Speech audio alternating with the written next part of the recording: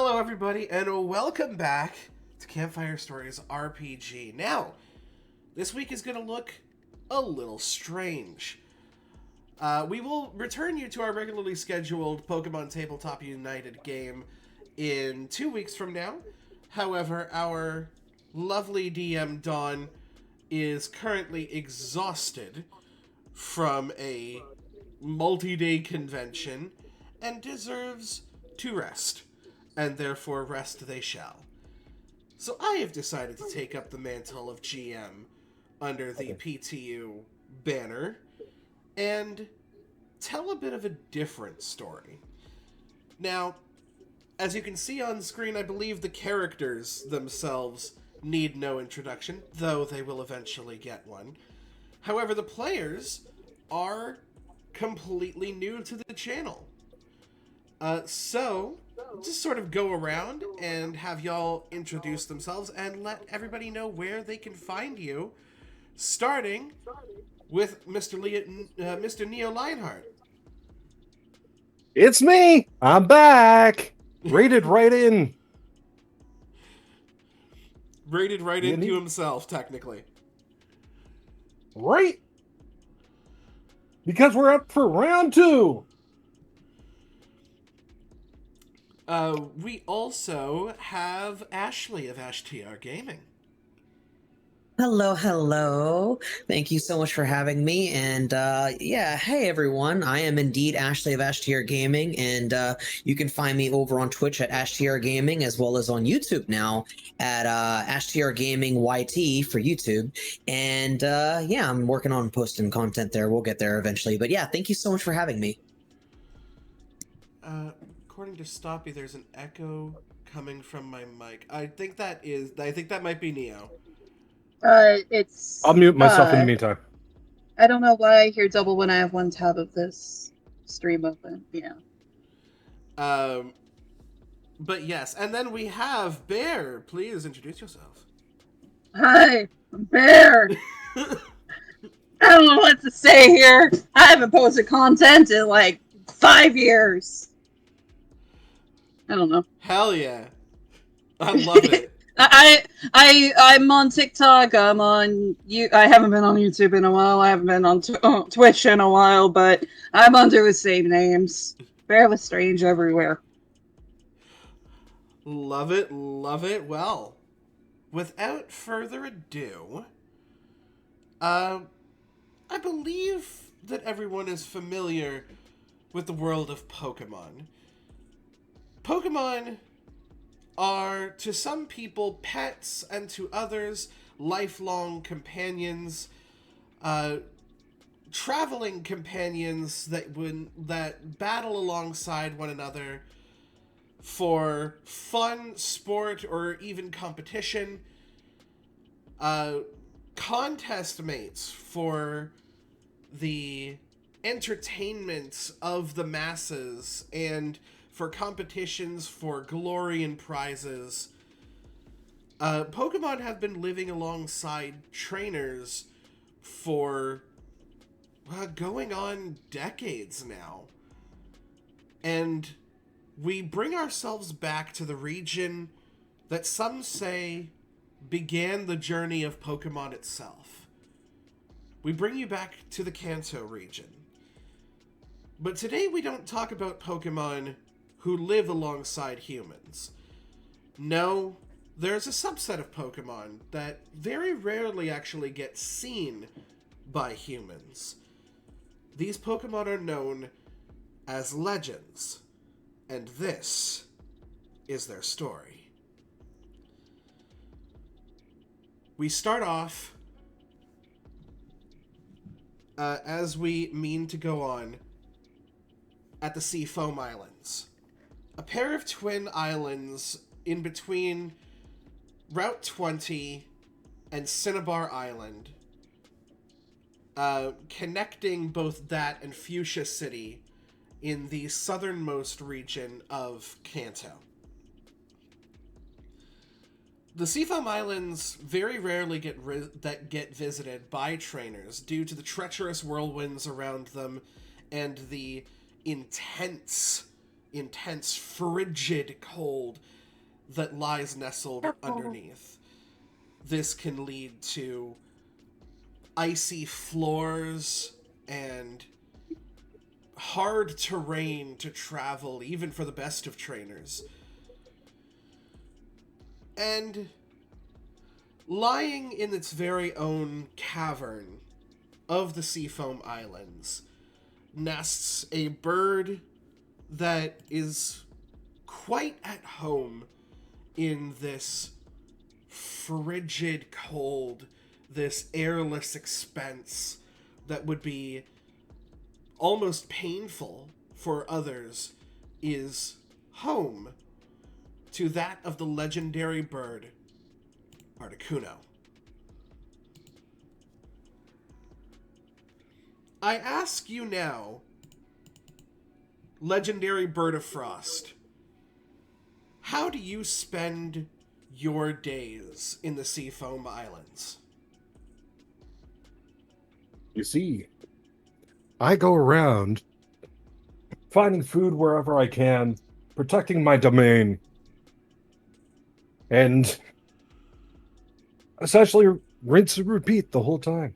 I've tried to brush up on my skills for support class. I love that. And what finds you today? What is the interest of you in this moment? What What's keeps you interesting from going is- stir crazy, essentially? Oh, finding out different ways on how to frigidly freeze my opponent in place. Brushing up on my skills. There are Seeing who's all coming in inside my cave. And you are used to the presence of other Pokemon that sort of lie in the Seafoam Islands, various forms of ice and water Pokemon that actually don't mind the temperatures around here, nor is it extremely difficult for them to navigate the whirlpools. Occasionally, you'll get the odd trainer, but despite your stature and your presence that you give off, it's actually not that difficult for you to remain unseen from the odd trainer that makes its way through. And occasionally you see one or two Pokemon join these trainers in their journey and with a nod sort of allow them to go off and find their own purpose. And yet now, someone enters your cave with a familiarity that is both kind, it's not malicious, but it is concerning. Standing before you, or more hovering before you, is a light violet bipedal creature of immense psychic ability. You've met this creature once before, who goes by the name of Mewtwo. A synthetic clone of the mythical Pokemon Mew, created by humans who, at one point in his journey, gave in to a lot of hatred and anger that comes with his unfortunate birth. And yet, at the end, was learned to coexist with humans and Pokemon, and flew off using his psychic powers to take his cloned Pokemon and go somewhere. That's the thing. No one really knows where the clones went. But now, he makes himself known to you. Now, for the people at home, yes, Pokemon, for the most part, do not speak English. However, Pokemon can all understand each other. So, please do not allow my speaking of the English language to break your immersion. They can all understand what is being said. As Mewtwo, without moving his mouth even once, speaks to you within your mind. Articuno, I come to you in a great time of need. I hope that you do not take my sudden appearance as an insult to your lair. I'm surprised that you're even here, but I'm willing to hear you out. What brings you by my home? Sorry, I didn't make any tea yet. I would be surprised if you did. However, you may get the chance to try some in the near future. He has returned. My maker.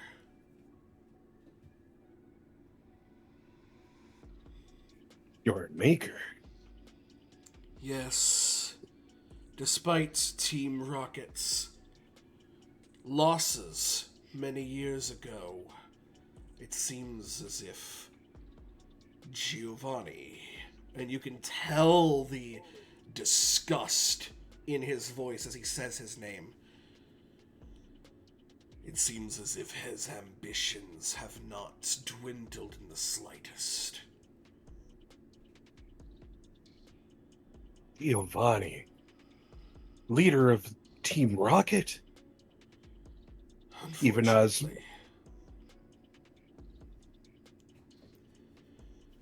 Damn. All right. Where do we start? He seems to be gathering reinforcements.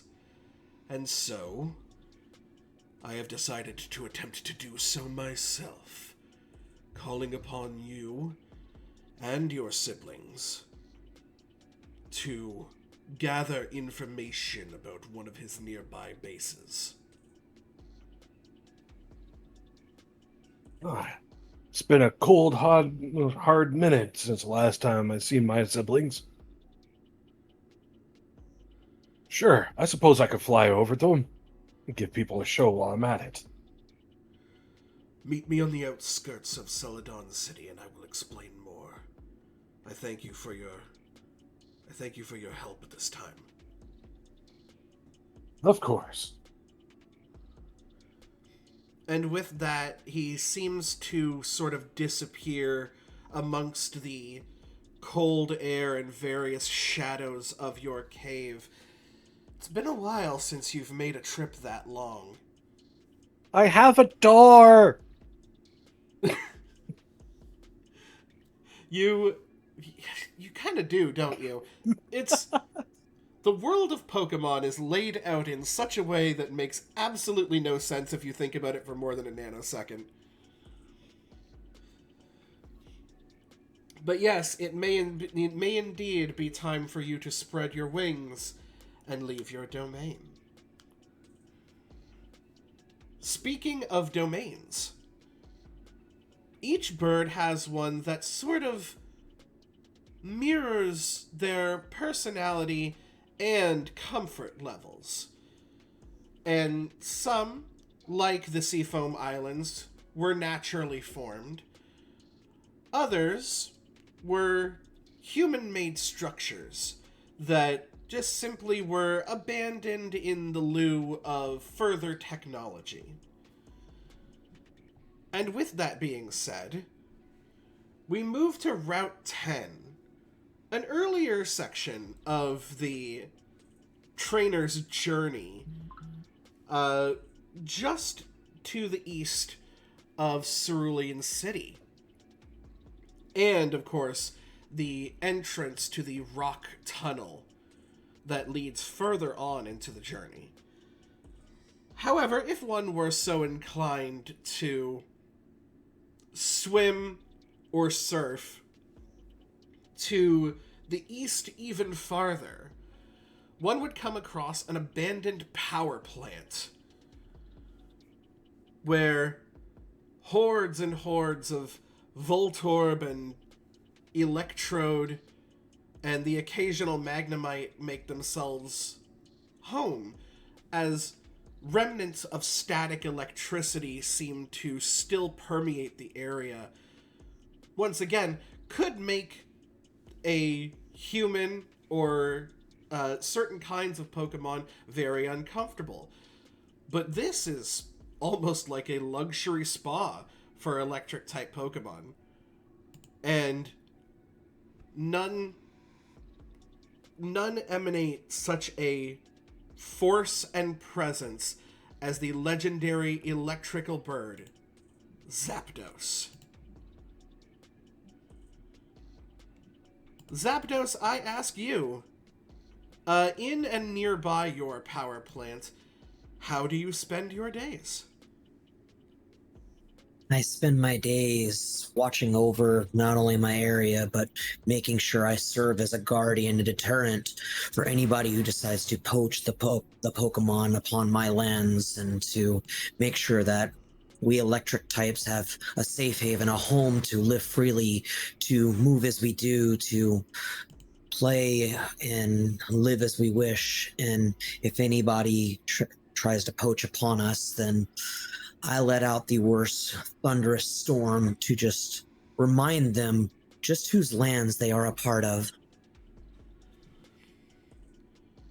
Your wrath has been documented across several regions as Pokedex as not one to be trifled with.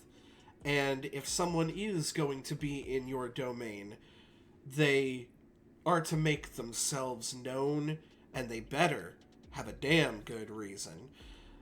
It also helps that you have little traps set up along your power plant, as Voltorb and Electrode can disguise themselves as the Pokeballs that trainers use very often, and getting too close can lead to being on the receiving end of a self-destruct. So when someone enters your area, your feathers stand on end, a combination of your persistence in guarding your area and the static electricity that both surrounds and fuels you. And once again, you feel that feeling of an immense psychic pressure and a voice in your mind before you even see the body. I do not wish to startle you, legendary Thunderbird. I merely ask for an audience. In my mind's eye, do I know who this is? This is a voice that you have not heard for many, many years. You can't even think back, but yes, it is familiar. The last time you heard this voice, it was angry and it was wrathful, but it did learn a more peaceful way by its end. It hasn't been seen or heard from in quite some time, however.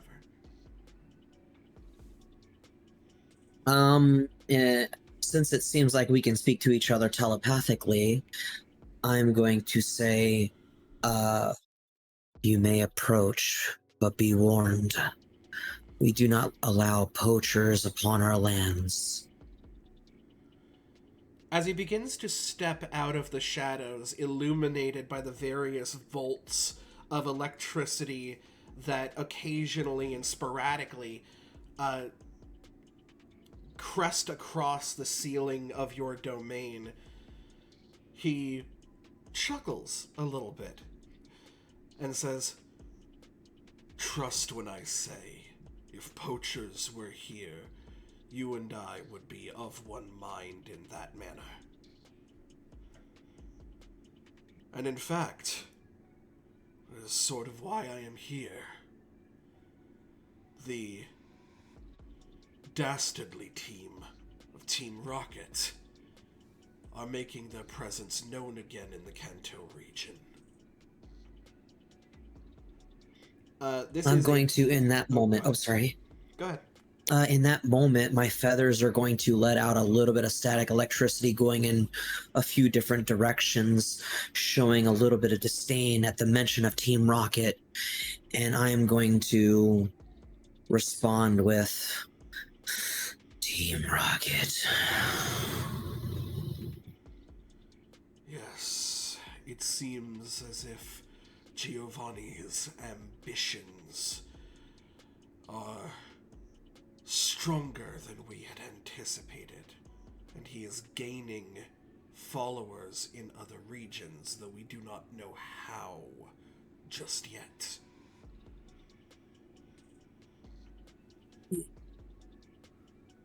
So,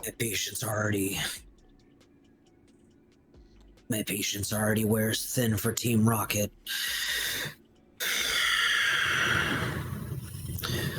So tell me, what do you seek? I seek information, and I seek destruction in that particular order. And so I come to you and your siblings.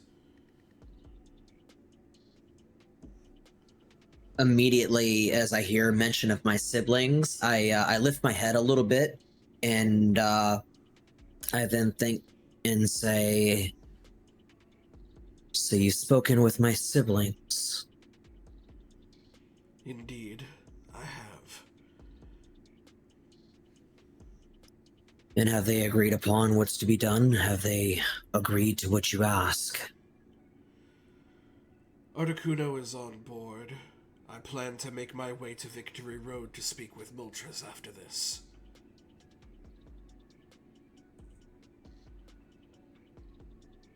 I breathe and let out a little bit of static electricity, and I say, "It has been so long since I've stretched my wings. It has been so long since I've seen my family.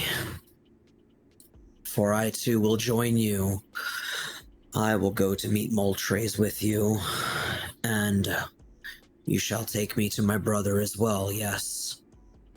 Yes, the meeting will take place on the outskirts of Celadon City.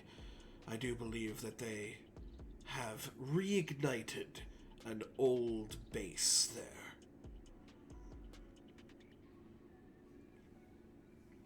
I also assure you that your domain will be watched over by my clones.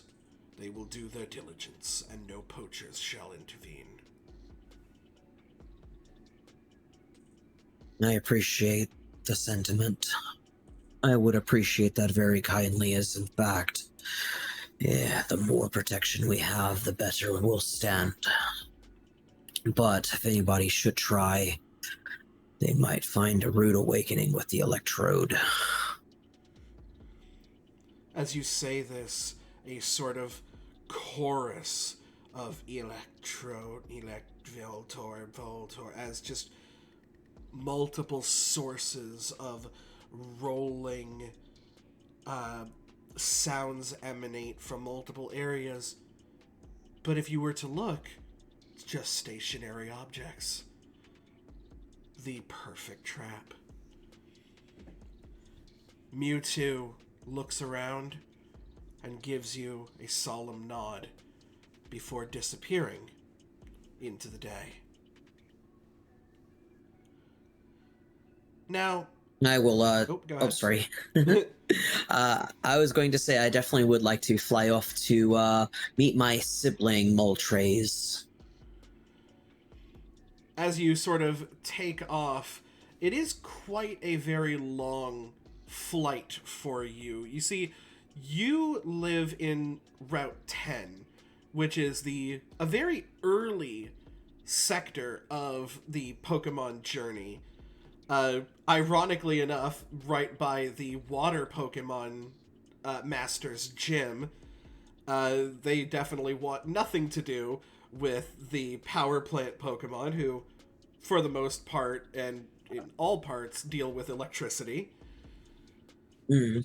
Your brother Moltres, however, is settled in Victory Road, a set of caverns meant to be the final testing ground for trainers as they head into the Pokemon League. It is riddled with high-leveled, fully evolved Pokemon and trainers that also try to make their journey. It is a mad dash to be the very best, to be crowned the Pokemon champion. And nestled within a series of these caverns that one could really only find if they were specifically looking or if they got terribly, terribly lost, is the legendary Firebird, the Phoenix itself, Moltres. Which, by the way, I realize you guys could not see the pictures because I have not been moving them. Sorry. I was looking on stream. I had a picture over here for Articuno, and a picture here for Zapdos, which is a little bit blurrier. And then I have a picture here, of course, for the legendary Firebird, Moltres. It's been a while since I've used Roll20. It's fine. As long as stream can see it, it doesn't matter about us right now. Now, in terms of noise, Articuno gets very little. Zapdos gets some, but it's regulated. It's noise that they're used to. Moltres, you are consistently surrounded by the noise of incoming trainers, sources of battle, just various different kinds of movement. How do you respond to this? What does your day-to-day life look like? Strangely enough, Moltres probably just leans into it and actually hypes up the Pokemon that is there. Like, yeah, you can totally take out the trainers, scan their Pokemon! You can do it! So there's probably some stray Pokemon in there that have wandered in that is like, oh no, I don't think I can handle the trainers this time. No! You can do it! I believe! Moltres the hype bird. I love that so much. Because there are so many, like you said, there are so many trainers that go through there, and Pokemon are also going to be there as well, so hype them up! Oh, and also, absolutely. if they get fainted, I'm going to try my best to help them out, as well as trainers. So I'll probably be, like, also wandering around in the shadows. I'm a bird. There are no shadows for me. But I'll go around and I'll probably, like, get the Pokemon or trainers that have fainted. You know, it's funny, when trainers lose all of their Pokemon, they seem to just completely lose all of their memory until they wake up at the recent Pokemon Center they've been at. Yeah. And everything fades to black. Everything just sort of fades to black. It's weird. And nobody really knows that they have been sort of guided into that area. But like you said, it's very hard for you to find any form of shadow, considering that your, like, mane and wings are made of pure ethereal fire. I'm quite literally glowing. You are pretty much I try. a walking bonfire. I figure it out. But you figure it out. You know, you have strategic places to be. If anything, I ask one of the Pokemon that I'm trying to hype up, saying, hey, I have a feeling that there's a trainer that's fainted here. Can you go take him to a center, please? And you just get like a stray Nidoking who's like, I got you, boss, don't worry about it. And as the Nidoking begins to sort of move this trainer who, you know, was severely underleveled by the time they got to Victory Road and just kind of got L-bodied soon as they walked in, carrying them out and towards the nearest Pokemon Center, a shiver runs through you as a mental presence seems to sort of be even louder than your hyping usually is. And you think for a second it's screaming? Like, someone must be screaming in order to be louder than you. But that's not the case. This is calm and collected and seems to originate from inside your very own mind. Semi-conscious? Hello? Moltres, I am pleased to see that your connection to the humans is as kind and gracious as it has ever been. Thank you, voice from the beyond. Do I recognize this voice? You do, but it's been a while since you've heard this voice. Last time that you heard this voice, he was kind of pissy. I mean, okay, admittedly, you know, when you learned of the backstory of this guy, a little bit justified. But when he met the legendary, well, the only trainer that you might even classify as a trainer of legend, the Pokemon champion of the region, he was able to learn the value of human life and the value of his own life despite being sort of synthetically made. Okay. He's a lot calmer now than he originally was. Okay, so I do recognize him and just, okay, sure. Tell me, would we be able to speak somewhere a little bit more private? Potentially in my cave? I'm assuming you might be there? I don't know. You sort of make your way back to your cave to find that this being is sort of already there. Oh, no. I apologize for my sudden movements. However, the situation is dire. What do you remember of Team Rocket? The,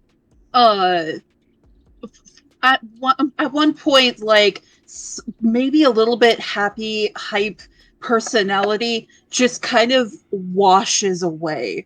And you can see, like, a rage as as Moltres' flames just go up even higher, probably producing some smoke just from the thought of hearing the name Team Rocket.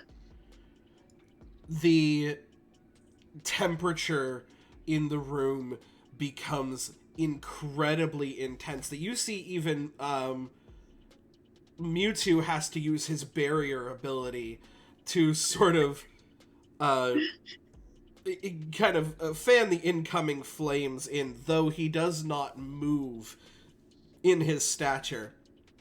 A couple of eavesdropping Pokemon do sort of make their way out of the area as they're like, look, I resist fire, and this is a lot. Yeah, I you can tell that it is anger, and not a lot of things get that angry. Get Moltres that angry. Yes, it seems as if they are expanding to the various regions around, though we have not been able to figure out the methods they are using. Why are you coming to me? I would not come to a second-rate Pokemon. I've come to you and your siblings because you are intelligent, you are fierce, and you get the job done when you feel motivated to do so. I'm extremely motivated when it comes to Team Rocket. I figured as much. And in fact, your brother Articuno is waiting at the meeting point as we speak. Zapdos wishing to meet As you As personally. soon as Mewtwo essentially mentions those names, the temperature immediately drops and is like, Zapdos and Articuno are coming too! I'm in! And the hype personality comes back like, oh yay, siblings! You could see a little smile sort of curves at his mouth, and he goes, a massive juxtaposition between meeting with Zapdos and yourself. But I could use Seen that. them in a while. I want to meet him again. I did not think a smile would cross my face for quite some time after hearing of Giovanni's resurrection. Well. Wait, Giovanni is back? I thought you just said Team Rocket. Oh no. I regret to inform you they are back in their full strength, possibly even more. And the temperature's back up. Probably even worse than before. You just see like the barrier and various screens come up as he's like, and that's a lot. Sorry. Well, Zapdos is on the way to meet you personally, and then everyone is meeting up at the outskirts of Celadon City. I believe you remember the base they once had in the game corner. Yeah. Well, I may have a way of getting you there. guys inside, despite your vast presence. Interesting. I can't wait to hear once we get to Celadon City. Indeed. We'll see you there. And as he sort of teleports away in the shadow that doesn't exist in your area, Weird. Cool. you can hear a massive flapping of wings that normally can only come from your own. But the floor rumbles ever so slightly, and you can feel like little pricks of stalactites stand on edge. You recognize that ambient static electricity from anywhere. Yep. That's Zapdos for you. As Zapdos stands in the opening of your cave, having not exactly walked in just yet, but you can see each other.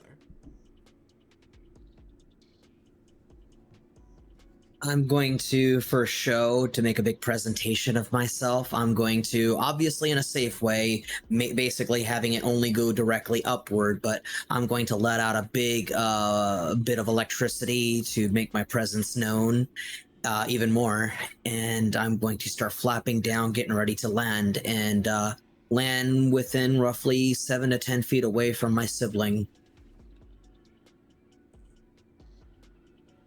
I'm just kind of watching it happen because this is, this is normal. Moltres, you are watching as Zapdos aura farms in your domain as the Pokemon take notice, and because your flames have sort of dimmed, a lot of the other sort of ground Pokemon begin to, they're not in your cave specifically, but they've gone back to their little minor eavesdropping, as the static electricity of Zapdos does not really bother them as much.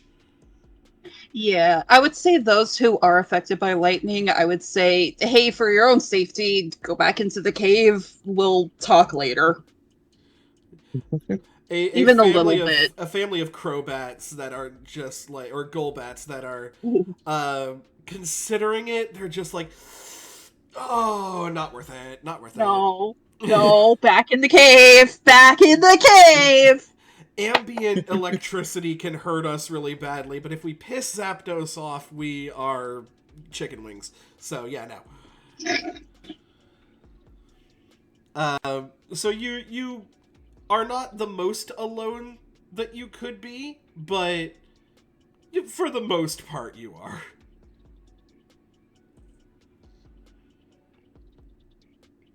I'm going to, as I land, I'm going to then address my sibling and say, "It's been a long time." It has. How have you been? How have the humans been? Cool so far. Have you also been approached by Mewtwo? I have. I've been told of something most alarming. Apparently, back. Team Rocket is. Yes.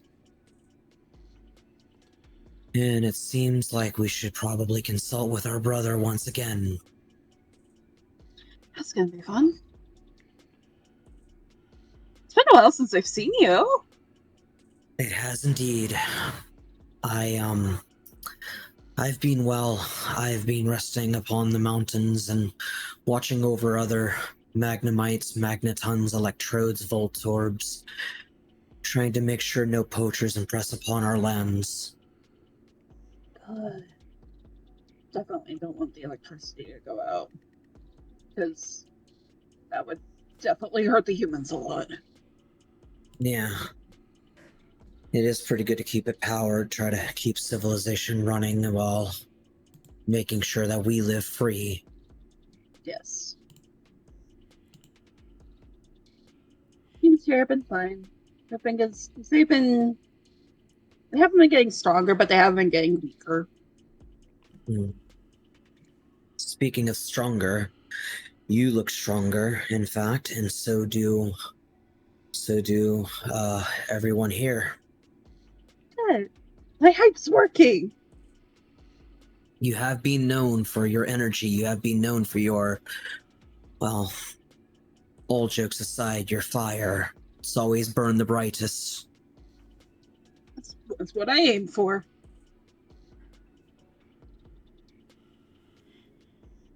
Well, shall we head out together? I think that would be wise. And I would definitely love to see our brother again. It has been a long time for him as well. Family reunion! You both begin to take to the skies as you sort of pass over your Nidoking, the sort of pseudo leader of the Pokemon here in the Victory Road, as he gives you a nod that tells you not only the trainer is safe, but the Pokemon here will be safe as well. Okay, good.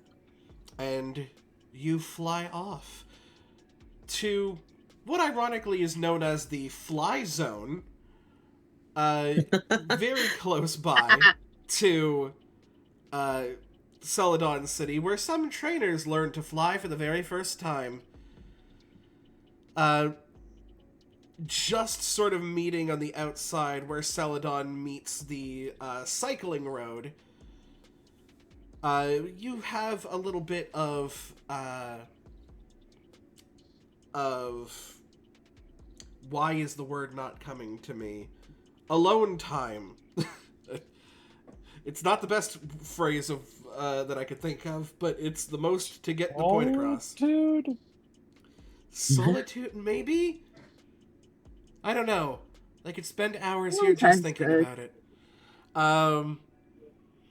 But yes, you have that sort of time to be alone as the two of you sort of crest over. You can see that Articuno has already made his way here. And you land and reconvene for the first time in a very long time. Party! Brother? It's been so long, you two. Greetings, brother. It has been long indeed. How have you been? You know, I've been here, chilling, waiting. Ha! Chillin'! Ah. Ah! Meanwhile, our dear sibling here has been burning bright. I've been helping out Pokemon and trainers Smoldering as on Victory always. Road.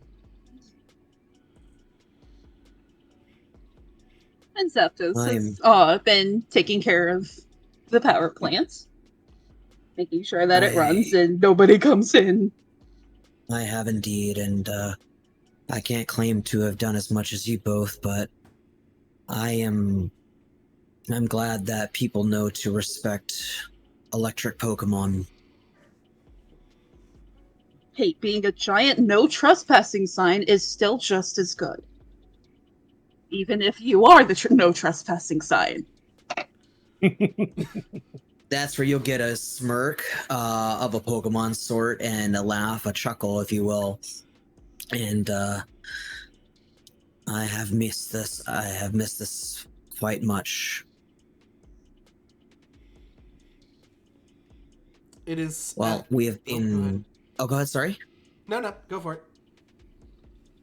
I was gonna say that Mewtwo seems to have gathered us together for the same reason. I think we're all aware by now that Team Rocket and their leader Giovanni is back.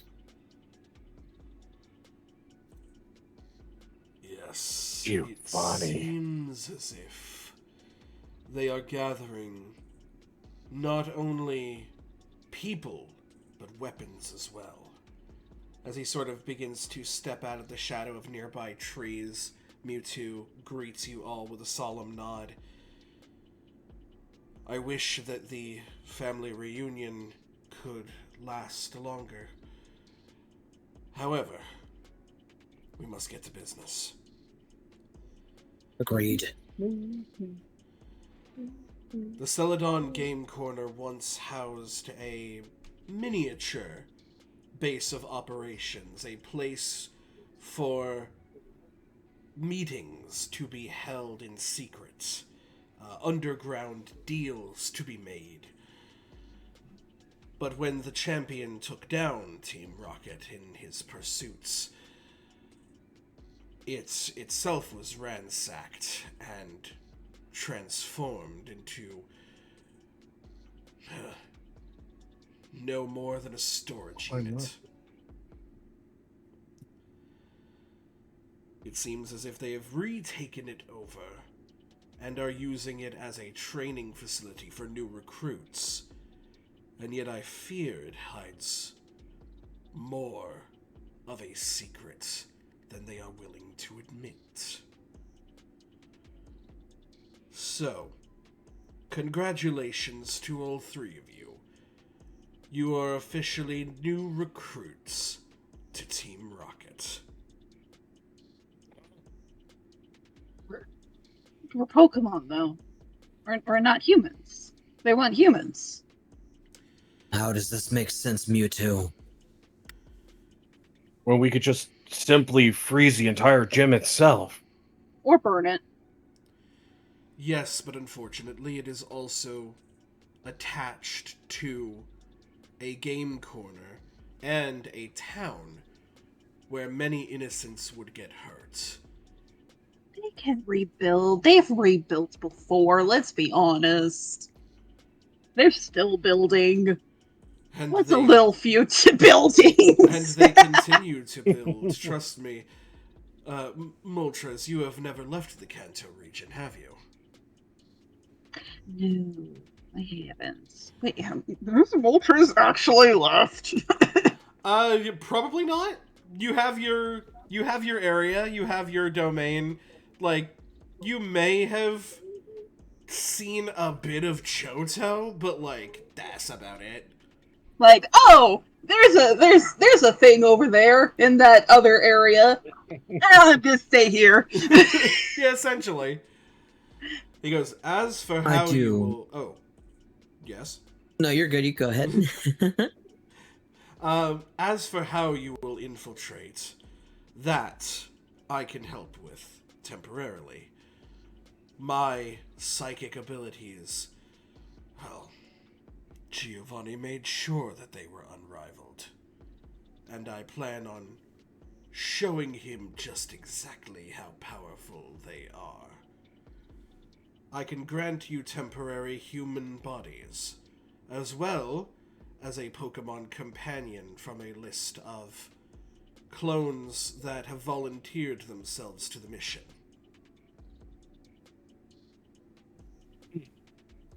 Yeah, I'm gonna lose my wings.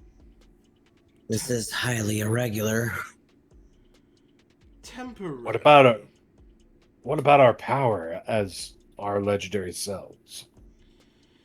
If you were to flex that power, you would lose said form. However, there may be a time for that to happen. Go in, find as much information as you can, and if you can find their, well, let's say, central system of how they are getting across to other regions, feel free to destroy it all.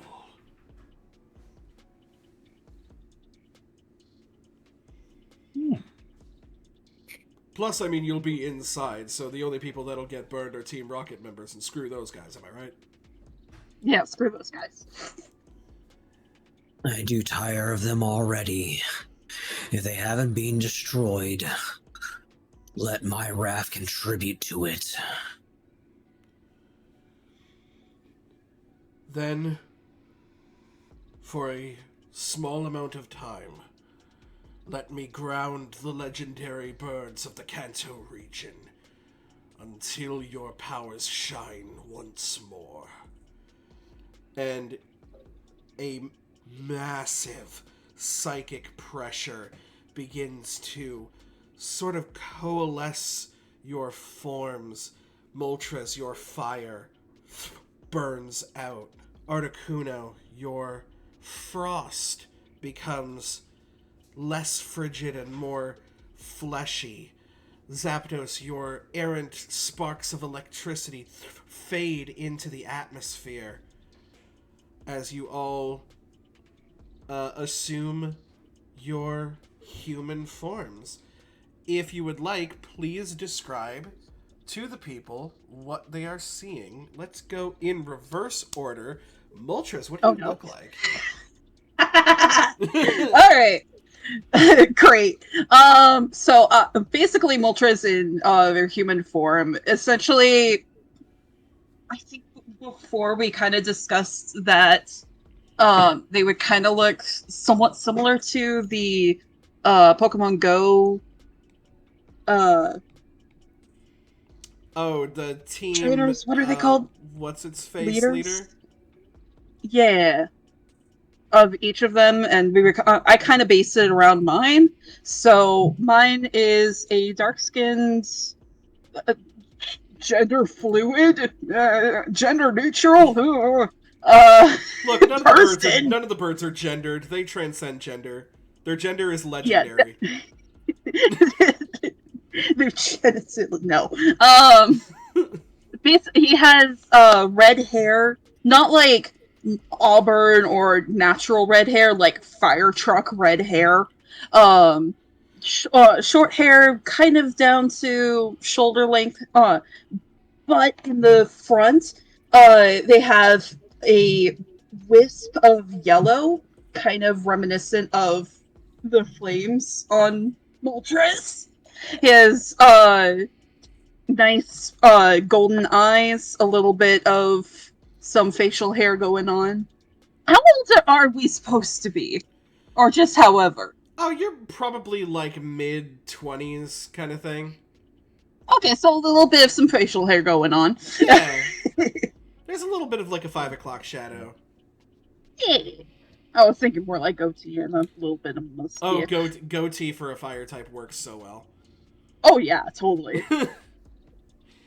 On a scale from 1 to the Avatar's Fire Nation, how you looking right now? Good 9. Valid. That Totally one valid. tick would make it go into the evil part of the Fire Nation. That's when you piss him off. Yes. He goes into full villain arc. Exactly. Zapdos, what does your human form look like? I look like a beautiful younger cis woman who has black eyeliner and very nice crystalline blue eyes, pale white skin, wearing yellowish gloves, as well as like a little bit of a black trim to it to cover like in between the fingers and the palm side. I wear a crop top type jacket with yellow trim around the wristbands, and the crop top itself is very yellow as well with a white undershirt. And additionally, I have very long black thigh high socks and black shoes with yellow trim as well. And I have a belt around my skirt that I have where the belt buckle, if you will, is a lightning bolt. Very punk rock. Love it. Articuno, what does your human form look like? As my human form comes out of the smoke, you'll notice a genderless looking person who is wearing almost like an oriental themed jacket with black pants that cuts off at the knees with these almost like traditional socks. The jacket itself has golden trims, almost as though it's a sleeveless coat, long coat. You look at the face; the eyes are frigid in a yellow color, with long, luscious blue hair.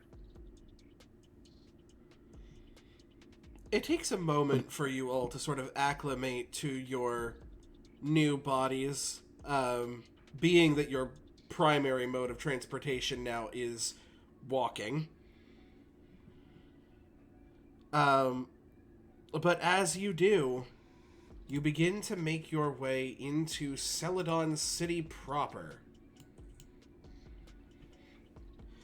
Celadon Humans City. have to.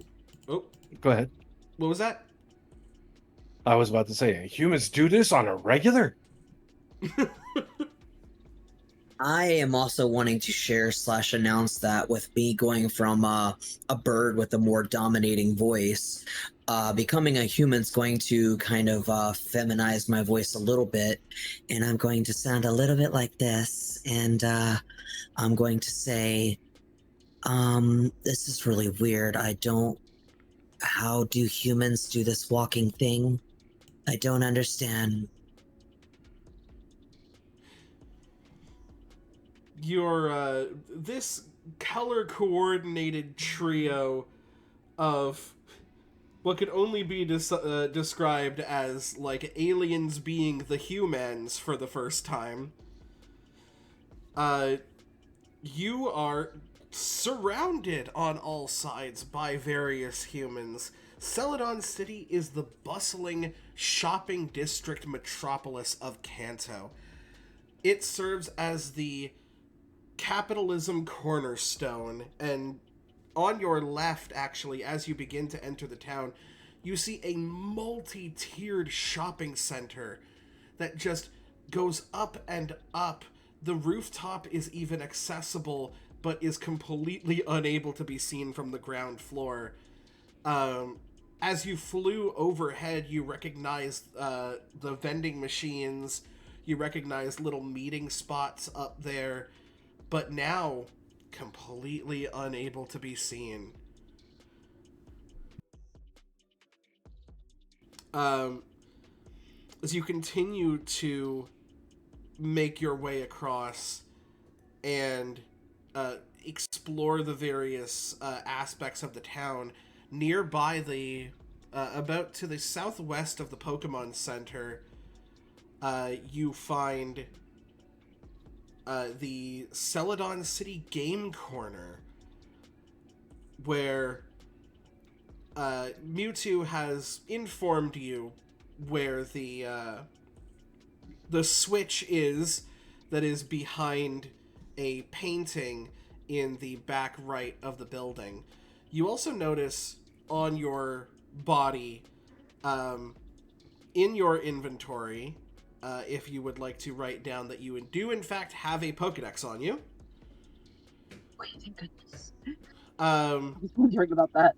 That being said, you are also pretty much, like, you have a lot of knowledge of the Kanto Pokemon, specifically more so of your domain, but Kanto is also your region. You could cross it in minutes.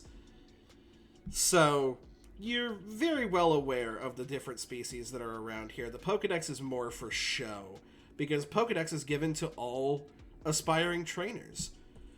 You also have what seems to be a set of Pokeballs at your hip, one of which has a volunteer that has joined your team, that you become familiar with on your way there, as trainers actually have their Pokemon out and about and walking with them just normally. It's a very common thing to happen in this world. Do you say or do anything before heading into the game corner? Brother and sibling, this is kind of weird. I don't know how to be a human. This walking thing is really weird, and how are we going to do this?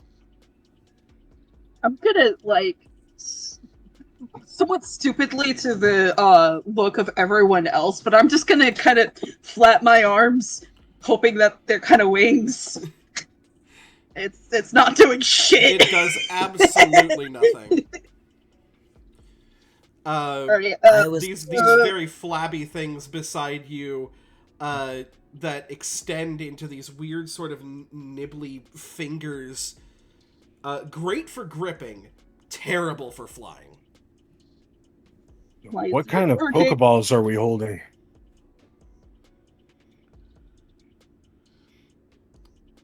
Sorry, in-universe question or GM question? Whichever's more appropriate.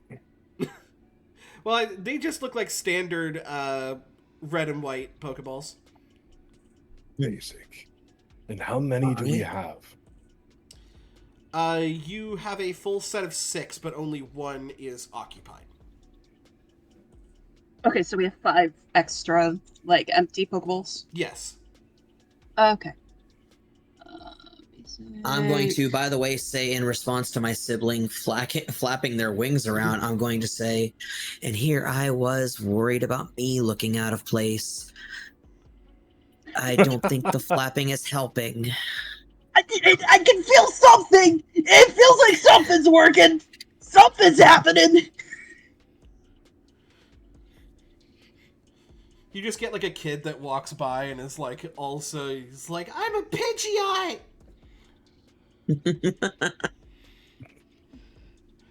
I turn to the kid and say, yeah, you are! And I give him a big old thumbs up. And a flashing smile. Still hyping. Don't let your dreams be dreams.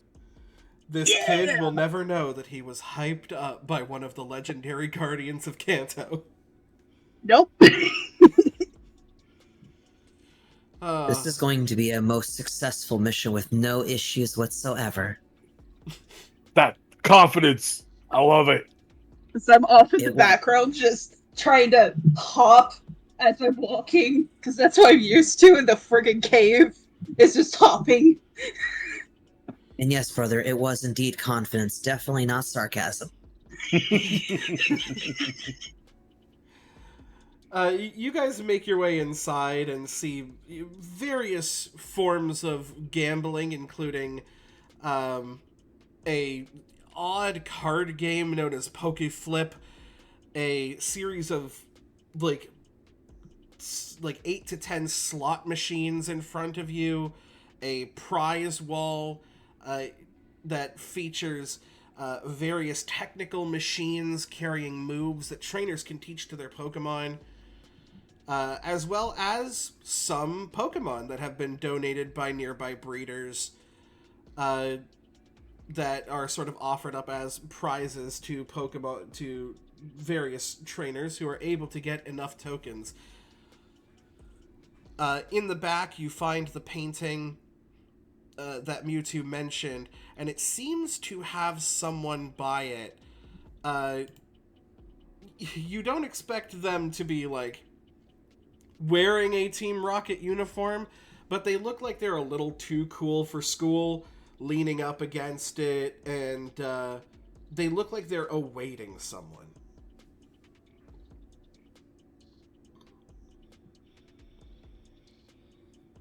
How about do you approach? I'm still trying to figure out the walking over here.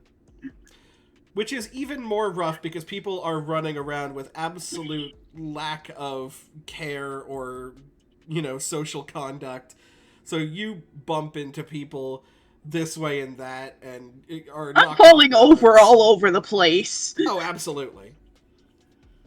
I am trying to maintain a level of cool as much as possible where one hand is just one strapping a backpack full of my supplies, the Pokeballs and the Pokedex. Actually, the Pokedex will probably be in a pocket, but I'd be one strapping a backpack and then putting one hand in a pocket of my my crop top like jacket, and just trying to seem as normal as possible, even though in my head I absolutely don't understand this human thing.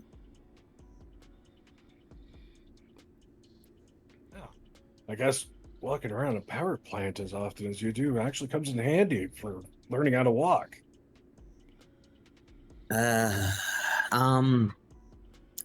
I mean, kind of usually did a little bit of flyovers, to be honest. It's a little different, but I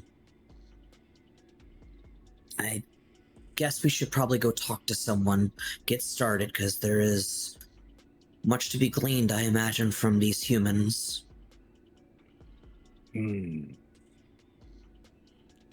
lot of the humans Mm-hmm. that surrounding here don't really look like they're in the mood to be like conversing with you unless you're buying, gambling, or turning in tokens. Making a fool of themselves. Or what? Or making a fool of themselves. Or making a fool of themselves. Some of them have maybe had the occasional sparkling lemonade, if you know what I'm saying.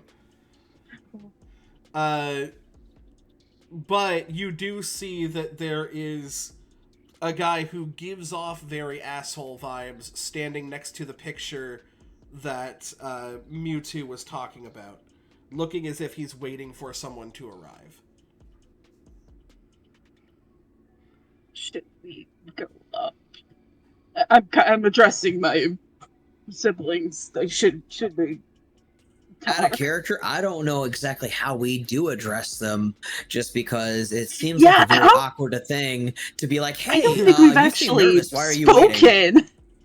I don't think we've ever actually spoken in our human forms. You definitely have not before. You are aware of the English language. You just weren't really capable of it because of sort of the bodies that you were in. But, as you were sort of talking to each other, you find your sort of lip movement, your tongue movement.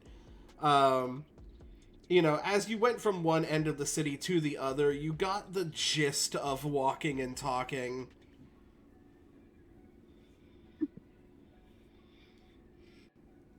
I honestly, I'm going to approach the expectant person. I'm going to be very cool about it with my hand again, one strapping a backpack and one hand in the pocket, and I'm going to basically just kind of pretend like I'm chewing gum, but not quite.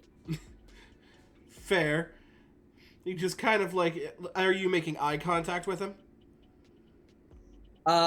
I would say in and out, basically making eye contact, looking away, then looking another way, then looking again. Basically, just darting my eyes and kind of trying to seem very nonchalant while also engaging. He sort of, in and out sort of plays with a toothpick between his teeth. Very like 1960s Guido. As he looks over and he's like, you looking for something?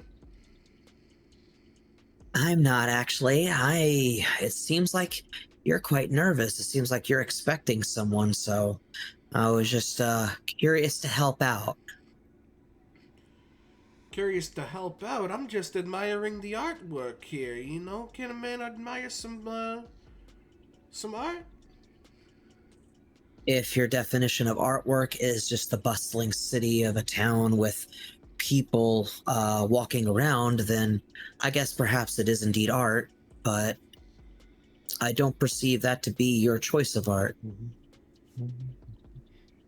He kind of like narrows his eyes. You ain't with the Jennies, are you? The Jennies. That's actually only the second time I've heard that name. Do tell me, because I might need a refresher. You don't know the Jennies, the Coppers, the Fuzz, the Growliths around Officer here. Jenny. Yeah. Right. I just clued in too. That's out of character. I didn't clock it until now. I genuinely forgot too, out of character. Yeah. In character would we know you guys would know Jennies are? You guys would know who Officer Jenny is. Yes, absolutely. Okay. All right. Well, I will still respond with yes. My memory had unfortunately slipped me. I haven't been resting well, but it seems that you haven't either. It seems like you've been rather stressed. You're fidgeting, you're looking around, you're stressed, and perhaps you're sleep deprived as I am. Perhaps you are working really hard, but I figured maybe if you were looking for someone, perhaps someone else who would also be looking could help. Huh. That's true. I am sort of looking for someone. You know where the switch is? I'm sorry. Maybe I come from a different place. I do not understand this term. With the switch. You ever flicked on a light before? It's kind of like that. I'm looking for a switch. You know that Mewtwo told you that there is a switch hidden behind the painting that this guy is standing beside. Okay, so his inquiry was, do I know where the switch is? Yes. Gosh, now I'm actually unsure if I should tell him yes or no, because it sounds like it's going to, scare him off, Baronio.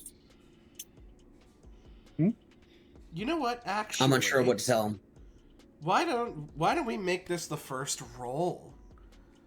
Yeah. Why don't we get Because intuition check from you? You're still getting feedback? Not that I know of.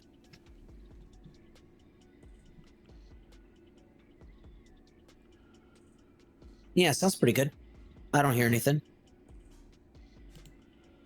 Yeah, mute button at the end of my stuff was happening in the my background. mic. What's happening? No, we're just trying to figure out if Neo still has his sort of background noise. Okay.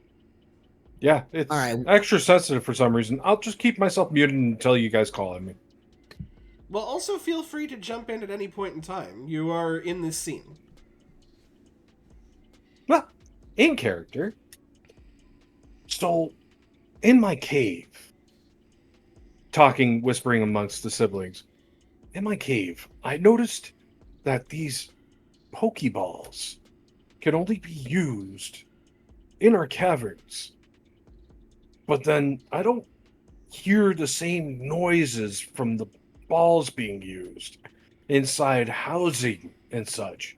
I'm wondering if these are only able to be used outside. Yeah, yeah. I feel like, speaking out of character, I feel like I would know at least a little bit about Pokemon catching just because I'm on Victory Road. Yeah, trainers are usually done their catching by the time they get there, but you get the occasional one that's like, I mean, yeah, I'm gonna catch this thing. So yeah, you know Yeah. kind of how catching works. So yeah, back in character. Yeah, I feel like definitely there can only be like certain areas where you can catch them, but not 100% sure where. I know you can do it definitely anywhere in the cave that I'm in. Is it Yeah, different same with my from cavern, you, too. Zapdos? Since you're just in a building? And then Zapdos, if I could go ahead and get an intuition roll from you. Yes. What do I roll, by the way, DM? So if you look at the bottom of your Pokemon's stat sheet, on the right-hand side will be Pokemon skills. Intuition Okay. should be top right of that little grid. Upright. Oh, I think I know what I did wrong. I think I have inventory. Is it? No, it's not. It's my main. Yeah, your main like Pokemon one under Pokemon skills. I'm looking top right and I don't see it. Well, no, Bottom so right. it's on the bottom Oh. of the sheet. There's a little grid of skills, and it's in the top right of that grid. Oh, got it. See it. All right. So intuition is, let's see, 2d6. Okay, copy that. Oh, these are decent.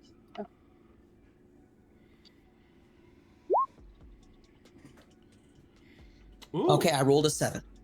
the perfectly average roll on 2d6. Nice. Luckily, this guy is not exactly being subtle about, many things we can describe Team Rocket grunts as. Subtle is not one of them. You can tell that this guy is almost like asking for a password. He's trying to see if you have the knowledge, if you're the ones he's waiting for. Well, we were already made aware, and I say this like out of character to my my fellow players, my siblings, that we're already aware that Mewtwo told us about a Switch apparently. So if he's mentioning a Switch and he has possession of a Switch that Mewtwo gave us information, we could tell him yes, I would think, and that would probably jive. Yeah. All right, so I'm going to respond to him in my character, and I'm going to say, I do indeed. I am aware of this Switch. It seems like you may have been waiting for us. You know where it is then? I do indeed. Where would that If you would be, and right where he's in front of, it's you said it's like right behind like the table next to him. It's right behind the right painting. there. Oh, the painting. That's right. Fuck.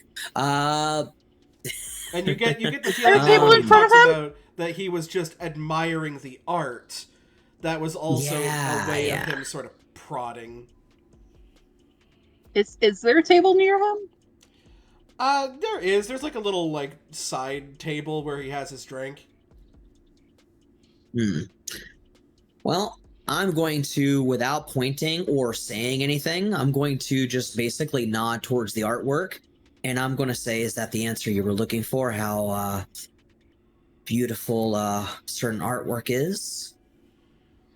He goes, "It is pretty good artwork, isn't it?" And he sort of reaches behind the painting, and you can hear a click happen, and a series of mechanisms reveal a staircase that leads down into the lower levels. And he goes, "Well, I guess if you were smart, you'd be admins, but we'll make use of you just yet. Follow me." I'm taking his I'm drink. I was gonna say I'm gonna look at my siblings and I am going to just basically, in the coolest way I can, I'm gonna be like, I found the way. You swagger down Nice. as Moltres just swipes the drink. Yep, I'm sipping from it. I don't give a shit. What are Nice. germs? Can a Moltres even be... Well, I mean, I guess you're not immune to the poison condition. I guess that's true. But you know what? It's fine. I won't have you roll for mono. As you do, you come down to this intricate sort of basement base. Multiple rooms on either sides that seem to have a certain amount of people in them, but it doesn't seem to be very occupied just as of yet. You are brought into a centralized chamber, and the grunt that seems to have brought you down spins around on his heel to face you, and as he does, removes his civilian disguise in one swift motion to reveal the sort of classic black with red accents Team Rocket uniform with a red R emblazoned on the chest and cap. And he goes, "So new recruits, you finally made it. What do I call yous?" I'm going to walk forward and I'm going to be as rambunctiously young and energetic as possible. I'm going to go up for a handshake, and obviously it's up to them if they accept. I'm going to say, "Hi, hello. I'm Taurus Storm. It's nice to meet you." He sort of just like lightly fist bumps you back. And he's like, "Oh, "Yeah." okay. I am. It's weird. I'm sorry. I'm used to handshakes. I apologize." No, it's you're very kind and you're very considerate, and don't worry, we'll train that out of you. "Oh, sure. Awesome." And what about you, drink stealer? I drink the rest of my drink, hand the cup back to him, and say, "Hey, I'm Lumi." I could get used to you. He just grabs the drink from you and just sort of tosses it back into like a trash can. And you, stoic one. What do we call you? They call me Arsical. Arsical. Are you from... Like, are you from Kalos or something? Yeah, I'm visiting. Okay, well, we really are making new contacts, huh? Alright, well, I'm gonna go let the boss know that you're here. Until then, under no circumstances are you to be wandering around the place, okay? Hey, fuck it, capiche? Chris just kind of rolls his eyes. "Oh, was that addressed Like, to me, yeah, sir?" sure, whatever. That was addressed to like all of you and you don't have to call me sir. We got a lot of training to do with you. "I look forward to it. Sorry, I'm being told I'm rather green at this whole thing. I think that's what the people say." Yeah, well, you know, that's kind of why you're recruiting. Okay, how about you tell me this? How did you get a hold of your Pokemon? I suppose it would probably. I suppose it. I'm trying not to laugh. I suppose the answer is probably not through love and sheer will, right? I mean,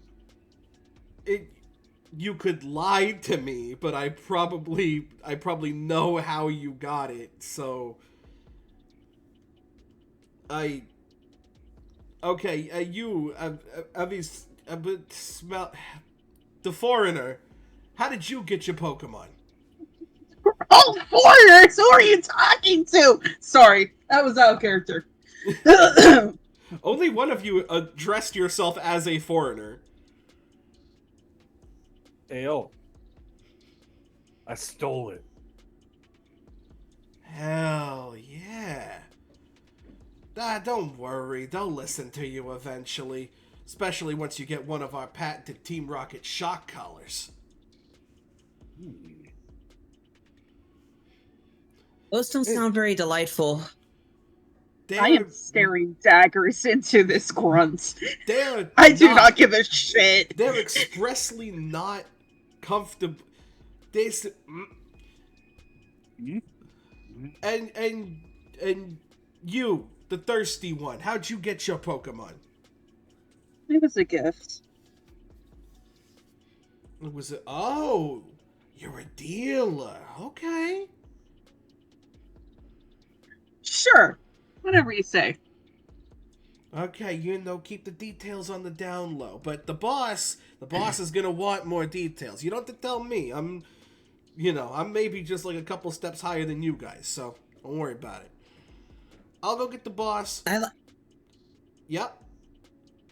Oh, I was just gonna say, I also like to make deals. I like making deals for crunchy chicken. I like that. It's my favorite dinner. Crunchy chicken? Yeah, like really crispy, kind of charred a little bit. It's a long story. Yeah, I mean... Don't mind me.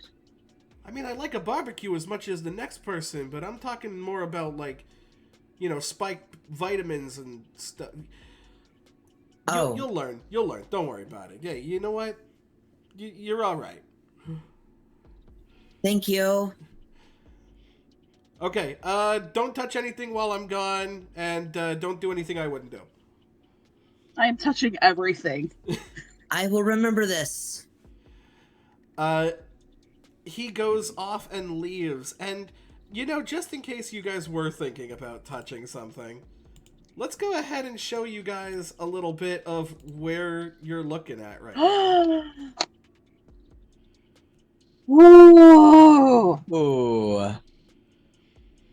Interesting. As well, I should be able to...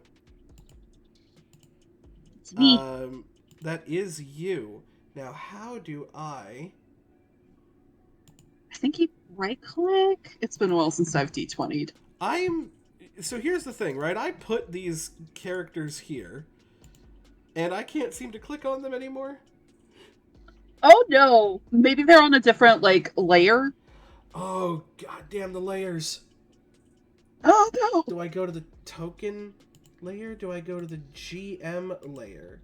Nope. I think you have to put them to a token layer. Oh, hold up. We're here. Okay, so do I change layer to tokens? Hold on. Change layer to tokens. Now, if I come here, I should be able to... do controlled by... and do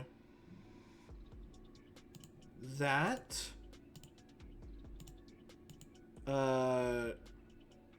that, and wait for it, that, and if I did that properly, you should be able to move your own characters. Hey, yeah. Wait, how do I... Eyeball! I have a question, by the way. Yes. Are they ahead of us? Since are we definitely in privacy right now with them kind of we're inside, but they're far away and we're alone? You are completely alone at the moment in this, front foyer chamber. They have gone all the way to this other side here.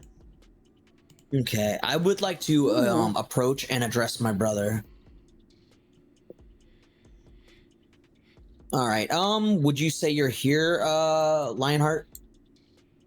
Whoop. Okay, Yep. cool. I'll put myself right beside. All right. Oh, hello. Also, I think you I can messed use up. alt. Oh, You there we can go. use alt. Ah! Oh, there we go. There we go. Okay. Anyway, I was actually wanting to address both of you, so that's perfect. I was going to say, with a more serious tone than y'all were witnessing from my normal human form, I'm going to be a little bit serious with my more feminine voice. I'm going to say, I know I'm coming across a lot more different. I figured it was best to not be my true self, because if they knew, then maybe they could piece it together. Have you dealt with Team Rocket? Like, have we dealt with Team Rocket at all? Actually, out of character, You have dealt with or have we just heard? Giovanni in the back specifically. He was trying to take control of legendary Pokemon back in his day and was the eventual creator of Mewtwo by capturing Mew. But we haven't dealt with like any other Team Rocket members. No, that's usually like for the Jennies and when the champion and his friends got involved. Okay, gotcha. Ah, those damn Jennies. Those damn Jennies. But yeah, I thought that it would be best. Oh, the fried chicken. Yeah, I'm trying Do you to want come fried across. chicken? I mean, that's kind of what I eat, honestly. I kind of like. I didn't really phrase it the way that the humans probably eat it. I kind of like, frying it to a cinder, but I digress. Do you want help with that? I mean, there is more than one way to cook chicken. I feel like you definitely could. It would probably be a lot better if you did it, honestly. But no, I'm just trying to come across as completely opposite to who I am, and also maybe, since we're trying to do this whole thing sneaky or covert, I think is the word.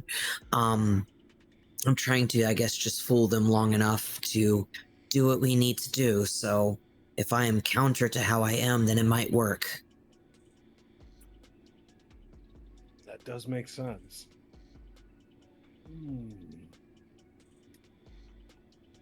Y'all both know how I feel about,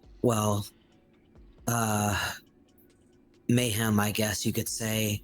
I'm trying to be different so we don't mess up. Yeah, I get that. I can kind of understand, but That's it. that guy also kind of seems a little dumb. Well, if we can trick him, then it does work in our favor. You can hold alt to have it free roam, free move, like I can, like how I can get it over the eye. You can also, if you just like click on your character, you can use the arrows to move around as well. Oh, that's weird. Nah. Alt, move. Chaos! Ah! But yes, in front of you is a series of doors that seem to lead into different aspects of the base. You can see that there are some people kind of moving around, but they're not really paying you much attention, and you don't notice anybody who seems to have any sort of, like, admin status. There's nobody with a sense of authority to them. Also, hello, Wendon. Welcome. I have a question out of character leading into a potential role, but I definitely, with my character, since we've been given the space to do things but not touch anything, I would like to definitely look around. I definitely like to get a understanding of either what's here, the people that are here, what's going on, maybe even structural integrity. Anything I can do, I would like to try and perceive anything of note. Yeah, I actually, would like to join that as well. Anybody who wants to, go ahead and give me a perception check. Well, be that. The bread and butter of D&D rolls. 46. All right, I've got a total. Oh gosh, I rolled terribly, but I rolled a 12. Take my die. Not too bad. Let's see. Like, oh shit! I rolled 2 ones, but I still managed to get a 12. I rolled an 18, and I have no plus in my. I rolled three fives.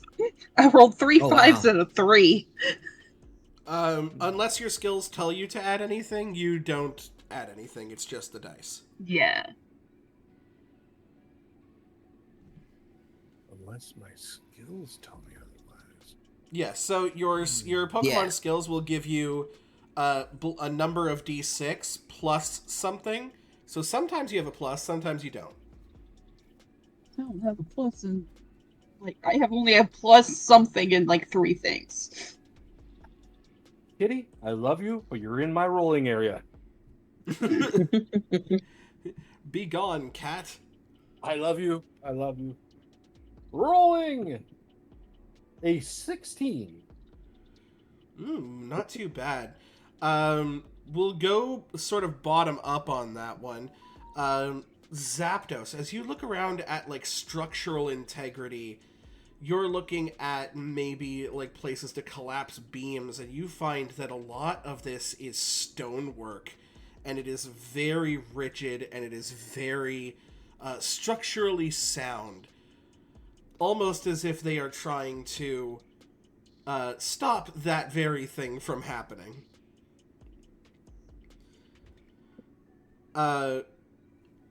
Articuno, as you look around to like the people here, once again, it almost seems like you are not worthy enough of them paying attention to you. So you get the feeling that if you wanted to, as long as you didn't outwardly make it abundant that you were messing around with something, they probably wouldn't stop you. And Moltres, you remember that there are 2 missions that Mewtwo sent you on. One of information to try and figure out as much as you can about their plans, and one of destruction. You noticed that the grunt went to the end here, down another set of staircases to where he said the boss is. Where was here? I think I missed it a little. Yeah, it's back here. Ah, okay, all the way back there. Yes. You also notice with an 18, the left-hand side seems to be like a mess hall slash, like, quarters area, because a lot of people are leaving there with, like, food stains and, ketchup on their mouth. More important people, you don't actually see a lot of people going on the right-hand side.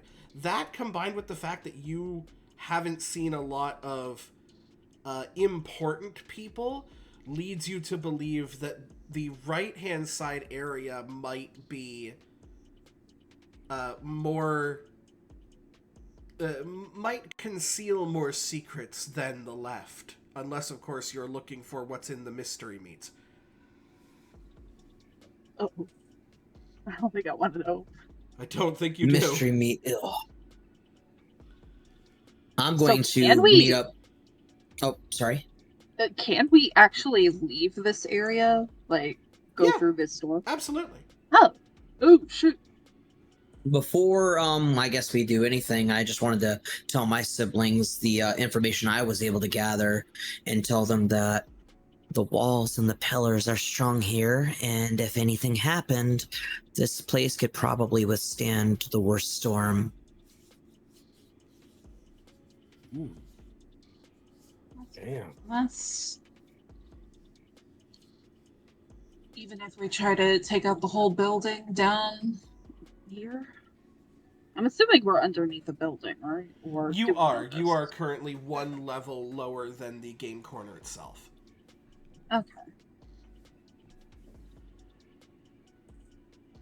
So if we took up these pillars, then the building would still stay, is what you're trying to say? You don't see Unfortunately, pillars, is the thing. it's Oh. yeah. Sorry, go ahead. I was going to echo what you were about to say. Is that unfortunately, it's much beyond that. It's not necessarily the pillars. It's everything. It's the walls, the floor, the roof, everything. It's structurally strong. I don't even think I could tear it down.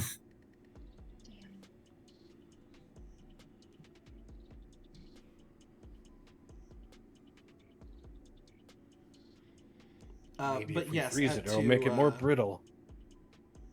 To echo the question that you asked, Bear, you know that you were told not to do to go anywhere, but also no one's gonna stop you, and this is a place of like not following rules. Yeah, I don't give a shit. I'm gonna try to leave. Yes, you approach the door and you find it does not stop you from leaving. Yay! I look back at my siblings like, you wanna... I mean, Team Rocket is a bunch of evil people who don't listen to ain't nobody. Like, we're not actually here. We're just here to fuck shit up.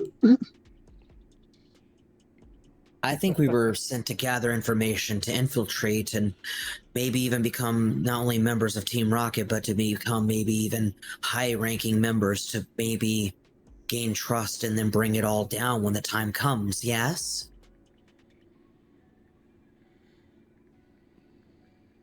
Yeah, if Giovanni Yeah, can't but see through her. I don't Yeah. want Team Rocket around here. The longer Team Rocket is here, the more mischievous things are gonna be up. They're gonna be doing. So the sooner we take them down, the sooner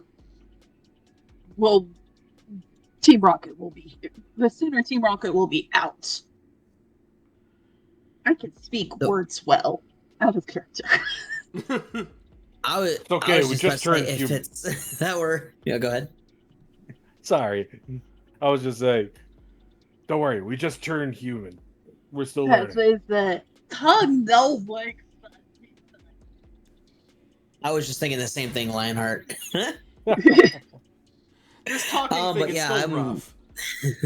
Talking as a normal person, just out of character. Words are hard. Anyway. The human talking thing is new to me as well. Don't fret, dear sibling. We will figure it out eventually. But I think that our best bet is to stick around and try to learn as much as we can and gain as much trust as we can, because they're not going to know Mewtwo's power. They're not going to know anything about us unless we make it easy. And we need to, at least in my case, I'm trying to be as different about myself as possible, because I would much rather just destroy the entire building, but this building can't be destroyed. GM, do me a favor. Tell me again what my perception gave me. Your perception allowed you to... Sorry, 1 second. I just read chat. Quentin. Your perception allowed you to see sort of where these different rooms led off to, and the fact that the people were not really paying that much attention to you. So perfect. If you don't cause a scene, you can probably just sort of blend in with the people. Okay. I can just blend in, and blend in I shall. I think we should probably search around and see what we could find without disturbing what's actually going on here, so that way we don't get too suspicious. Having said that, don't be suspicious.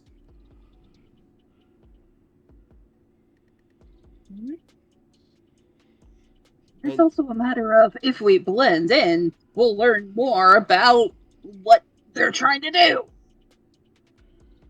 Commercial break. Commercial break. Commercial break? I don't even think Apparently. we have that. We do. Oh. Oh yeah, Commercial yeah, break I forgot in this channel's progress. affiliate. Shit. Ooh, ooh. Commercial break. Yeah, I was looking in chat, progress. went in. I looked up what these Pokemon are. They could absolutely use a gun. Ah, yes, the ultimate Pokemon. I choose you. Gun. Look, Pull out a full Glock. y'all laugh, but at this point, we literally have sword Pokemon. We do. I mean, yeah. And Voltorb And and Electrode shield. might as well be grenades. Yeah. Once we get back, I actually do agree with Lionheart that maybe we could split up. Maybe we can kind of divide and conquer because they're all about breaking the rules and they're all about, quote, not touching anything. They said don't touch anything. They never said don't leave or don't go anywhere. But a family reunion.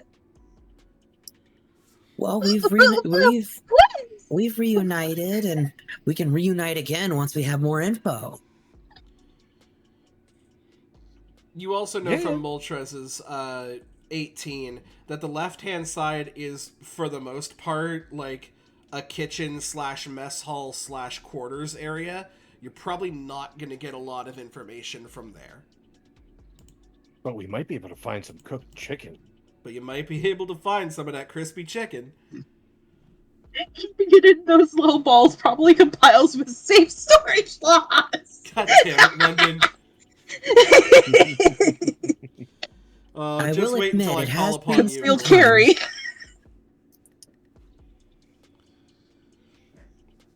So yeah, I'm gonna step out, see what happens. I will also go another direction. Out of character, by the way, GM, if you don't mind. Where did you say is one to be avoided? One's basically not worth investigating. This like left-hand side area Okay. is like mostly just like a kitchen / food storage unit / like mess hall area. And then, correct me if I'm wrong, this is the main entrance right here, correct? Like where we came in? Yes, correct. Copy that. So here's what I'm thinking. I will happily go... I can go along this pathway right here and then try to... Well, I can go along this pathway and then make my way through here to the next room adjacent, like heading down. Yeah? If So I may. you're essentially gonna head more north? Like, I'm going to try Good to for- go where you don't go, yes. okay. Do all of you come through this door, though? This one here? I'm at least going through here. Well, yes, you are in the main... You are now in the main chamber surrounded by doors.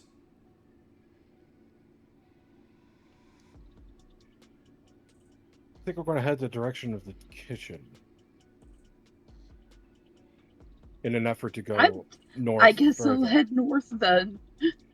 Since we're splitting up a little bit. You got this, dear sibling. I believe in you. And then if you don't, well, then we can always follow up and help.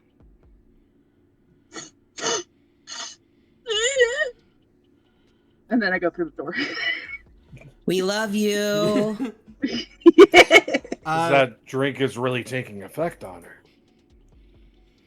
Zapdos, as you make your way into this easternmost room, you find a room with a bunch of maps sprawled out on a desk.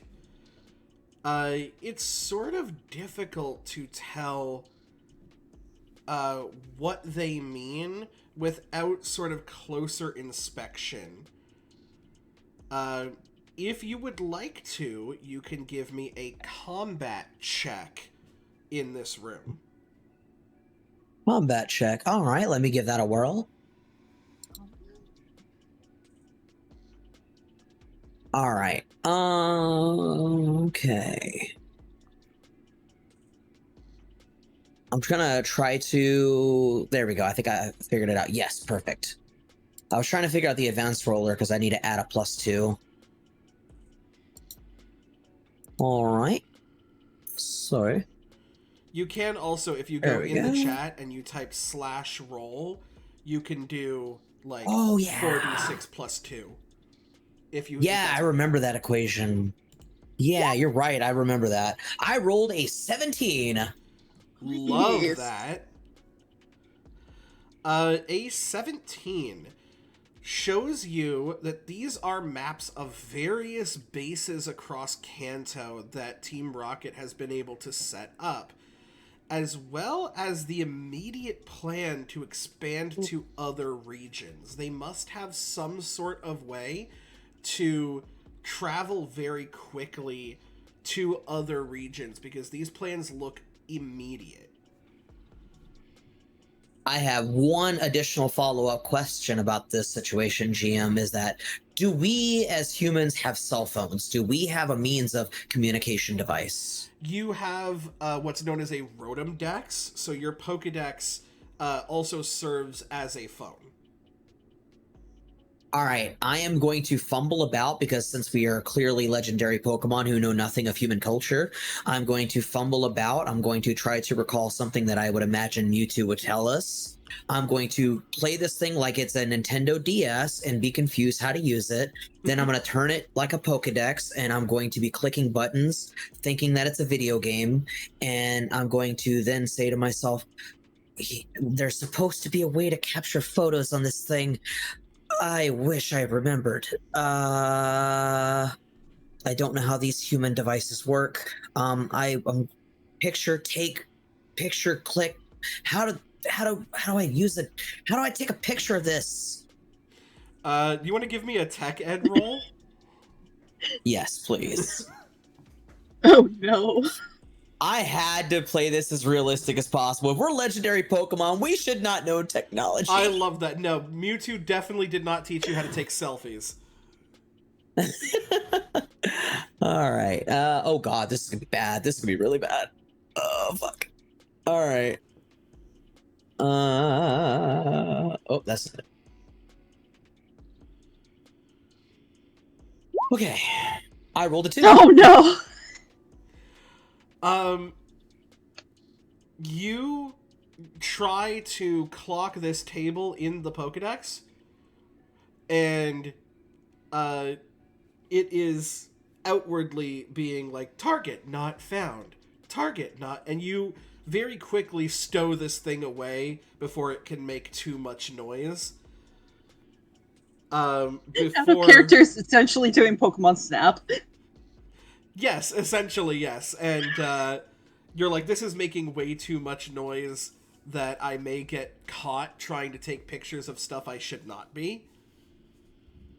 You are unable to, but you have a very good memory, so you could probably memorize all of this. All right, I'm going to try to memorize it. Indeed, I'm going to try to rearrange them to take a look at them all, and then mentally take a picture of it, and then try to get it back scrambled again. Try to basically make it the way it was, to where it doesn't look, as well read as it was. I'm going to scramble them all back into a pile after I'm done. Very easily done. You are also able to find something else here. As you're sort of walking around the table, you find a series of drinks that the higher-ups were using to essentially stay awake during planning. When these, took very long, very intricate planning sessions. So you are able to grab 3 different quote-unquote enriched drinks, which take the form of a vitamin in the game. So I don't know if you've heard of in-game, Carbos, protein. Basically, they are the vitamins that give you a +1 to a stat. I am going to take all 3 and put them in my pack. I'm going to give one for me, one for my brother, and one for my sibling. So I will, we'll sort of fast track the process by saying, each one of you can pick a different stat to give a +1 to. So if one of you picks speed, the other 2 cannot pick speed. Copy that. So if you want to discuss that amongst yourselves now, you can. All right, I'm going to try to, if I may encourage both of my siblings, try to target something that's going to basically give you that like edge, that plus. Like Kira mentioned that for the stat line, you want to go based on 5s. Like if it's 10, then 15, then 20, and so on. You want to aim for that. So if I may be so bold, I'd like to go for special defense. That would put me at 10. I'm down for that since my special defense is 10. My special defense is 14. You can take it. Go for it. Okay, so Zapdos has got special defense. I mean, you can have it if you want, Bear. I don't mind. Nah, take it. Mine's really high at 14, so you will probably need it more than either of us. Yeah. All That right. puts us on par anyway. Yeah. I won't drink it just yet because I don't want us to basically get, like, our hand caught in the cookie jar. They can check my bag and be like, hey, these bottles are empty. Well, I mean, you Just could in drink case. it and then just toss it in a trash can.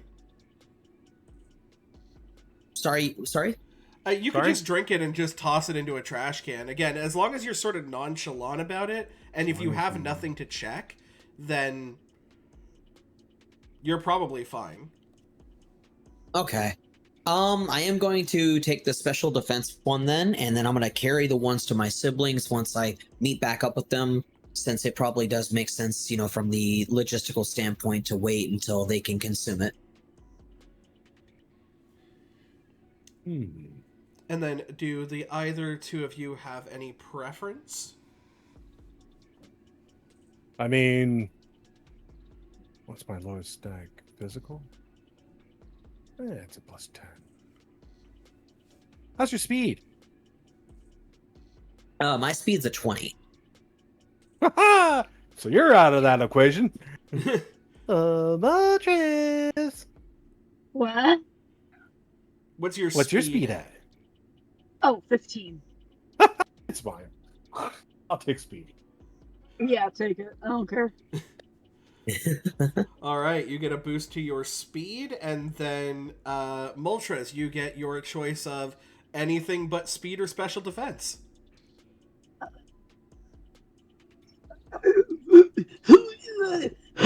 I don't know. You good? Because nothing else. I'm fine. Nothing else really will boost me up any further. I mean, you can because just choose it's one of it's your either attacking stats or your HP. Defense. I don't care. Become more Go for it. swole. How do we apply these? Oh, you would go to your stats at the top of your screen and change the base to just one number higher. Or you can add it to your added if you want. I did the adjusted one. I put it at that. I can change that. I can fix that.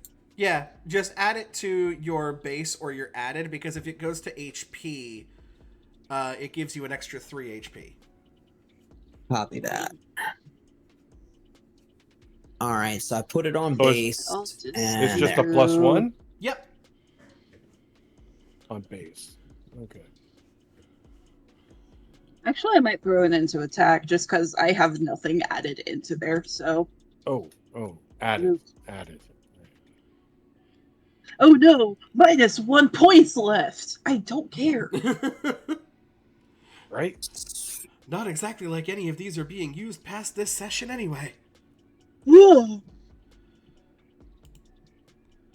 All right. I will make my way over to Articuno. As you sort of head into the kitchen area, Yes, there are various foods being made. There's a very quick but very large pot in the center of the room that seems to have a mystery meat stew. It's quick, it's cheap, and it feeds a lot of people. To the left seems to be a food storage unit, and to the right seems to be a like living quarters / dining area.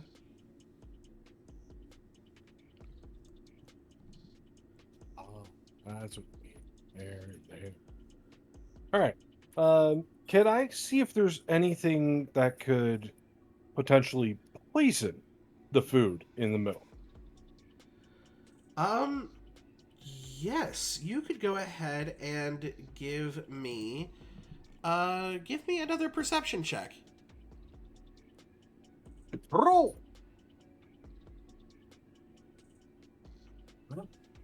Their system it is. So that's an 11. That's an 11. You don't find anything that would necessarily be poisonous, because that would probably be a bad idea to have in the food cupboard. But you do know that, combining certain products can definitely make people be unwell. You also do know that putting certain raw meats into things before they, obviously have time to cook can lead to various diseases. They don't have the immune system that a legendary guardian bird might have. How many people are in the room that could notice me fiddling with that pot? Probably like 1 or 2. If you would like to give me a stealth check. I'll check using the same. Okay. Keep that mic on. How good is Articuno's stealth? 17. Holy shit! Hey. The stealthiest giant frost bird I've ever seen. Like a shadow in the night, you are sort of able to just, as soon as people's backs are turned, slip basically an entire, raw chicken into this bowl. As people are coming by and taking bowls out of it, you know for certain that this is not getting cooked fast enough. That this is definitely going to hurt them tum-tums.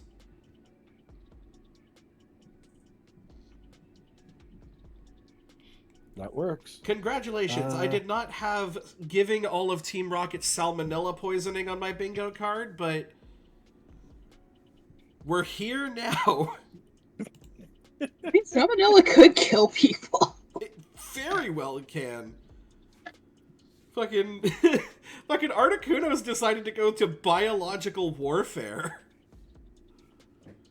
Anything All right. down. The Joys are gonna really have a hard time. Fantastic. They're like, stop that. We're here to... Oh god, the cramps. All right. Let's see. I gotta go to the bathroom. I feel bad for all of the Nurse Joys and the Chanseys. Oh. My next. Oh yes. On my next one, I am going to go to the storage room, but I'm seeing that it's like one action each of us, so I'm going to wait for the next turn for that. Okay. Moltres. What catches your eye?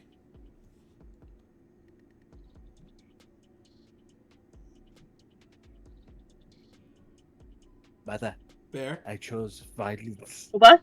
I'm sorry. Hi. What's up there, little ADHD? Literally, roommate was talking to me. Oh, sorry. But yes, what catches your eye in this room? It seems to be sort of another centralized chamber. You know that the northern area leads downstairs to a further lower level. You know Not. from your perception check earlier that the left area is probably like a dining hall / sleeping quarters. Yeah, which I'm not interested in at all. I would rather wait for my siblings to come to be able to go down this way.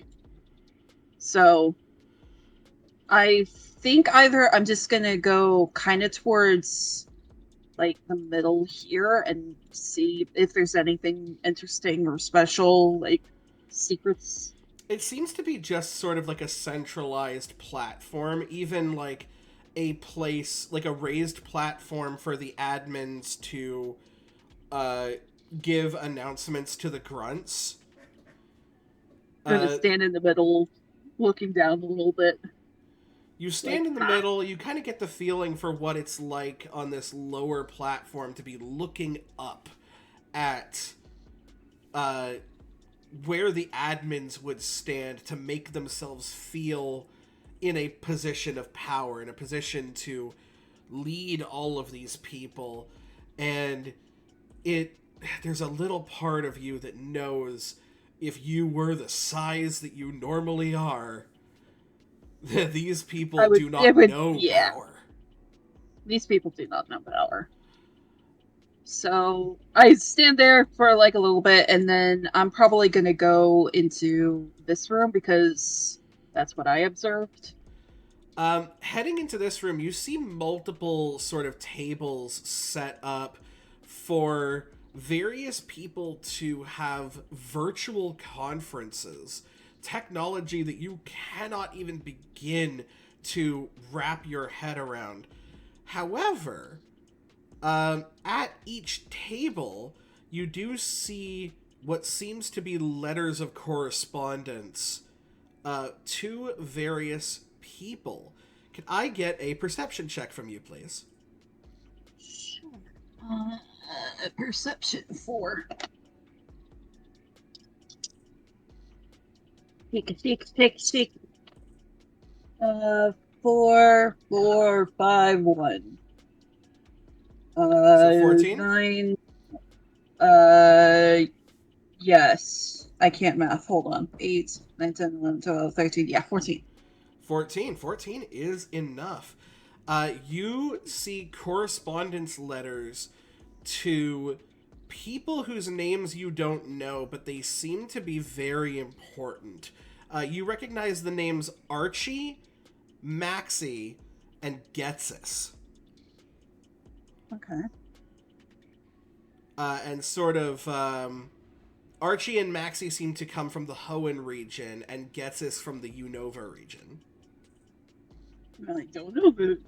In character, I don't know that region. You know that the regions exist. You've never been there. Yeah. I've heard their name, but don't know anything about it. You also see that in a show of good faith, each of these correspondents seems to have included a gift to Giovanni, as he seems to be providing funding towards them for their teams to also return to power. 3 what seem to be almost like necklaces with pouches of powder and essence in them. You obtain the luck essence, the lax essence, and the bright powder. Ooh. One of each, I'm assuming? Yes. Bright powder, what were they? Sorry.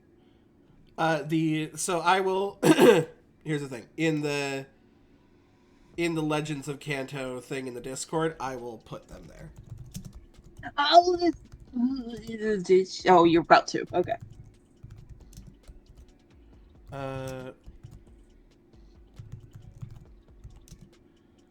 So I was just straight up going to add them into the item so I can see what you can also do that, because you can actually see what they do.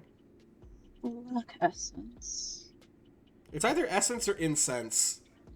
Incense. Yeah, that's what it is. Look at me knowing Pokemon. And wax incense. Okay. So the bright powder, cannot be used by trainers. Oh, we're not trainers though. Yeah, no, you're not.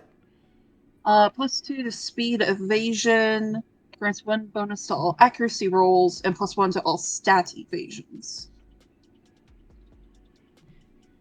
So Wait, that one more time? bypasses the stats and just goes straight to the evasions. Ooh.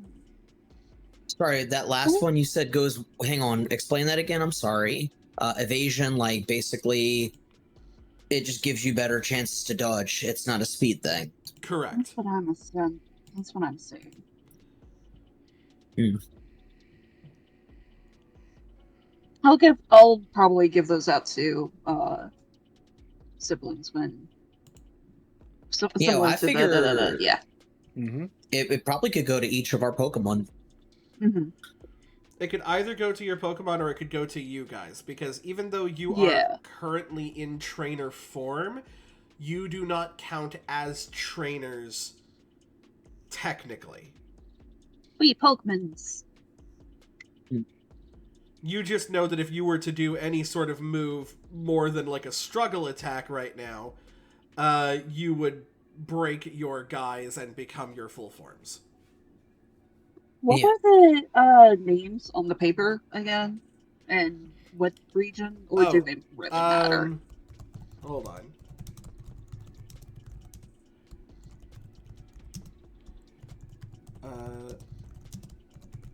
So yes, Archie and Maxie from Hoenn, and Getsis from Unova. Ah, okay.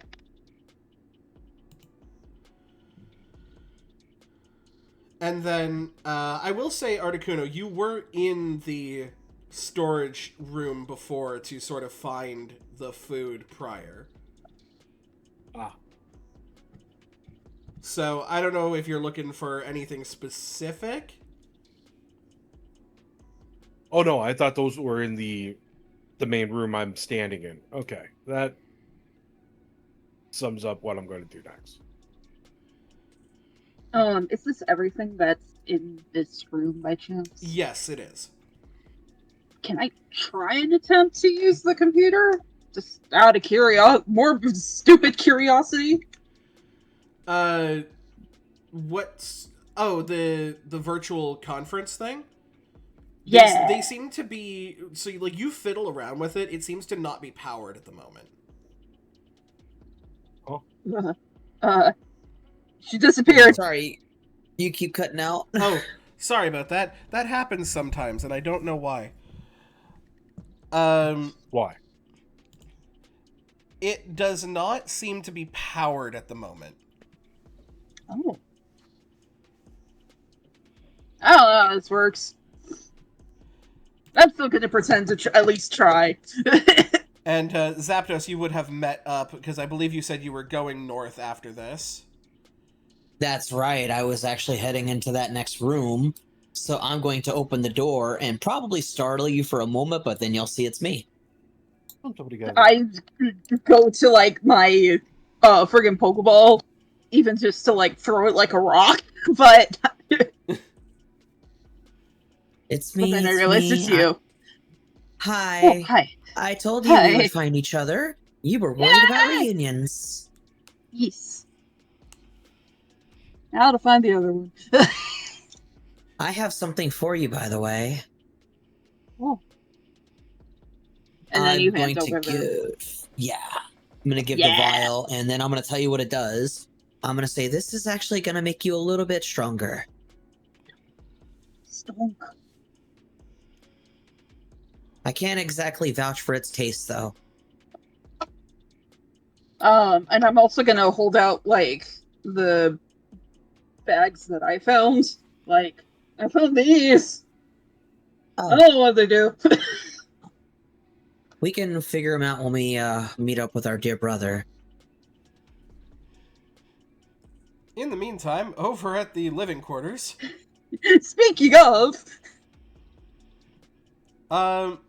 yes, you go in to find a sort of dining hall meets multiple living quarters sort of hodgepodge together dormitory. This is where majority, by the way, of the people are either just like having food or talking or brooding in a corner. Is my 17 still in effect, or is this a different area and requires another one? You're 17 stealth. Mm-hmm. It's probably still in effect. I would say it's still in effect. They haven't really noticed you come in. Perfect. Can I notice anything useful around me? Doesn't super seem like it. This is like a new recruit's grunt. Like, you get the feeling that, like, if you actually were becoming Team Rocket members, this is where they would shove you. You could read people's diaries if you wanted to. Or, like, go snooping around in their beds, but that's probably about it.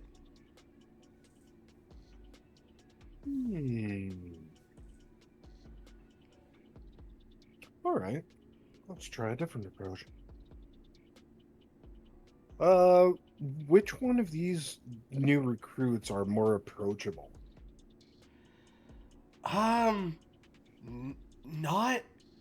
many. Well, they all seem to be sort of huddled up together in the groups that they came. But they're mostly keeping to themselves because they all essentially can't trust each other. So you're looking at a lot of, like... The other thing that you notice that kind of makes you a little bit sad, a lot of these are, like, teenagers. Like, they're just kids, and they're gullible, and they're emotional, and they are being manipulated by this organization to give them power and control that they don't really have, because of course the admins and the boss have control over them. But you get the feeling that these are like runaways.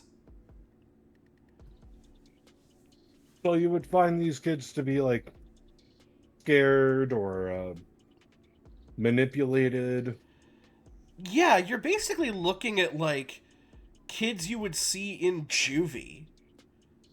Like, they're not talking to people, they're keeping to themselves, they've got their head on a swivel.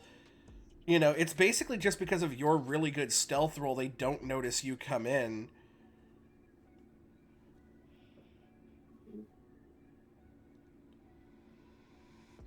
So if I were to try and manipulate these kids to, oh, I don't know, mutiny? So there's a possibility there. There is. You get the feeling that it's a one and done thing. It's either you succeed and they mutiny, or you fail and they turn you in as a way to basically be like, no, I am a Team Rocket. Here's this traitor. So they're too high stakes. So if they have like Pokeballs in reach that like of their Pokemon, if I use my stealth and I'm going to try and find their Pokemon. So this would be, you're using your stealth for something else now. So I am going to get a new stealth roll from you. Because your first thing was trying not to be seen. Now you're trying to, like, actively... I'm trying to steal stuff while hidden. Yes. Which there is unfortunately Which is essentially the same thing I did in the last room, wasn't it? To grab the chicken? Yes. But it's easier to go into a room with one or two people and grab a chicken than it is to pilfer something off of somebody's body when there's like 8 to 10 people in here. Okay, so all their Pokemon are on their bodies. Okay, Correct. that's what that told me. Yes, All right. everything is being kept close to the chest right now. You know what? I could probably double back. All right. Not much I can do in this room, but I found out good information about the kids that are here. So I'm going to start making my way over to my siblings then. Yes, Because you can hear it though ever so I slight want to, commotion. though I want to make that roll to see if I could steal it right off them, thus crippling them in the case that they want to attack us, I think I should confer with my brother and sister. You also keep in mind that you have given a lot of people salmonella poisoning today. I mean, yeah, I guess I'll take that as I'll take that win. Yeah, it's, take the miniature wins where you can get them. Yeah. Besides, I can pilfer after. Yeah, exactly. Really easy to steal from people when they're fucking throwing up Anything in a in corner. this middle hallway that was left over? No, just like a slightly lowered platform where meetings would take place, like announcements would be. Cool. And you meet up with your siblings in the correspondence room. Perfect. Brother, I have news, and I have also got something for you. I'm going to then brandish the vial. This is going to make you stronger. I can't promise it's going to taste good, but drink it. It'll make you stronger. Sweet. And that's not all I have. I have something more. I didn't think it wise to touch things. I didn't think it technically wise to especially take anything and then we can be found out. But what I have found out was I know exactly every single one of Team Rocket's bases and where they are located. Really? And meanwhile, I found their kitchen. You're going to have to forgive me. Do not eat the chickens. Here, they are now poisoned. Or at least, actually, we could probably eat them. No, I take that back. We have stronger stomachs, but these humans probably won't. I messed with their food, and I also found the living quarters of these new recruits. Did you know they're all children? Really? I'm going to have a shocked look on my face, and there's two reasons why. I'm going to be taken aback for about 3 to 5 seconds. I'm going to say, hold up, brother. Rewind for me. Did you say that you poisoned the food of the children? Yeah. And then you told They us will- that they keep children captive here. Not that they're captive. They're all new recruits are children. Mind you, poisoning, it's kind of, yes, you're right, but they'll survive. It'll give them salmonella. I know not the humans' sicknesses and illnesses. I know not They're how going to bad be this very sick to salmonella. stomach.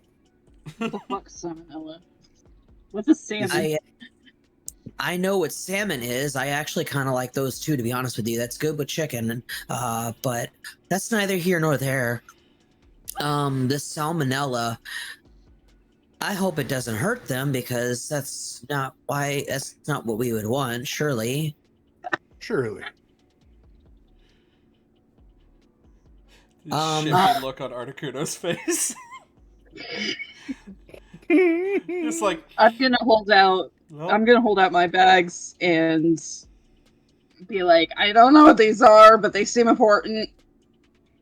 Here, and I also found some papers talking about like different. They looked like different pieces of letters being exchanged to different people, or like they were receiving letters from others. Did I actually read the letters and what's on them? yes, you did. You found out that they're, Giovanni's giving funding to these various evil organizations from different regions. And so the basically other, like, allowing them team. to, the other teams. He's allowing them to resurface as well as part of an extension of Team Rocket. So yeah, all of the teams are essentially banding together for something. So this is bigger than just Team Rocket, I think.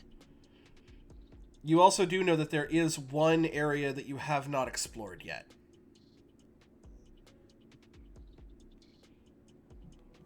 Did I cut out again? Oh? No, No, No. Okay. not no. that time. We'll let you know. Okay. One place we No, we're just haven't. being silent. Pontificating. Oh, really? I thought that's where the maps were. Ah, okay. No. Maps here. Correspondence room where you guys are. Neat. Let's go. I guess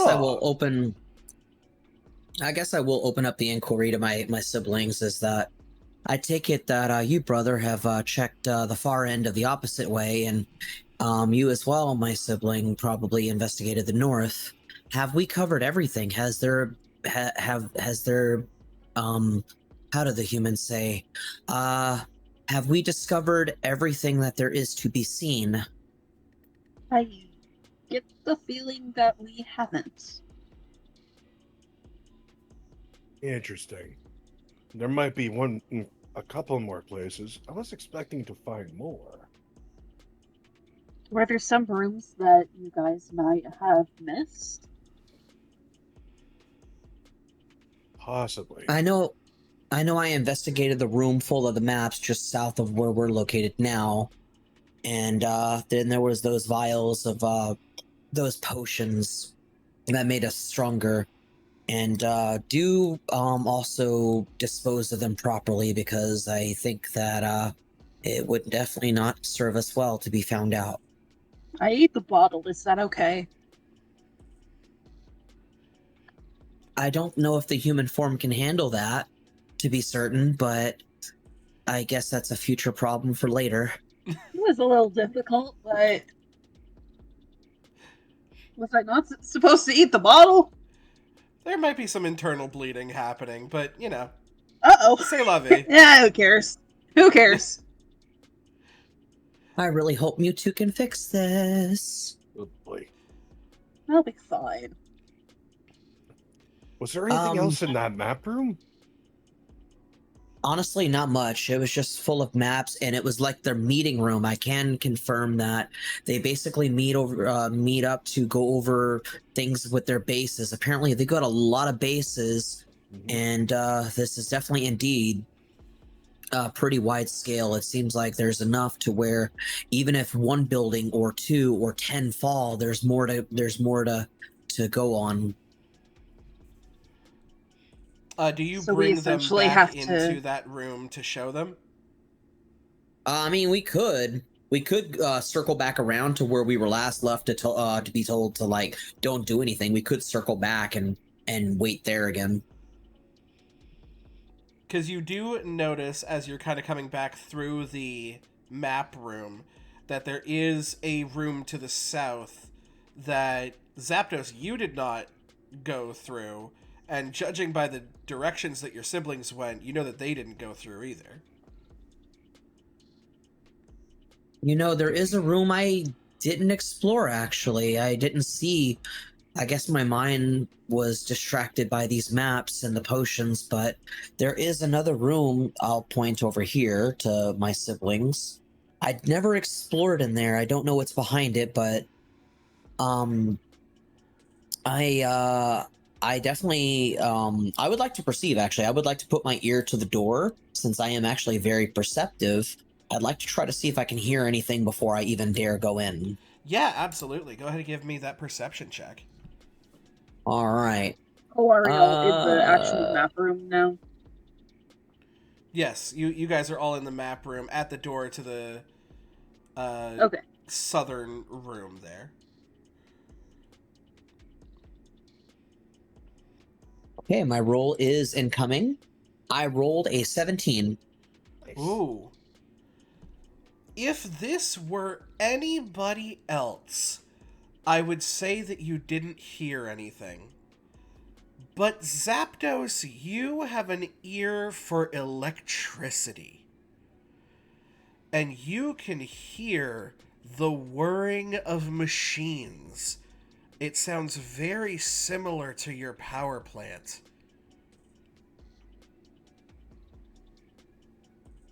And I feel the energy kind of like rising within me, since I'm kind of like not only conducting of electricity, but thrive off of it.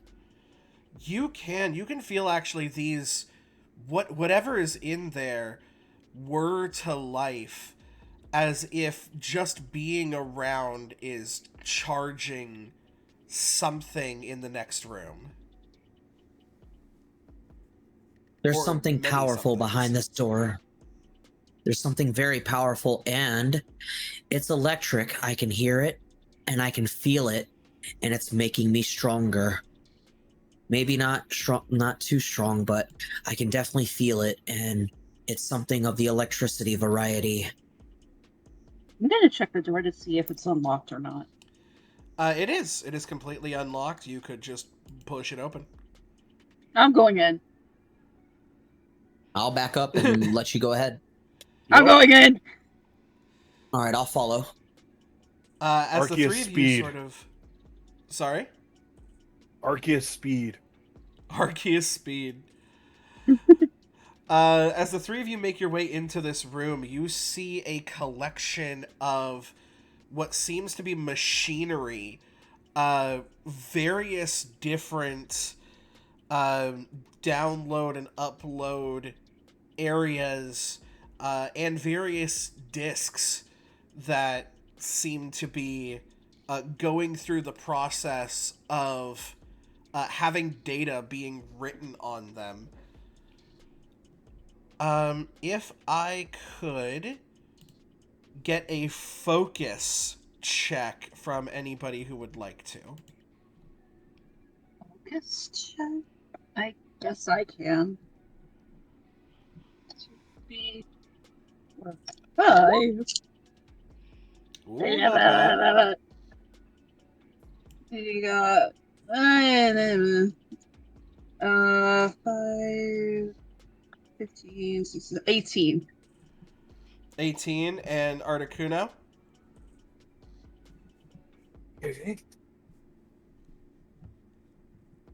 That's the first nat 20. Ow.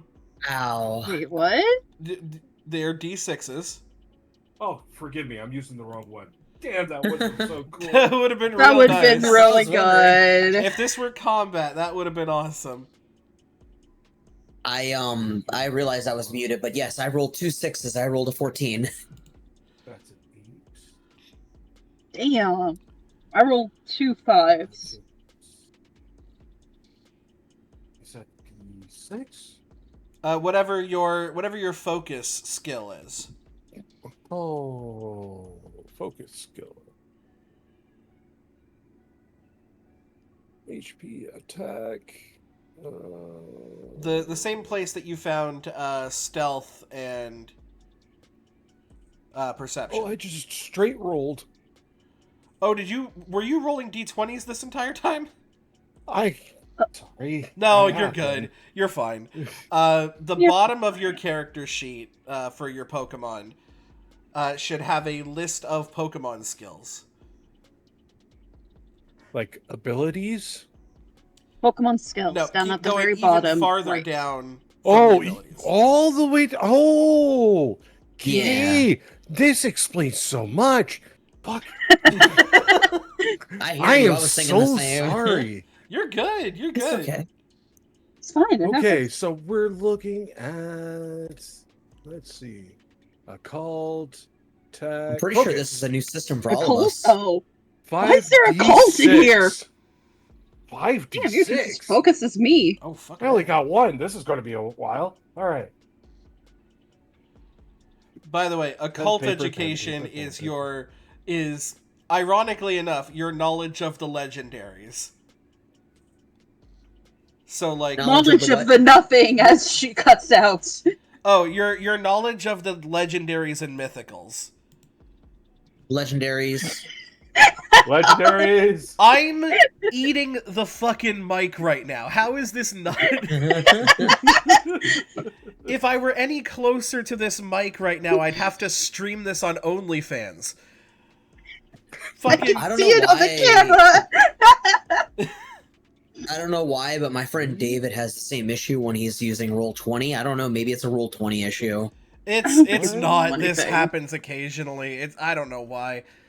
Damn it. Occasionally.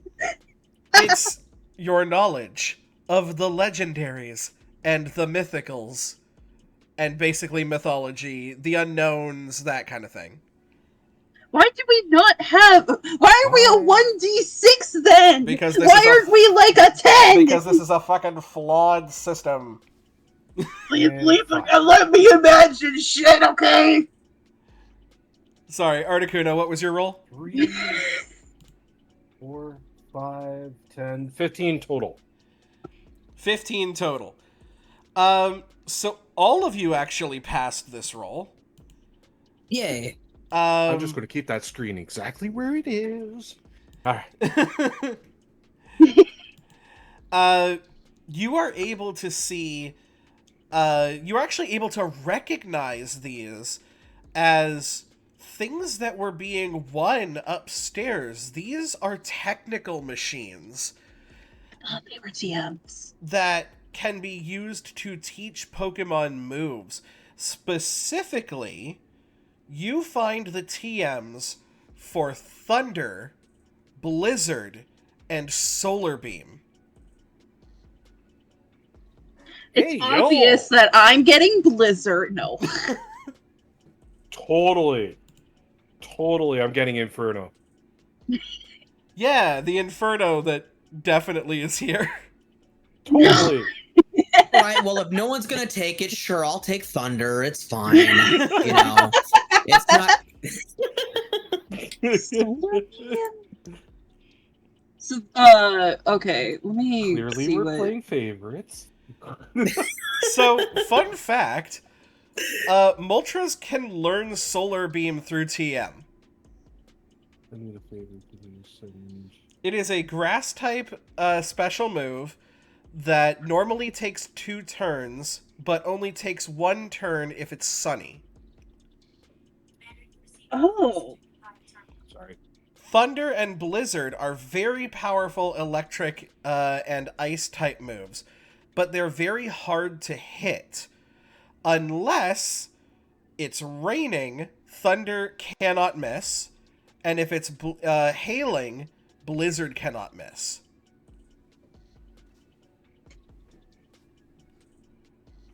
I don't... Looking at this, I might not take it, because that's so specific. It is So very what's the specific. inquiry being made? Sorry? What was the, I guess, inquiry being made? Is it a matter of, do we want to take these TM scrolls or something? You can take them. You can also, because you are Pokemon yourselves, you can use them. I'll take Solar Beam, but I'm not going to use it. Okay, fair bounds. Just because I'm looking at it and I'm like, And that leaves... But does this replace something we have? If you are full on moves, if you have 6 moves other than Struggle, it would replace one of your moves, yes. Let me check. Let me confirm. You said counting Struggle as well? No, not counting Struggle. So you should have Struggle and then 6 slots for moves. Ah, yeah. So 7 moves in total. Correct. Yeah, so we would have to replace it. Something. Yeah, that's why I'm holding on to it, but I'm not going to actually use it. You know what? I would like to take, I think I'm going to take, you know what? I want to take whatever y'all are comfortable with. I don't want to take unless y'all are sure, so if you're gonna take what is it? You said solar beam? Yeah, just because that one technically seems more up Moltres' alley. I don't actually know where to put it in the inventory. Don't worry about it. Just Okay, keep in cool. mind that you have it. I have my own separate notes just to make sure I know what I have. That's how I'm doing it. I'm using a notepad on my phone, but if it's up to you, Lionheart, I'm cool with taking either Thunder or Blizzard, but it's up to you. It's your call. I'm happy with both personally. I think Thunder, I'm not going to use it on myself. I've decided I'm happy with that. I'm not going to obviously use Blizzard either, but I definitely think that we could use it on our own Pokemon, perhaps. I don't think either of you guys can use Solar Beam. My Pokemon will be able to learn it. Yeah, you know what? I'm going to take the safe bet. Oh, that's a fair point. Shoot, that's a fair point. Some of you I'm happy with Blizzard, however, that can change the weather during battle. Yeah, including us. I am happy with taking a Blizzard, however. All right, I'm happy to take Thunder then. I will do just that. But to confirm for our GM, I will not be using it on myself. I will be storing it, and I will be using it on a future Pokemon whenever it is applicable. Do we call it, say, Scroll of Thunder? Yeah, Thunder TM. Thunder TM, copy that. Yeah, I'm Got it. I already essentially wrote doing the same. Pokemon items. I wrote Blizzard TM in my Pokemon items in case that helps. I did TM Solar Beam. Oh. And then I will get one final perception check from all three of you. Copy that. Perception, which is 4. There it is. I am learning. He's got it.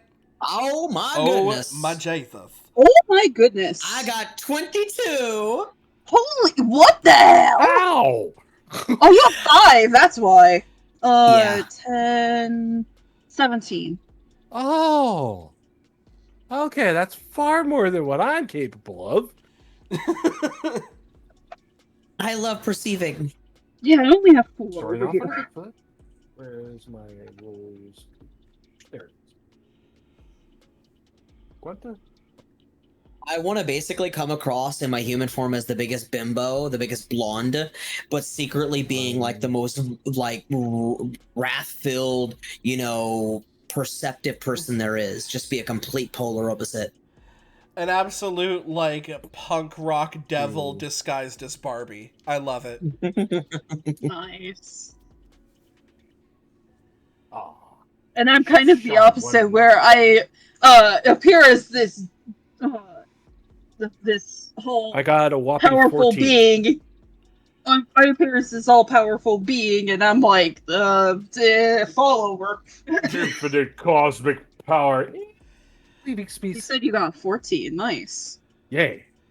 You do I can manage only roll to Articuno and Moltres, you do manage to hear this kind of in the corner of your vision as you sort of hear someone coming back from the northern area. However, Zapdos, your ears immediately perk up. You recognize this guy as you're hearing, oh man, he can't talk to me like that, okay? If he wants me to train these new fucking kids, right, at least show me a little bit of respect. And you know specifically this guy that is watching over you is coming back. We got company. We got company. To We gotta this get back. room? We gotta go. We gotta go. There's no exit in this room that I can see, but we need to go back where they left us, and we gotta hurry.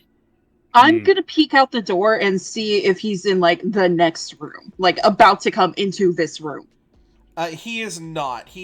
From what you guys heard, like he's just coming in from the northern area. If you booked it now, you could probably get back before he has any time to notice. Would like to do that. Yeah, we're booking. Yeah. with my speed of 9. I'm gonna go back towards that orb that we were at. Okay. And then I'm going to, I tell you what, I'm going to lean against a wall like I'm cool, like I'm actually just doing nothing. Love that. I'm picking at the floor. Like, trying to I'm get as looking much at the ground and ads. dirt. You're looking at the ads? Is that what you said? Oh, yeah, the I'm ads! looking at the ads. Not the ads! No! God damn Let's see. you ads. Damn you! Well, since we're in the middle of an ad break, I just want to say that to our amazing and incredible GM, this is my first time, by the way, being a player of yours. A, thank you, and B, I am genuinely having fun. I Oh, yeah, am definitely. so happy to hear that. And obviously with you, me and you actually playing a TTRPG for the first time ever. Yeah, no, this is absolutely a lot of fun. I love what you guys have done with these characters. Did not expect Barbie Zapdos. Did not expect biological warfare Articuno. Or ADHD hype bro Moltres. Hi. Like, did not know Oh, look at this rock. this was going to be a thing, but I am 100% down for it. Brother, I'm in the wall! Yeah, I and know if I may clip. be so bold, and if I may be so bold to speak to my fellow players, to my in-game siblings, I do feel like our chemistry is actually off the charts. I've been enjoying it. Yes. I love it. I'm having fun. I have had the chance to Hashtag obviously hype play with Moltres. Neo in the past. We've Hey. played in real life before. And you That know, we have. all depends on the game. Uh-oh. All right. Oh, are we back from the ads? Yes, Yes. we are. It's like a 100%. I have love a request, by the way, of the GM once our I guess you could say our guide returns, is that as soon as he's through the door, I like to immediately state something and be, you know, as rambunctious as I plan to be. that. Sure. As soon as he comes through, what do you say? I'm going to say, hi, hello, we've been here. How are you? Sorry, I'm excited. I apologize. I'm sorry. But yeah, hi. Hey, you know what? You got a really great reason to be excited. The boss wants to meet you personally. Meet us personally. I mean, that's an honor, honestly. I think we're kind of lucky, don't you think?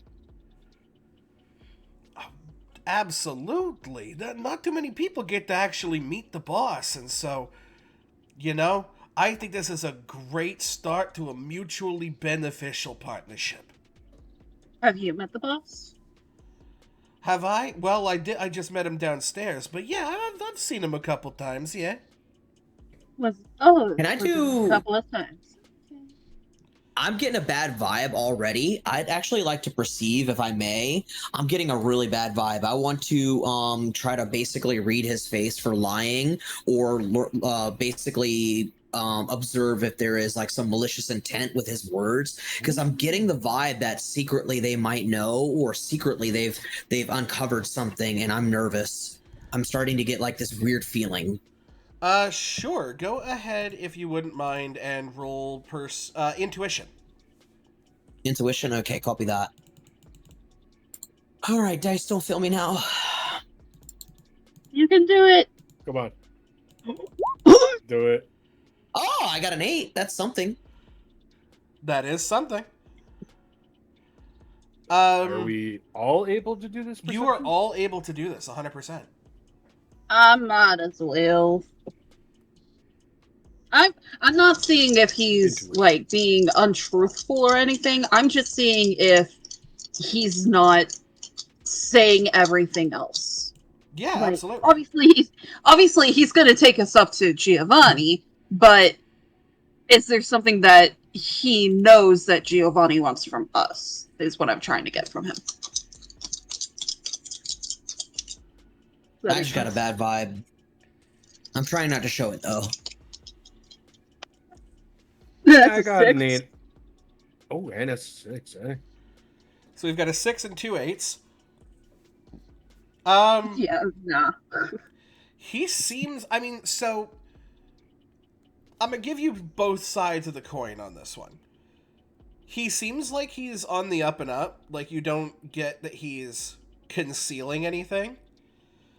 That being said, he is a member of Team Rocket and can never be trusted.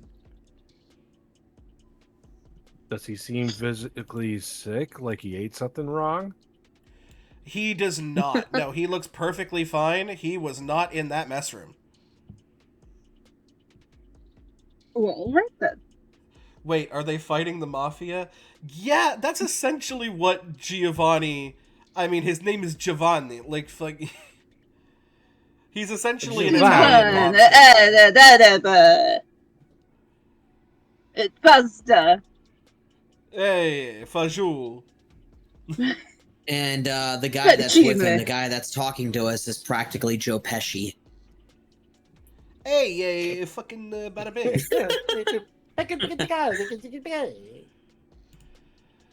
I am going to put this in the Legends of Kanto chat. Do not unspoiler it until I tell you. Copy that. Okay, that's what you mean. Ooh. But yes. So yeah, he seems to be on the up and up.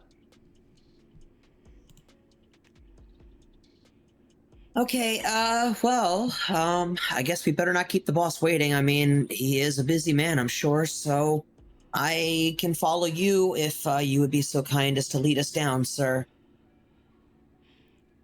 Yeah, 100%. You guys follow me.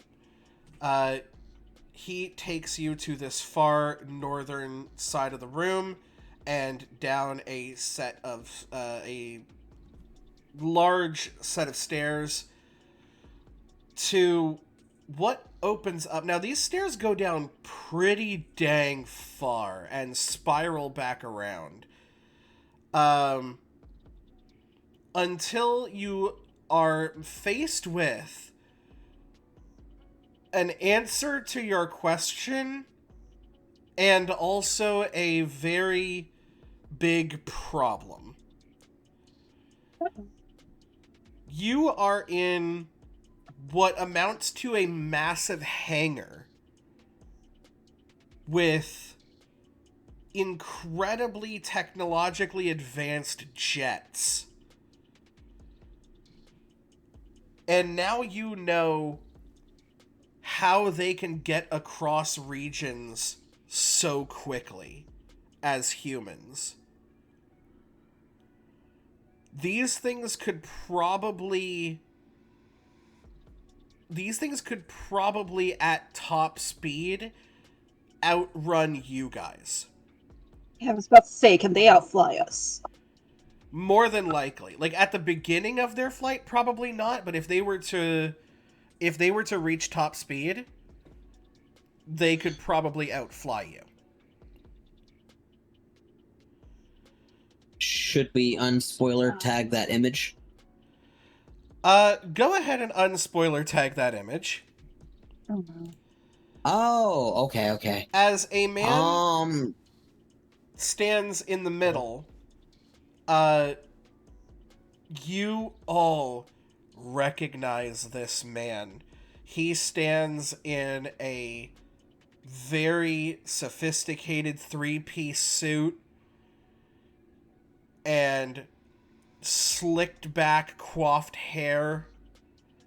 Wow. He stands with a smugness that could only come from a mafia crime boss.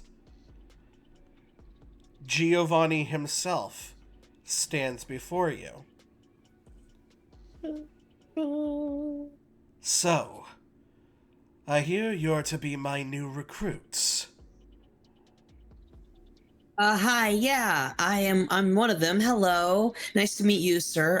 Boss, I'm sorry. I don't mean to already mess up. Hi, boss. Hello. Yes, hello. You've all done very well to get as far as you have. Oh, did I cut out? Yes. No, Okay, no, no. no. Because I see my thing, like, flickering in and out.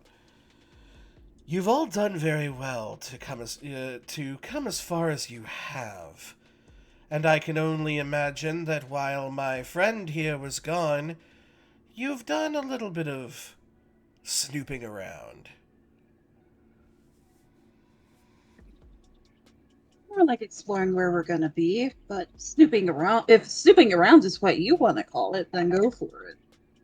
I mean, I don't want to be so rude as to say snooping around your building, sir. I would say that for me, I was just stretching my legs. I was actually walking around because I'm kind of really excited. I was told that something big was going to happen. I was told that, we were going to be recruits for y'all. And I wanted to make a difference. I wanted to maybe also get some new Pokemon. I thought that'd be cool. And then I was told that we're going to be meeting you. And I was like, that sounds like a big step up. Not only a big step up for being a part of Team Rocket, but it seems like that's really odd for new members as well. I'm sorry, I'm rambling. I apologize. I actually ramble a lot when I'm excited. But yes, hi. Sorry, I just was walking and stretching. His hand up. Well, I was about to say, while they're rambling, can I get like a vibe check off of Giovanni? Does he know who we are? What is going on through his head that I can see? Intuition check. Here I go again. 6. I'll roll. I'll give it a try. Sure. I rolled a 7. Yeah. That one rolled to the green. 6. Oh, that's fun. 6. Honor system is Yeah. 1.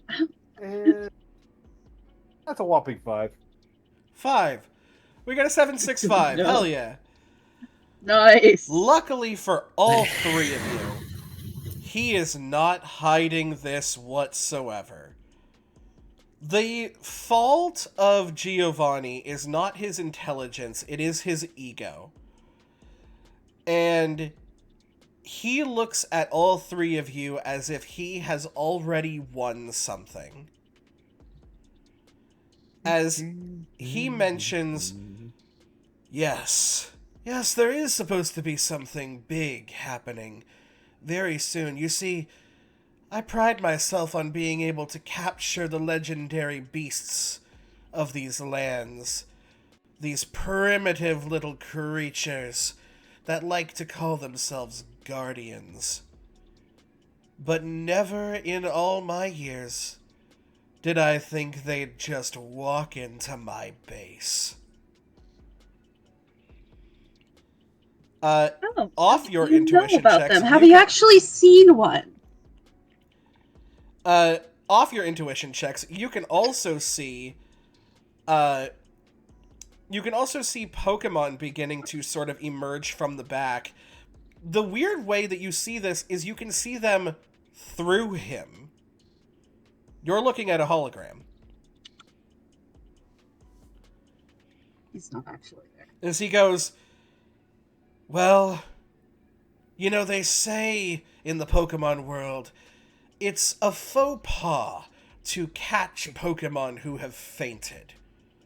But I've never cared much for the rules.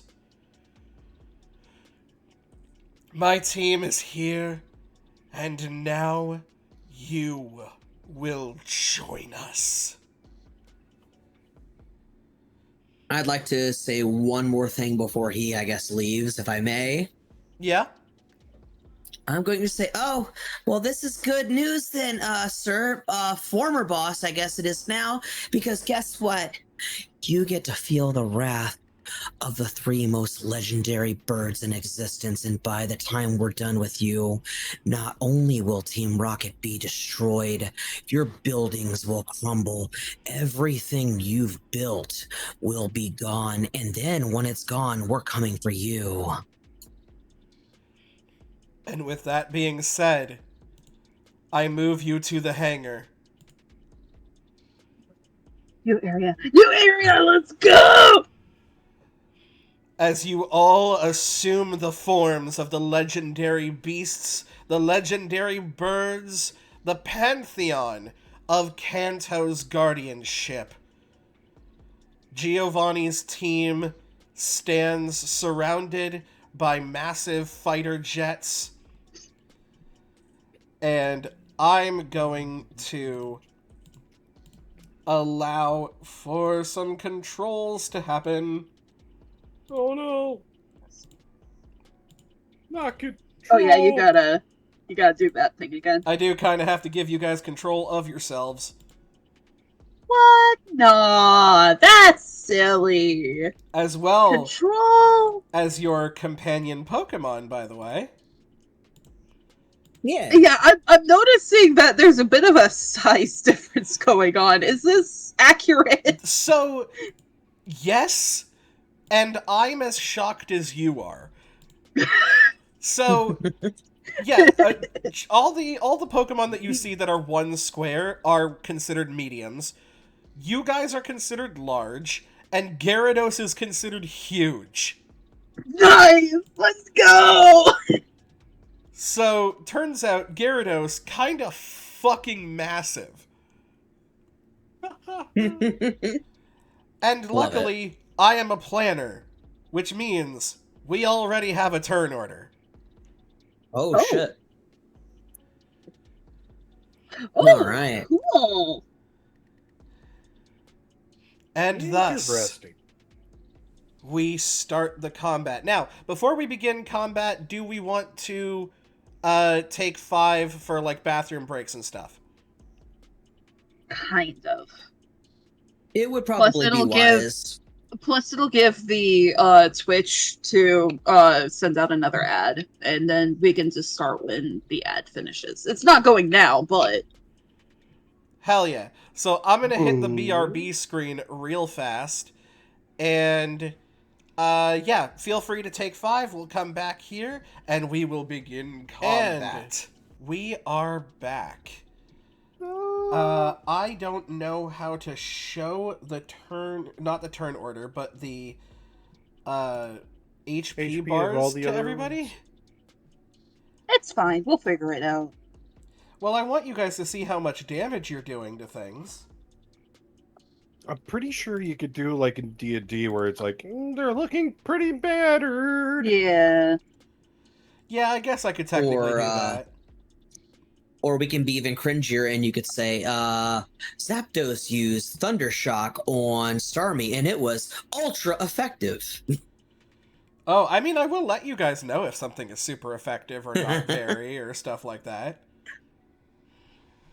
But we start at the top of the turn order with Tauros. All the way in the back. All the way in the back, my guy. What are you doing? Let's actually see. What is your overland? You have an overland of 8. However, I actually spec'd you a very specific way, and I want to see if anybody catches it, either as a player or in the chat. Oh no. Tauros is going to move here. And is going to attempt a blizzard attack. The fuck? Wizard? Wait, what? It is going to attempt a The blizzard fuck? attack on the Gyarados. Do I do anything? Or You do not. I roll. Which is going to be a d20 minus 7. minus? Huh? It's really hard to hit. Okay. Oh, it's Blizzard, so Blizzard is pretty powerful. 11. I do believe an 11 will hit the Gyarados. How do I know it hits? Just so I know. You would look under your evasion bonuses. So you would go versus special attack or versus any, whichever one is higher. They're both 3. Okay, so that is the number that I need to hit in order to hit you. So, this is going to hurt. Hurt. Oh, no. Oh, fuck.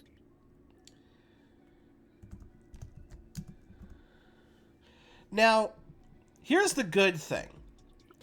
Because I rolled an 18 on the die, and normally Blizzard freezes all legal targets on a 15 plus. So here's the good news, and then I'm going to give you the bad news. The good news is that you don't get frozen, because my effect range moves actually don't have any secondary effects. The reason for that, and the bad news, is that I have an ability called Sheer Force. Sheer Called what? what? Sorry, you cut out. Sheer Force. What Alright. this does is it makes moves with secondary effects do more damage, but I don't get the secondary effect. Oh. But this is only for Tauros specifically, correct? Correct. Okay. Oh my goodness gracious. Ow! So that is going to be 53 special ice damage. 53. That I have a 1, so that's just normal damage. Correct. So that means it doesn't Okay, get yeah. multiplied or anything, but you do minus your special defense from that. Wait, how do I? So it would be 50? You have a special defense of 3? Oh, 15. 15. So that would be 38. How do I put 38 into here? So if you click on your token, you should see that 3 colored circles appear at the top. Ooh, on roll 20. Okay. So 89. My calculator.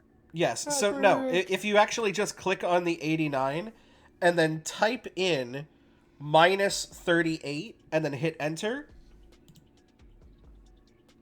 Oh, there you go. nice. All right. Not quite half for him. So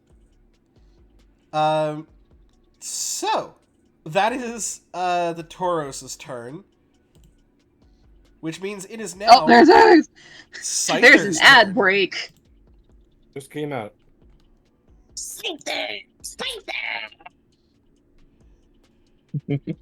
Love that. All right. Thank you. What I'm going to do, I do want to actually, because I meant to do this during the break as well, but I want to consult with my co-players. I'm tempted to attack the Tauros now with that buff that they just gave them, but I also do deflect back onto the idea that maybe going after the Persian could be good as well, since they're next in the turn order. But I want to kind of make this as democratic as possible so we can try to not only make it out, but to win possibly. I don't know exactly what would be the best move, because my thought process right now is either attack the Tauros because of the buff, the Persian because they're next, and then if not them, the next thing I think that Scyther could theoretically handle, maybe doing a damage on a jet. Do you have an area effect damage that can do both those things? I have Leer, which will give them a defense lowering of 1 combat stage. I have Quick Attack. I have Focus Energy, where I become pumped. The user becomes pumped. While pumped, the user's critical range is extended by 2 or 18 plus if the critical range is not otherwise extended. Being switched will cause this effect to end. I additionally have Fury Cutter, which is a physical move, and Fury Cutter is used successfully and if your Fury Cutter is used successfully and consecutively on the same target, the base damage is increased by +4. There's agility that I have where I can up my speed by 2 combat stages. And then finally, Wing Attack, which is another thing that is a flying ability. If I ever, say, for example, wanted to attack a jet, I could. The jets, I will my say, best the jets ability. are on the ground. Oh, sorry? The jets are on the ground. They are not, like, up in the air. Copy that. All right. So I deflect back onto y'all. What do you think, Lionheart and Bear? What do you think will be a better idea? Because I don't know. I have another question for the GM then. Sure. Does the jets look like they're like armed, ready to attack, or are they just there? They have weapons attached to them, but they are not currently manned. You just get the feeling that destroying them and in and sort of by succession this hangar, you will cripple a lot of their weaponry power. Like when they said get information and then blow this place to high hell, you have acquired the information. This is what you blow up to high hell. Okay.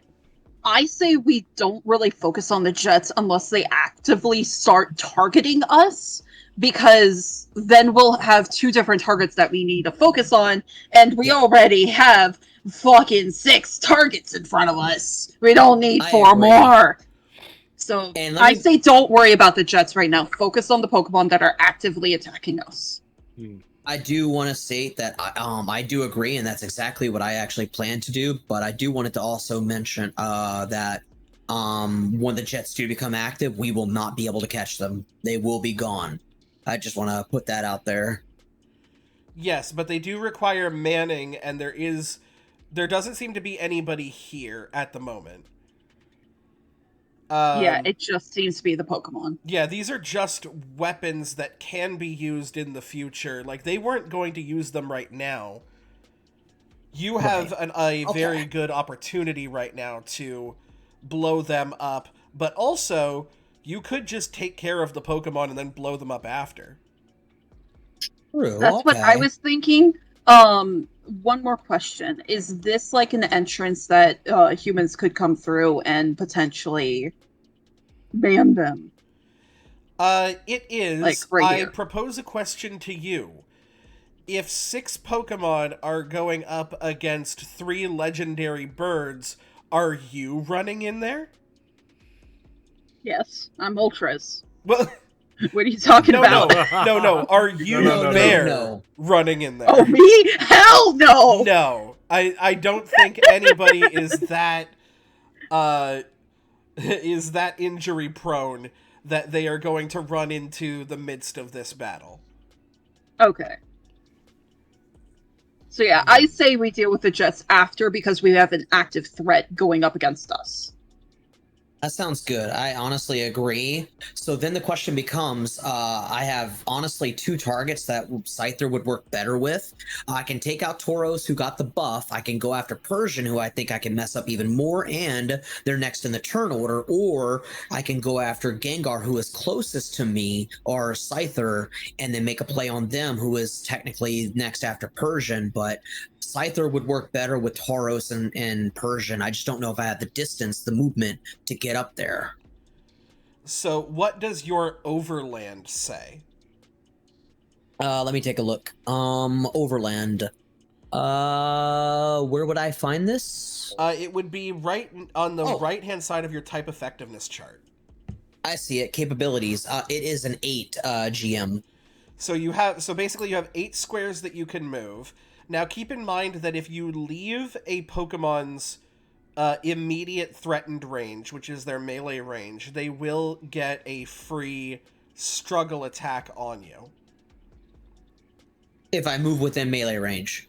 If you move within melee range and then leave their melee range. Oh, kind of like attack of opportunity in D&D. Correct. Mm-hmm. So in order to reach the Persian, you would have to leave the range of either Gengar or Rhydon. Honestly, then my mind is made up. I think the best bet is to probably go after Gengar. But didn't you say that technically speaking, could I arrive right here without running into Gengar and Rhydon's area? Absolutely true. All right. I think my mind is made up. Let me try to find the ruler to make sure I can travel there in the right distance, because I don't know how far I can go. Measure. I think this is right. Okay, this is okay. Perfect.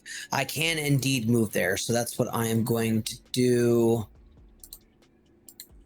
How do I cancel this? There we go. All right, I am going to move Scyther all the way to Tauros, and then with that action, by the way, I want to use their I want to use I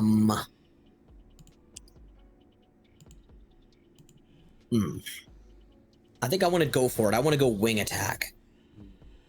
I'm going to do wing attack. And also, keep in mind if you use Fury Cutter in succession, it gets more powerful every time. Right. So I could open with wing attack, then Fury Cutter, and it'll keep building, or open with Fury Cutter and then it'll be better next time. Yes, especially with your ability Technician. Moves with a damage base of 6 or lower are increased, so your Fury Cutter is actually more powerful than someone's normally would be. Okay. Yeah, I think I'm going to have them basically go into a barrel roll Fury Cutter where they're just going to start slashing at Tauros. I think I will make that play, actually. So roll 2d8 plus 10, correct? So you would roll to hit first, which is a d20 minus the AC of the move. Okay, d20, and then the AC of the move is okay, it's a 3. So minus 3. Copy that. So that is an 11 to hit the Tauros. Yeah. Oh, one sec. I didn't get the. I'm sorry. I wasn't trying to roll. I was trying to set it up and I messed up. I misclicked. You're good. But okay. The 14 minus 3 is, in fact, an 11, and an 11 will hit. So yes, go ahead and roll. It's 2d8 plus 10 plus 24. All right. 2d8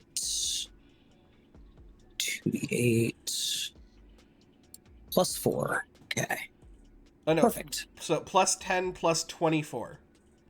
Oh, plus 10 plus 24. I should probably do it in the chat. Let me do it this way. 2d8 plus 10 plus 24.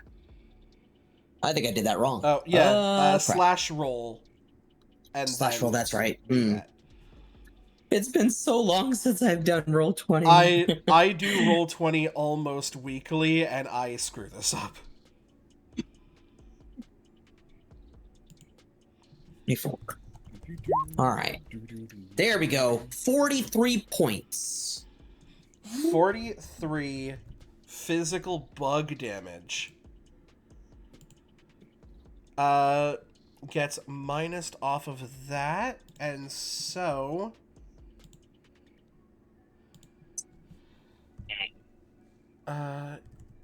yeah, that looks like you basically 1/3 shot this thing.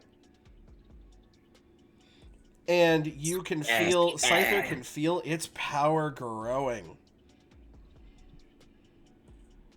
And I don't believe that it has anything that it can do with a shift action. Or not a shift action, a swift action. So I believe that will be all from Scyther. Yes, I think so too. That is going to move to Persian's turn.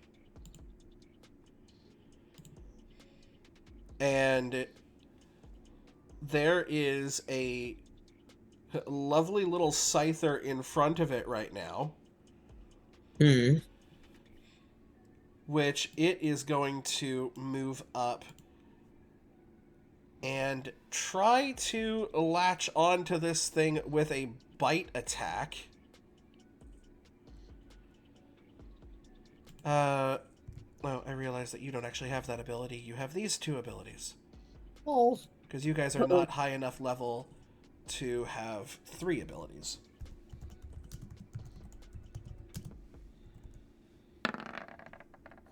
Which is going to be... Ooh. That is a 15 to hit, which is going to hit. Yep. Uh-oh. You are also flinched. Ah, fuck. What this means, this is not as broken as it is in the games. It lowers your initiative by 5, which I've already done. Damn. Oh. And it does make you vulnerable for the round, which basically means you don't take into account your stats when determining evasion. Oh. Damn. And then Rip Scyther. we're actually going to nibble on you. Nom, nom, nom, nom, nom.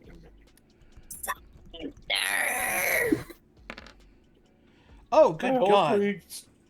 I hope we stock some full restores. 26. God dang. You Yeah, know, boy. Scyther have? it really it's max damage. I rolled it. Oh shit. Well, the max damage gets rolled, but it does minus your physical defense. Okay, my physical defense is listed at let's see. Physical defense. It's listed at 10. Yes, so you only So- take 36.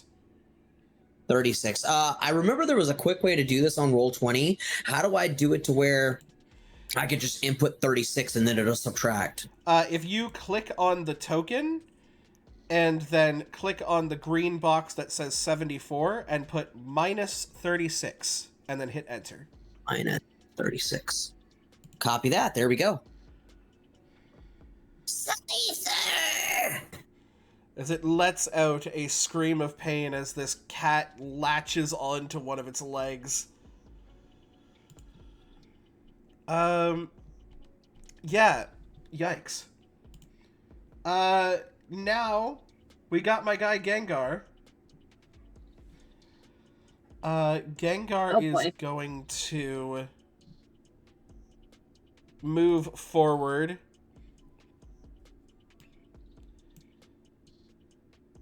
And is going to go...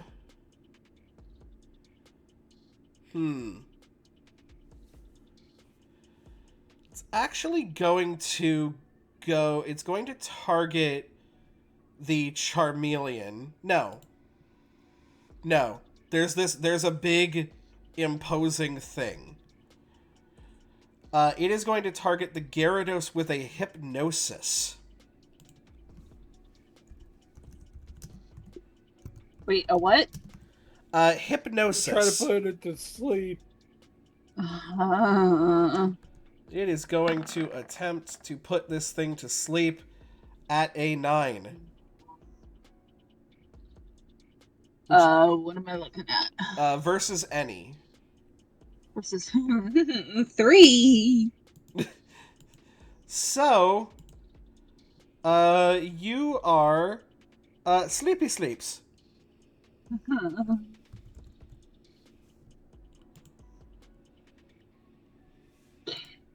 Oh, shit. Nope. And I'm just going to do a little reference thing in a different Discord server. Uh-oh. Just to remind myself how it works here. Receive no bonuses from evasion and cannot take actions except for free and swift actions that would cure sleep, like an ability. At the end of your turn, you can make a DC 16 save check to wake up. Alright. If you take damage or lose a life from an attack, you wake up automatically. Sweet. Pokemon and trainers may wake an adjacent ally as a standard action.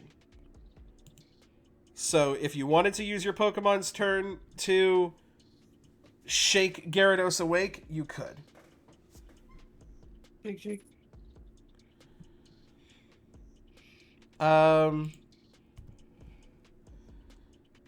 Yeah. And then there's my girl Kanga.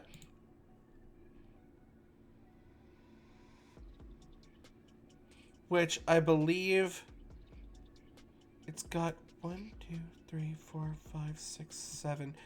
Actually, cannot. That's hilarious. Cannot make its way up to anything, has nothing but melee attacks. It could attack the jet if it really wanted to. It really could. Yeah, go for it. Do it. Please. Technically, there's reasons why it might, because it has moves that can increase its stats if it does that. But I think actually what it's going to do is it's going to set up a sandstorm. Sandstorm. Its weather changes to sandstorm for 5 rounds. While it is sandstorming, all non-ground, rock, or steel-type Pokemon lose a tick of hit points at the beginning of their turn. Great. And And this is just everyone, I or was so worried this battle would be so difficult. No. you just lose a tick of hit points. It's fine. As if you're not This is rock, effect- ground, or steel type. Which essentially is just all in of general in this area. it. Yes. That means it will also affect the Gengar, the Kangaskhan, the Tauros, and the Persian. At the beginning of our turn, though. Correct. Okay. Speaking of which, Charmeleon 2. You take a tick of damage. And also Scyther? At the beginning of the turn. Yes. 18? So Charmeleon 2, you take a tick of damage, which is 8 hit points. Nope, wait. I'm looking at the wrong person. 9 hit points. Oh, good. That's a good chunk of its life points. That's great. Well, actually, max HP is 91. 92. That's what I meant to say, sorry. It's typically a tick is a 10th.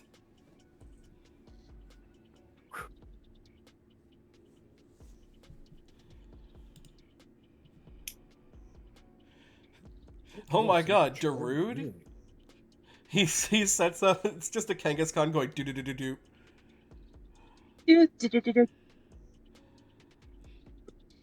So, yeah, just apply that tick of hit points, and then you can do your turn like normal.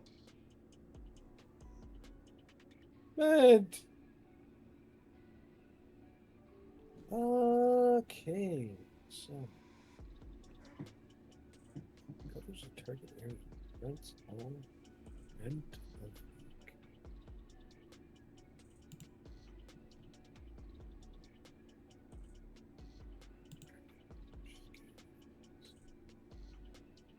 You doing all right there? Deciding on what move to use. I am heavily considering using Incinerate. Also keep in get- mind that Incinerate is a line 3, so if you can position yourself... I'm positioning myself to hit Gengar, Kangaskhan, and the Jet. You could probably hit Gengar and the Kangaskhan, but you would just be out of the line of the Jet.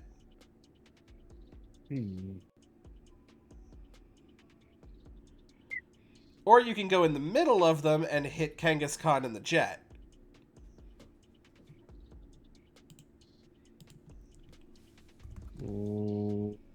No, I'd rather go after Gengar and Kangaskhan. Kangaskhan! Kangaskhan.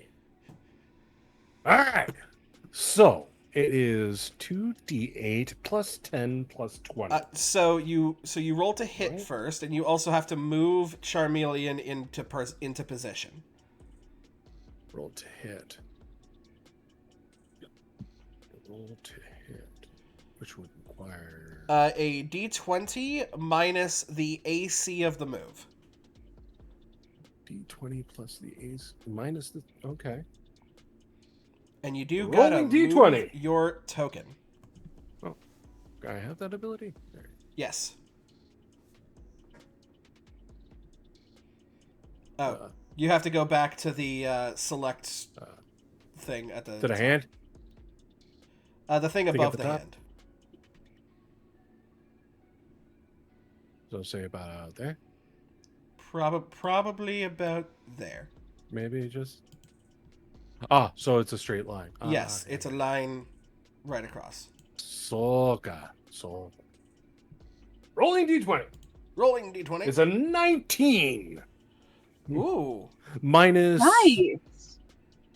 the AC 19, 18, 17. 17. I don't even need to look at these things.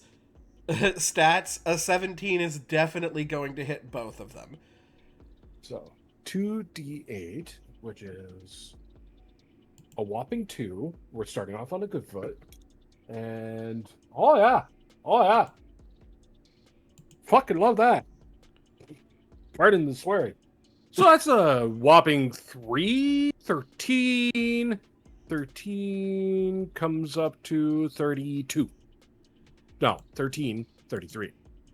33. 33 points.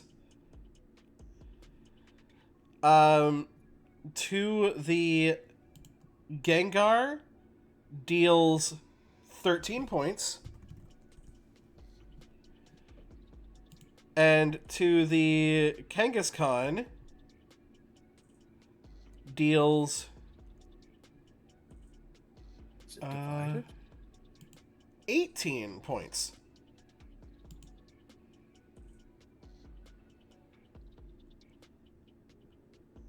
Ba-ba-da-ba-ba-ba-da-ba.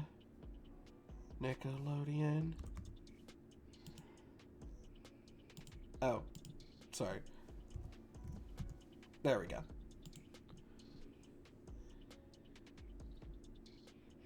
Now is when things start to look rough for everybody. Zapdos, your turn. All right, I am going to have a gander at my movement real quick, just to make sure I have enough movement, because I know what I want to do. I believe you have a sky of 10. Yeah. All right. Well, since my Scyther is in trouble, I do want to go help them out. And the first thing I also need to do is apparently take a sand attack, a sandstorm damage. Yes, so you take a tick of hit points. Okay, what do I lose? 15. All right. Okay, that is done. And so the next bit of business I'm going to do is I'm going to start becoming more wrathful. I'm going to flap my wings and expanding some electricity out to indicate that I'm pissed.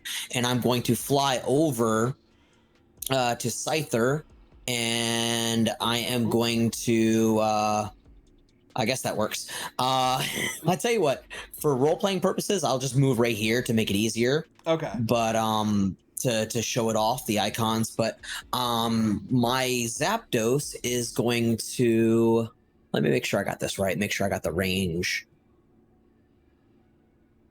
All right.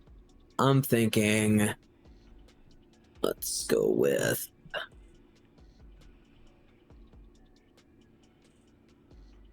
how do you know if something is like, you know, like a bonus action versus a actual action slash attack? I want to make sure if I can do one or two things. So it will tell you that it is a swift action or free action.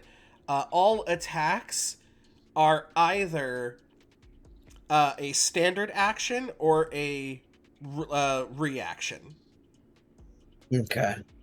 So, And for that will instance, you be have based Detect, on- which can be used as a reaction. Okay. I'm looking at where to find that. How do I know where that, like, what it is? Because I don't really see it as a reaction. I see the range says it's a self trigger. I see the contest stats, which is cool. Enter inverse appeal. I see the frequency being seen. So the interrupt is essentially you would use your reaction on someone else's move. You see it in the effect. It says if the user is hit by a move, the user may use Detect. The user is instead not hit by the move. So that would be your reaction. Otherwise, everything else here is what's called a standard action. But if you look down at your abilities, you have a once per scene swift action that you can use, which is Drizzle, to change the weather to rainy.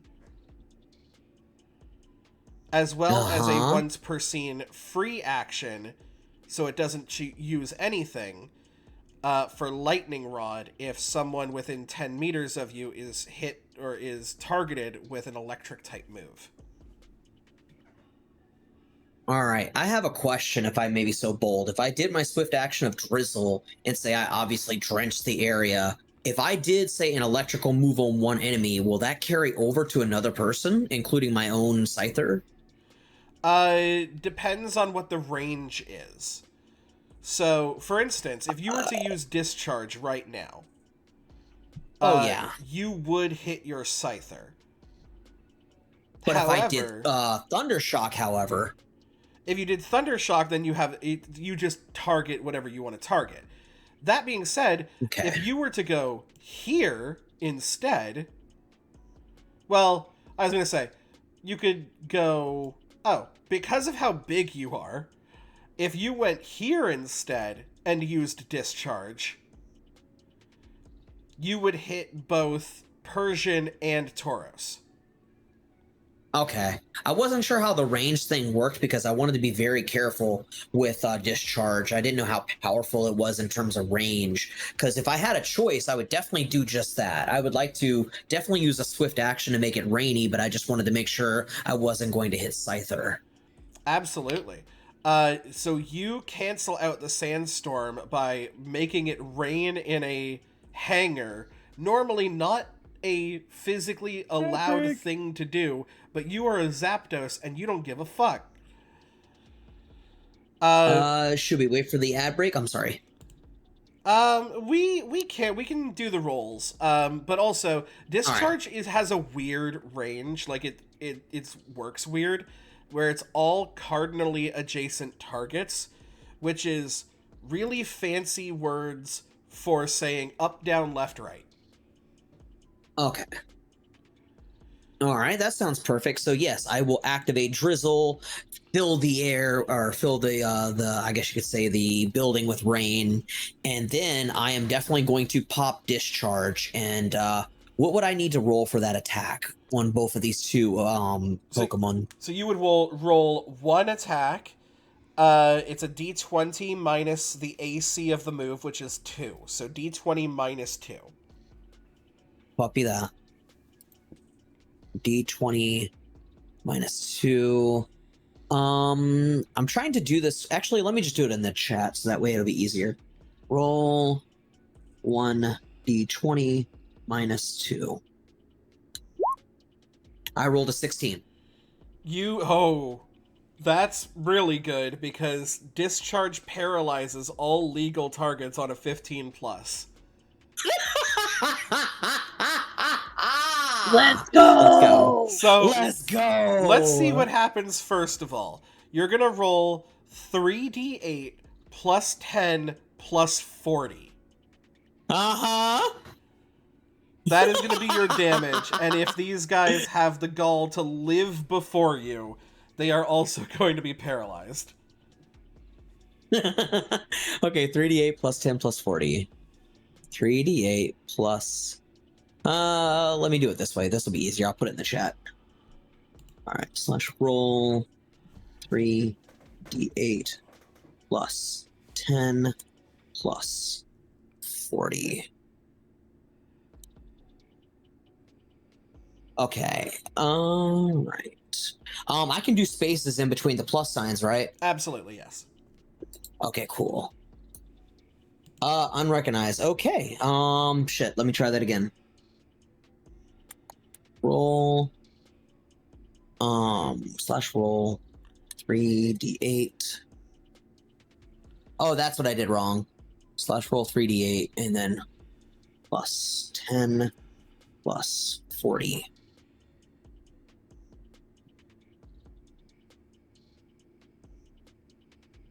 I guess I'm doing it wrong. Uh-oh. Let me try this again. Roll 3d8 plus 10 plus 40. There we go. Got it. Dang! That is 65. 65 special electric damage. That is the power of a Zapdos right there. I think they are going to live it, but it's still not going to be great. Ow, ow, ow. What about the fact that they're in the water and I can basically make that worse? So, the rain effect increases the power of water moves, decreases the power of fire moves, and makes it so that thunder always hits. Oh, okay. So technically, it didn't even matter for me to roll an attack then. Well, you used discharge, not thunder. Oh, yeah, you're right. Yes, got you. Okay, copy that. My brain was failing me. I apologize. Also, keep in mind your evasions based on whatever of the powders you guys are holding. I'm so sorry. You're cutting in and out. I'm Sorry. sorry. I'm just gonna double check here. Keep in mind your evasions based on what powders you guys are holding as well. Evasion based on powders. So your luck incense, lax incense, or bright powder. So I did, as far as I know, did we actually pass those out? You did pass them out, but we never decided who was gonna take what. You guys can decide now. It's fine. I haven't tried to hit any of you yet. So you guys can pass them out now if you want. I'm cool with that. So you're essentially going to be giving these, and these just are a thing that we have, and they apply immediately, or? Yes, you can put them in your held item. Okay. So we have bright powder, luck incense, and lax incense. I might need a description for all of them, if we're divvying them out evenly, of course. Bright powder gives +2 to speed evasion. Okay. Luck gives +1 to all accuracy rolls. And lax gives +1 to all stat evasions. I'm just reading from here. I like the second and the third one personally for Scyther. Yeah. But it's up to You can y'all. also apply them on you. True. I definitely don't want to be that person who I guess is greedy and starts it off, I guess. I don't know. I just want to I'm cool with taking whatever. I'm genuinely like, yeah. Kind of same. Yeah. I will say this, if I may be so bold, the first one doesn't appeal to me as much. The speed bump, I think it was. The speed evasion. Thing. So speed evasion is your versus any. Your versus what? Sorry? Versus any. Versus any. Okay. I'm already at a 3 for versus any.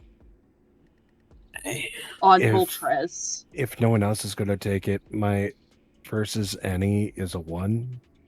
Please go ahead. No, please go ahead. Take it. Yeah. Okay, so that is bright powder. All right. So then there's just luck and lax.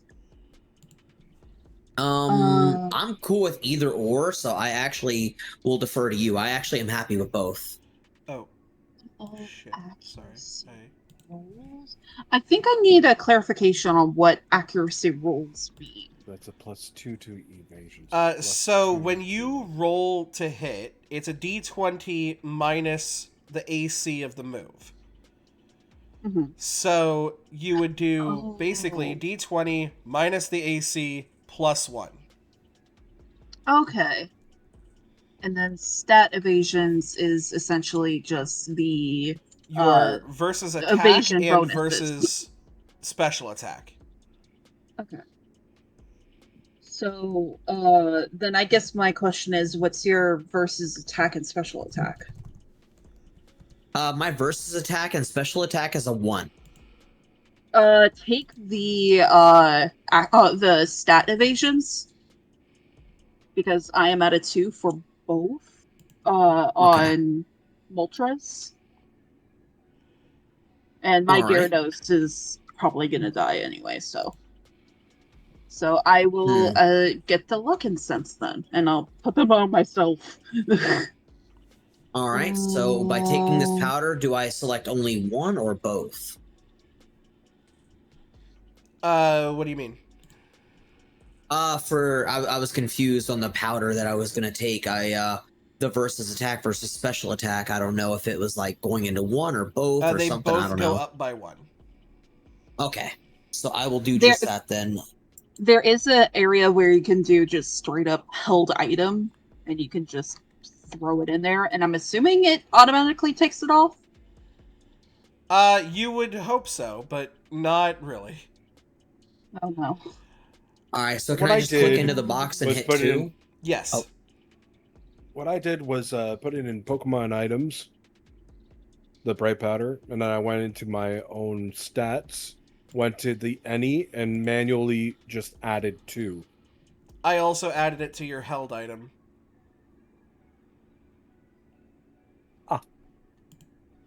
Never mind, I will start messing shit anyway.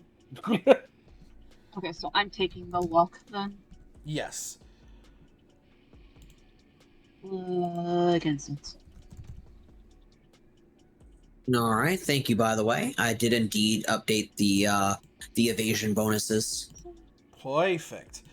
And that, I believe, will be Zapdos' turn. Yes. Sorry for the wait. No, we're good. Oh, you're good. And then we go to Gyarados. Gyarados is Sleepy Sleeps. So roll a d20. If it is a 16 or above, you wake up. If it is a what? 16 or above. Let's go. Get that 16. You got this. You got this. You got this. I believe in you.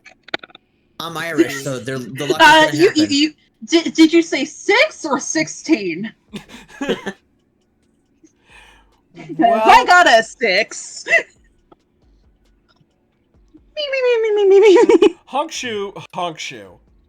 Fuck shoe. Moving on. I'm assuming since he's asleep, he can't do any of his effects. Unfortunately, no. No. Alright. But it's okay, because he's about to wake up.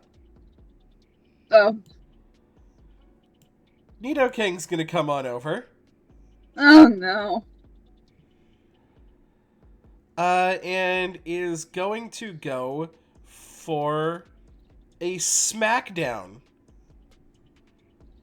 Actually, it can stay fucking back here and do that. It has a range of 8. Jesus. Jeez.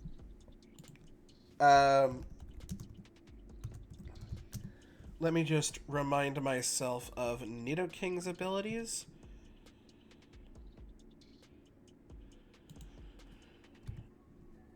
Oh. Yeah.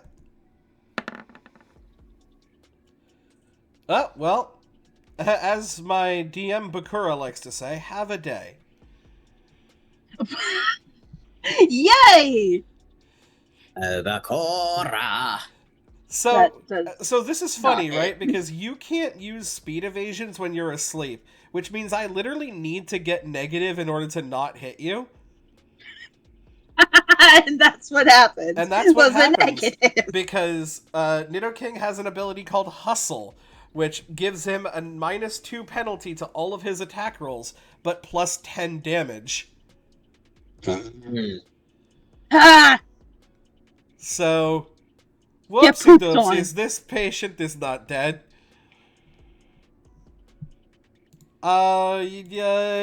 Giant Firebird. Now it's my turn. Okay. I have a sky speed of 10, which means I can essentially go almost anywhere. What You can I definitely do? reach whatever Pokemon you want. Basically. Just doing a confirmation or a clarification, excuse me. EOT. Every other turn. Another turn. Okay. So All right. So here's the thing. You could use Flamethrower this turn and then Air Slash next turn, but you can't use Flamethrower 2 turns in a row. Okay. I am just looking at what I can use. It is currently raining where I'm at. It is, which means your fire attacks will do 5 less damage. Yeah, I'm not gonna do fire. Screw that. That being said, I'm going do still to hit air like a truck. slash. I'm going to air slash someone. Starters. I'm gonna move like it's here. I have 10. I don't care. You can And I'm basically gonna go get that. wherever the hell you want. Yeah. And I'm gonna get that little Gunga. Oh no, not my Kenga. Yes. So it's just a D20. Plus. Wait, plus what? D20 minus 3. But, but you have the plus 1. So it's basically a D20 minus 2. D20 minus 2. Okay.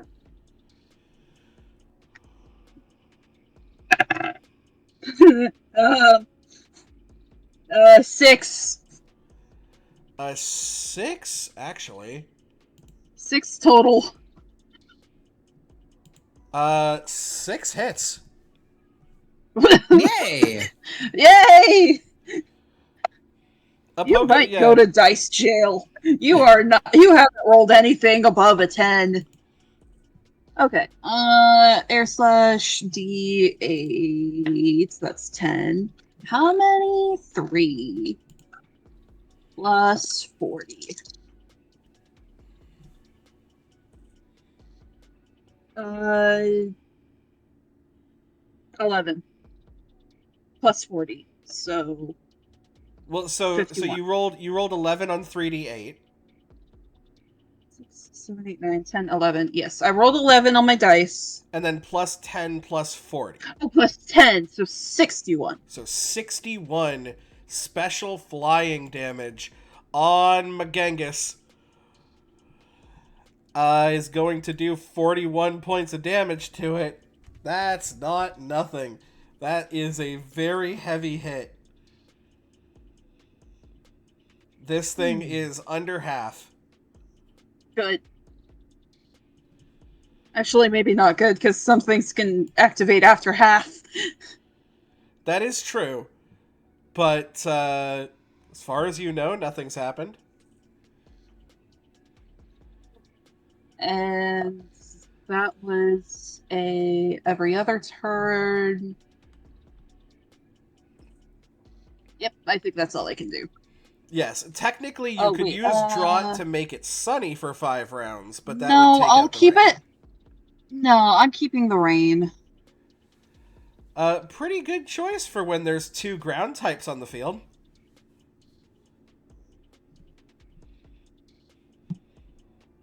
I'm keeping the rain for my Gyarados for reasons. Yeah, fair bones. Oh wait, why is my Gyarados in rainy weather? It is currently... Oh. The user's initiative is doubled. Yeah, it is. You have Swift Swim. Mm-hmm. You gave it to me. I did give it to you, didn't I? It's almost like I gave you guys things that boost when they're in certain weather. Yeah, so you are now at 30 initiative. Neat. Articuno. Let's see. Snow warning.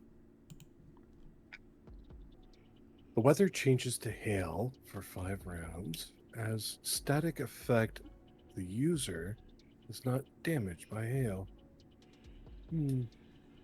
And Snow Cloak. The user's evasion is increased by 2 in hail. And seeing as I'm an Articuno with a special ability. No, wait, those are mine. Now, keep in mind, you also have a second sentence on that Snow Cloak.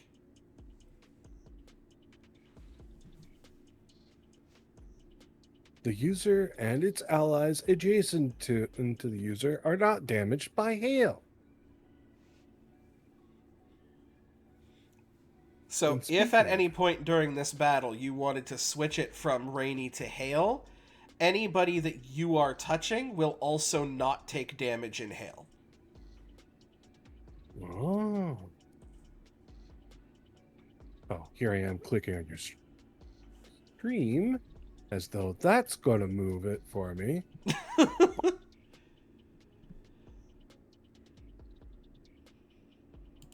I would like to go after the Rhydon.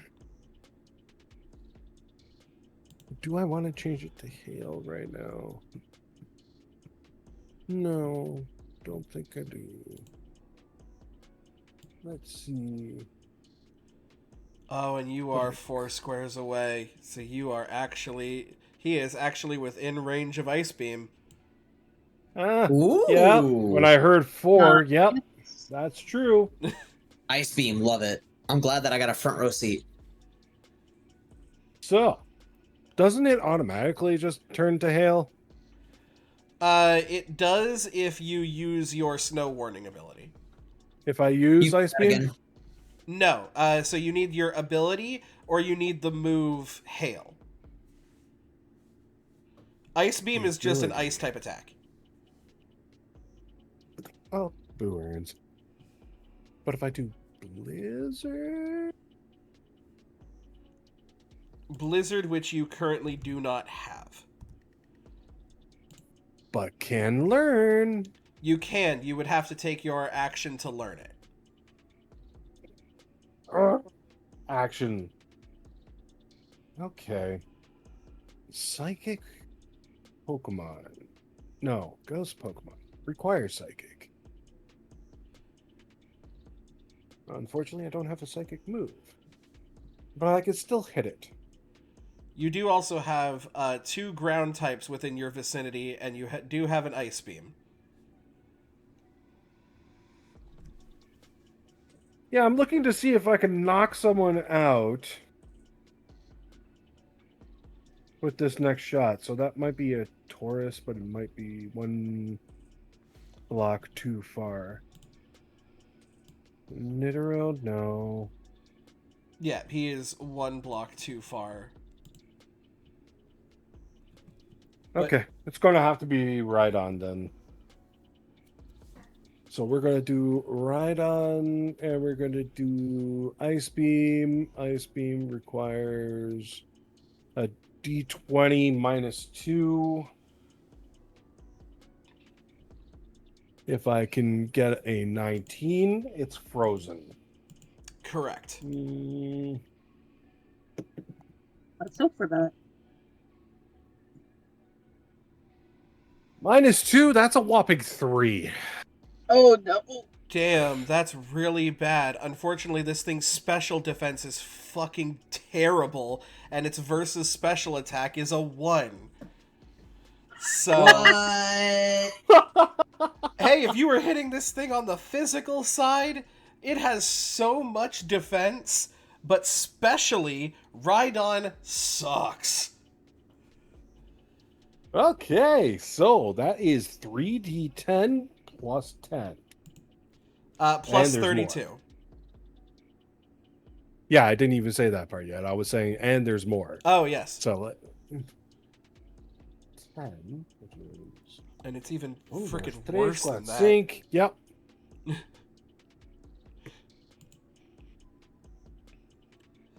Okay, gotta pull out the book. Starting out strong with this.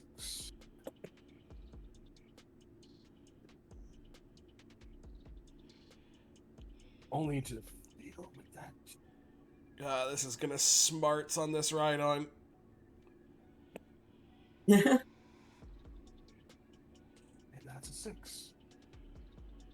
12, 13, 14, 14, 24, 56. 56. That's 56 total. Okay. So 56 points of damage, minus its special defense, which is 5.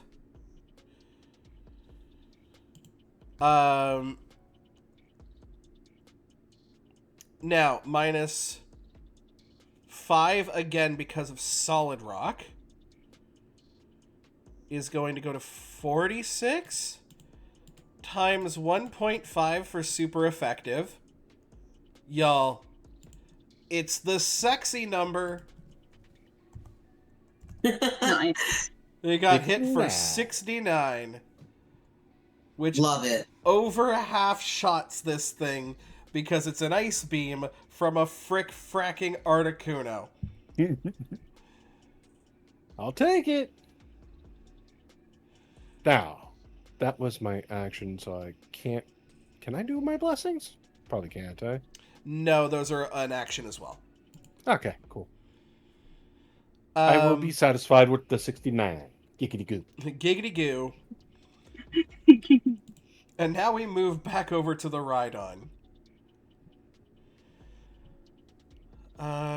Rhydon? Who's feeling oh so chill right now? Oh, he's incredibly chill. Can he frozen chill? MTV Music Generator. I haven't seen that. Man, he is not a fan. He is gonna go... Well, wait, what's the range? Oh, range is 6, range blast 3. Yeah, he's going to start hurting people. Because... What? He doesn't have to. Just skip the turn. He definitely doesn't have to, but he also don't like you. Well, why not? So I think he's gonna go ahead. Now the question is he going to run away because I'm intimidating him? single target damage or...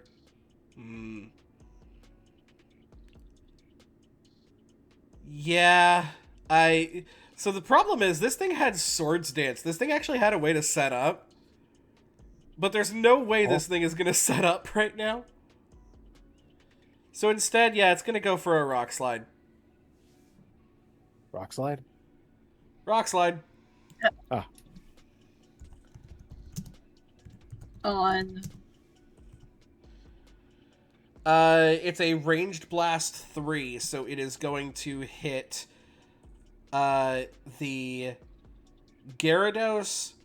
It is going to hit Articuno, and it is going to hit Charmeleon. Moltres is just out of range. It had a choice to either hit you or hit the Charmeleon. Oh, I'm not that big of a target again. Let's also... I mean, I could hit you too with a rock move, Miss. Please don't! Please don't! Little quad effective there. No! Let me ref Hail for a second. Oh. Yeah. Hail... weather. Users with Ice Body, users with blah blah blah. All non-ice type Pokemon lose a tick of hit points at the beginning of their turn. Yeah. So he will start off by losing a tick of hit points.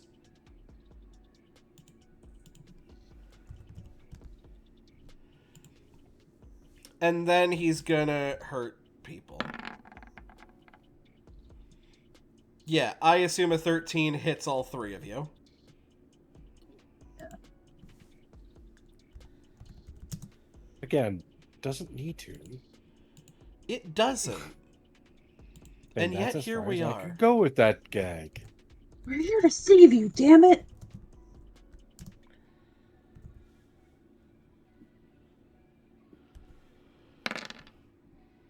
Oh no. And that is going to be 57 Oh, fuck. points of physical rock damage. So what's going to happen is Gyarados is going to minus its defenses. 13.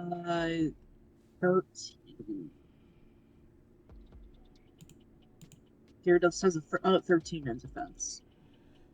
Okay, so it's only going to take 44, which means it does live. Yay. It is also no longer asleep, because it got hit by a rock. Oh, shit. Why do I keep doing that? Genuinely don't know how to use this. I'm going to take you... I'm going to essentially take you through this, Neo. Gonna take you for a ride. Charmeleon is going to minus it by its defenses. So what is its defense score?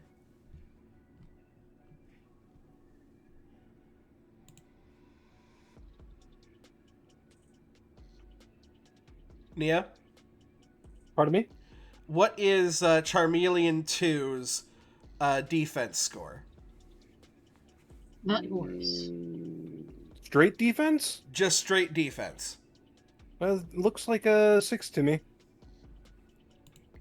So that is going to be 51 times Oh, is that all? 1.5. Oh, it's awesome. Because that is super effective on you. So that is going to be 76 points of damage to you.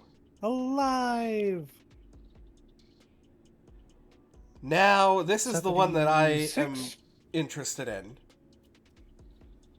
76. Okay. So just minus that off of his health. Wait, was this a rock move or a ground move? This was a rock move. Gyarados has 1.5. Neo, put do that you know under how to minus health off of your Pokemon? Honestly, no. Okay, fair. What you're going to do is you're going to click on the token, and you see the green circle that says 83. To help with the stumbling med, you click on your token that you're trying to do. In this case, it's going to be your and you click on it. There's a green circle that has a number on it. You minus however much HP there is. So it'd be minus 76. And then hit enter. There you go. And then hit enter. Thank you. You were cutting off so much. I hate this. First you hit, and then death. And Because then once you have that click, you minus dead. I don't think this is happening on stream, which is the thing. I think this is a Discord problem. Yeah, this is 100% a Discord issue. I'm filled with impudent rage. Okay, now we're going to do this one last time because Articuno also got hit.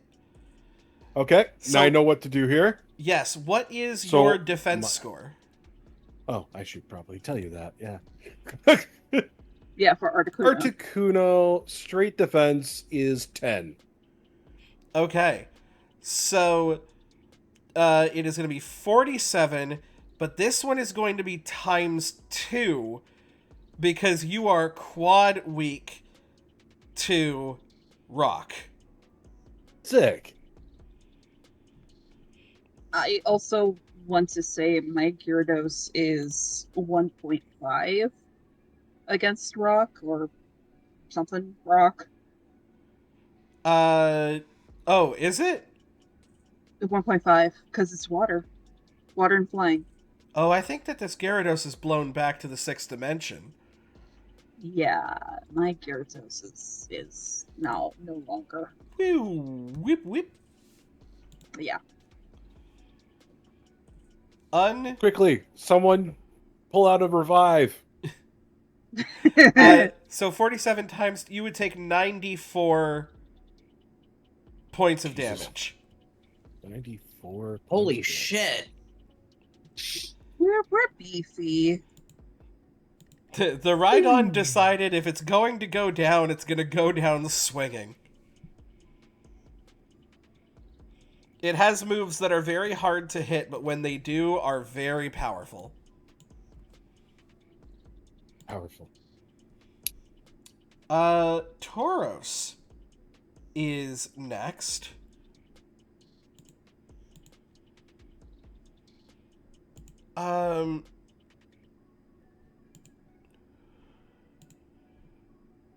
Tauros, it is currently...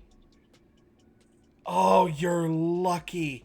You can't use... I already know. You can't use scene moves twice in a row. It has the every other turn type thing as well.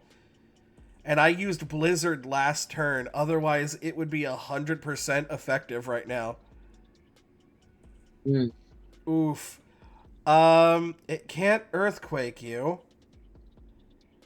Nope, those ground things can't do nothing to me. Specifically me.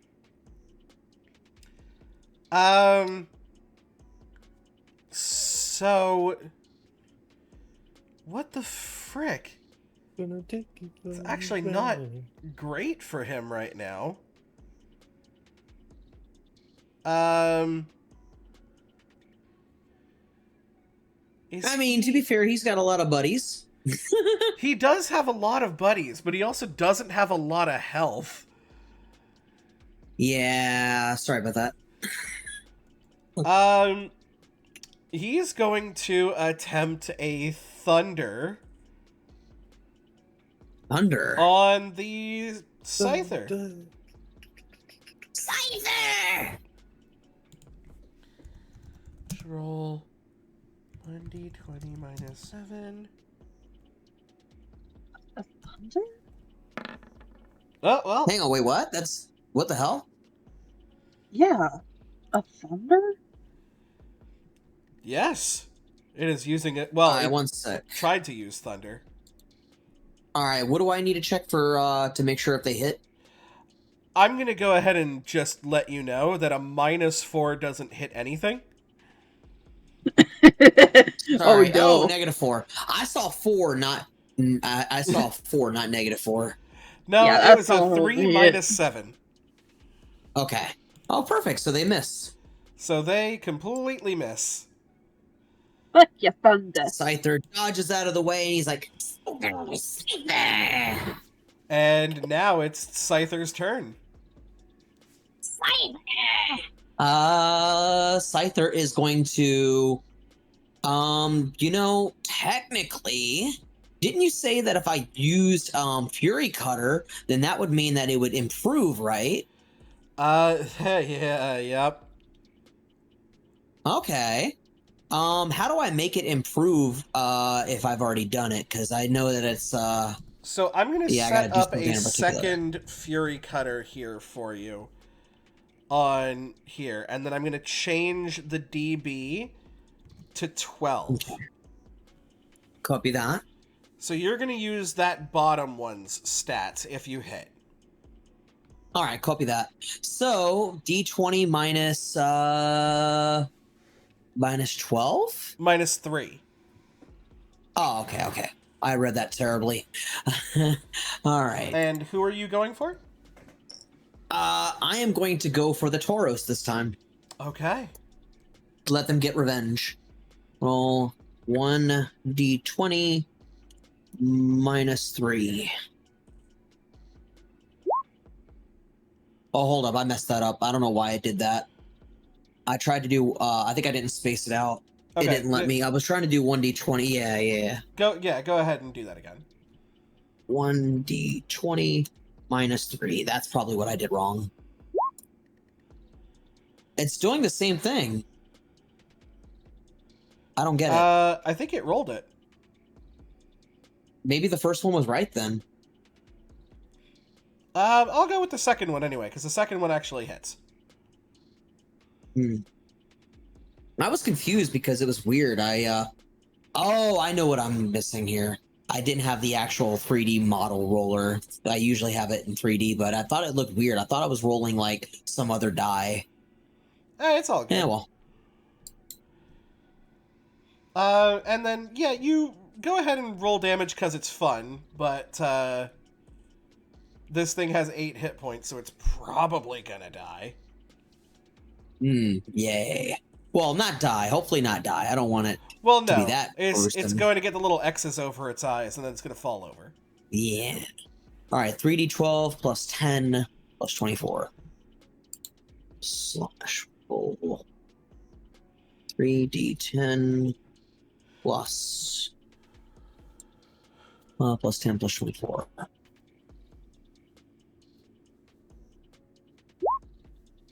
All right, that's 54. 54 is going to minus its defenses, which is going to bring it to 44, and that's a lot bigger than 8. So, I mean, with the mentality of you send one of our guys to the hospital, we send yours to the morgue, we have in Buffalo tonight.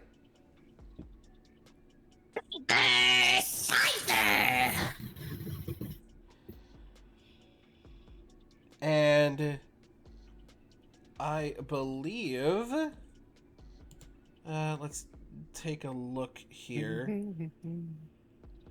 Yes, I don't believe you have anything to do for... Oh, I realized something. Your Scyther got flinched last turn, didn't he?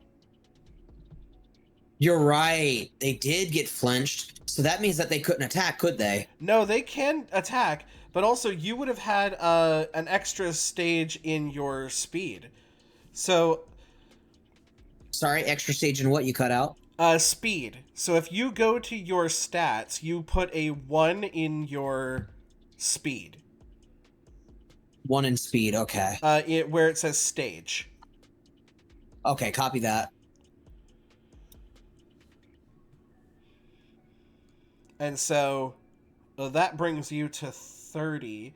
I'm going to modify this because you are no longer flinched. So you actually have an initiative of 35 right now. You hella fast. This is exactly the build that I wanted. This is exactly the Pokemon I wanted. And believe me, I was attracted by having Gyarados. I love Gyarados. I also loved a few others, but oh my god. I love Scyther. It's hella fast and hella good. This Persian is going to... it's going to probably... It's going to wheel around onto Zapdos because that discharge hurt like a summabitch. And then... I think it's going to go for a Power Gem. Because it's either raw attack damage or super effective damage, and I think it's going to go for the super effective. It's going to go for the what? Sorry? Super effective damage. Okay.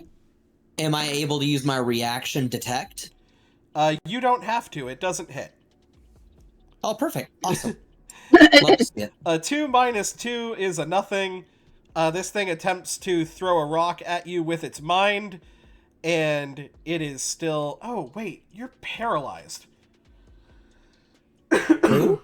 You don't even... I don't even think Oh, you get... they are paralyzed. Hold on. Yeah, you're right. They didn't get a turn. Because... hold on. Paralyzed. You Wait, know what? It just dawned on me. Tauros as well was paralyzed when I struck them. That is true. That's right. So, let Yeah. me just remind myself what paralyzed does in the game. /ref paralyze paralysis. So that means that the flinch... Oh, sorry. So it's... First off, his initiative is halved, so he doesn't even have a turn right now. I'm so sorry. You cut out again. The initiative, I believe, is reduced. Its initiative is halved. And then it makes a save. So let's go ahead and have it make a save. Okay. So it can act normally on its turn, but it doesn't currently have a turn. So Okay. we're going to move instead to Gengar. All right. Gengar, Gengar. Gengar, Gengar. Gengar, Gengar, Gengar. It really wanted to do something, but it can't do it now. So I think instead,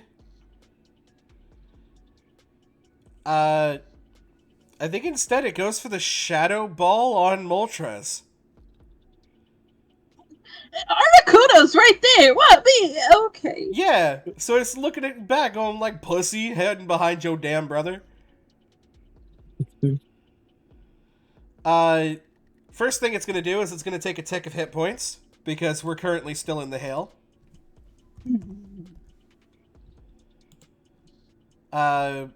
Which, by the way, Scyther would take a tick of hit points as well. Oh yes, that's right. 15 in it.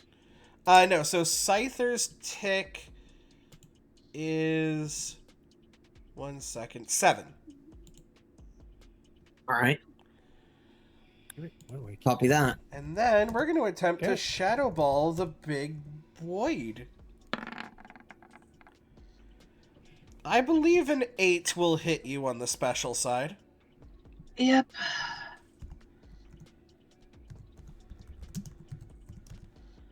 Plus 10 plus 25. To deal you 48 points of special ghost. And that's minus my special defense. Correct. Okay. Math. Calculator. Yeah. As Articuno just sits No. there and watches the ball just fly right by him. Like, Ball the I- curveball. 34. Okay. That's not terrible. Oh no. Whatever shall we do? Kangaskhan has something it can punch. Oh no. So Yeah, but it can't punch a ghost Pokemon. yeah, so it's going to go right through Gengar and it's going to punch an Icy Bird in the face. But no. It's going to go for a power-up punch. Ow. And I believe that is going to hit. I mean, that's a minus 13, though. It's a minus 13. You fucker. Well, Try. guess what? Now I have to enjoy this. 37 points of physical fighting. Which would be neutral on you because flying and ice. How much defense do you have? It's still a 10. And then you take 27 points of damage to the face as it punches you. Is 10. But let's see here. User does not take damage for ice type moves. As instead healed tick points.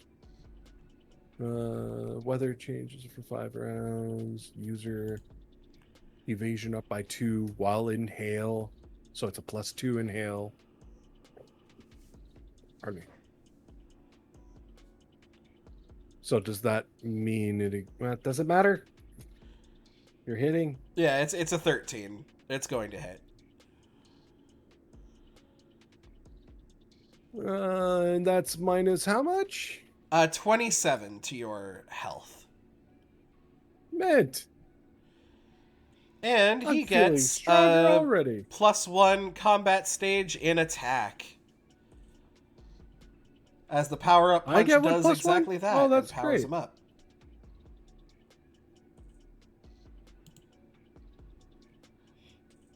Charmeleon 2, it's your turn. Hit by the hail? Actually, no, it doesn't get affected by it. By Correct. its abilities. Which is what Any saves positive? Charmeleon 2 from dying to your own hail. to my own abilities. Yay! I will say, Incinerate is an at-will, so you can just Yep. do it again. That's exactly what's going to happen. Hell yeah. D20 minus 2.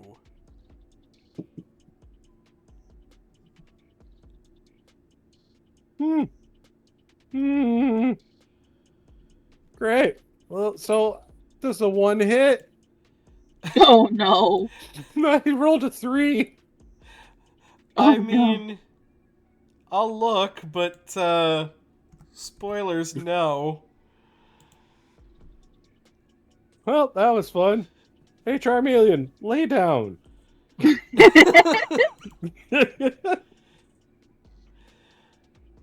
Yeah. That's, yeah, sorry about that, bud. What does my bonuses do anything for it? Uh, Blaze, solar power. And it just would have made the damage do a shit ton of damage if it did hit.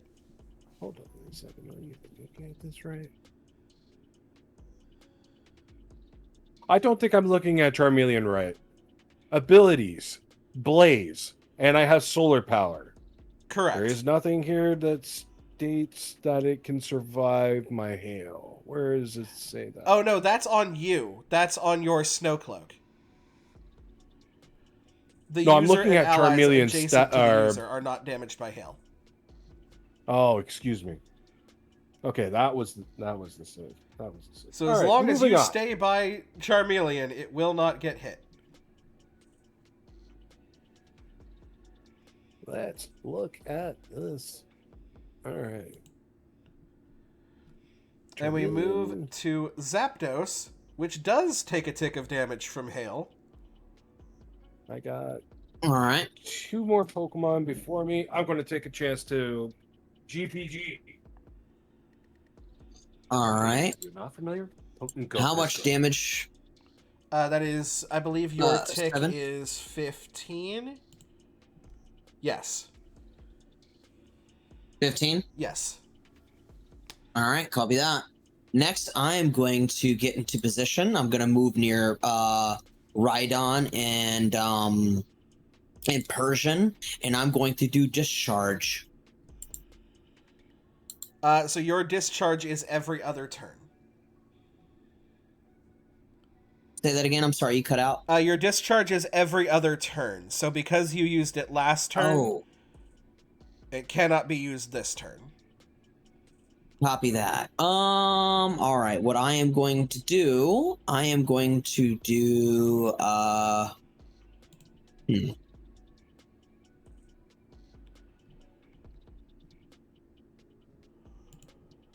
Let's see. Let me see what I can use on my my other side. Let's see.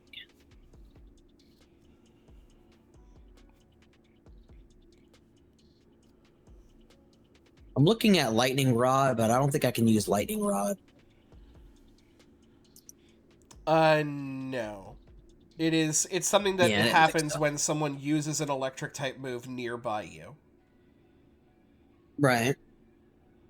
All right. I tell you what I'm going to do is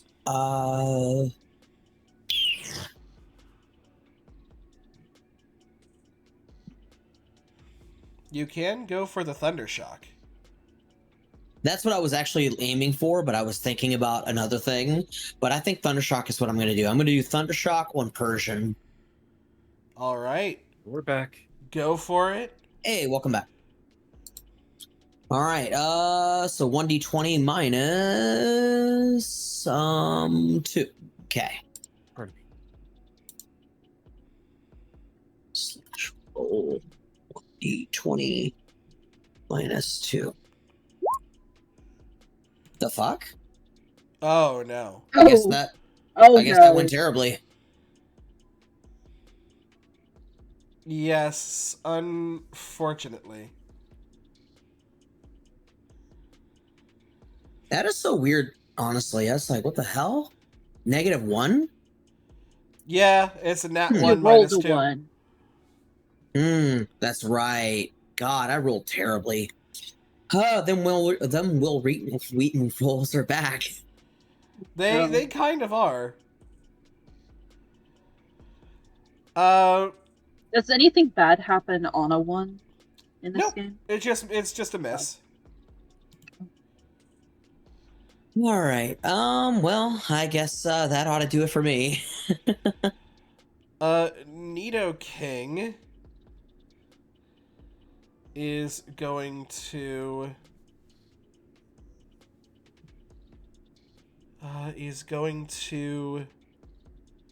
it's actually going to back up out of the way and is going to use focus energy Uh-oh.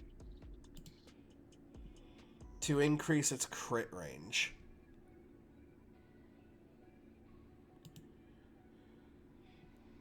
And that will be Moltres.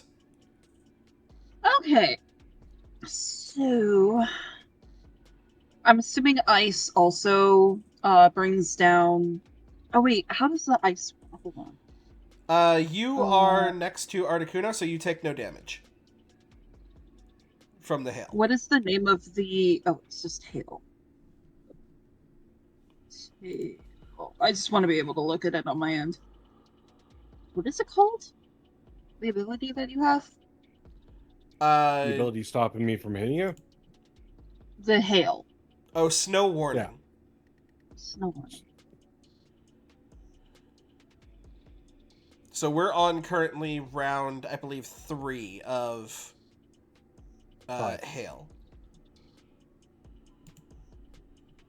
You can, if you want to, just completely end the hail by going into your drought.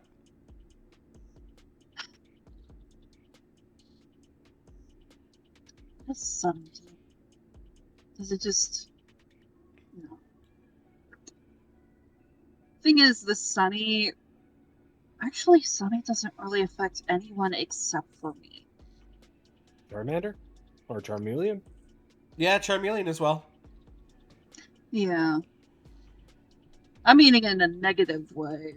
But even then, it affects me positively. So yeah, I might make it sunny. Yeah, I'm gonna make it sunny. The hail is Sorry. cleared as the sun comes through in this in this sci-fi bunker, like 2 layers of underground. Okay.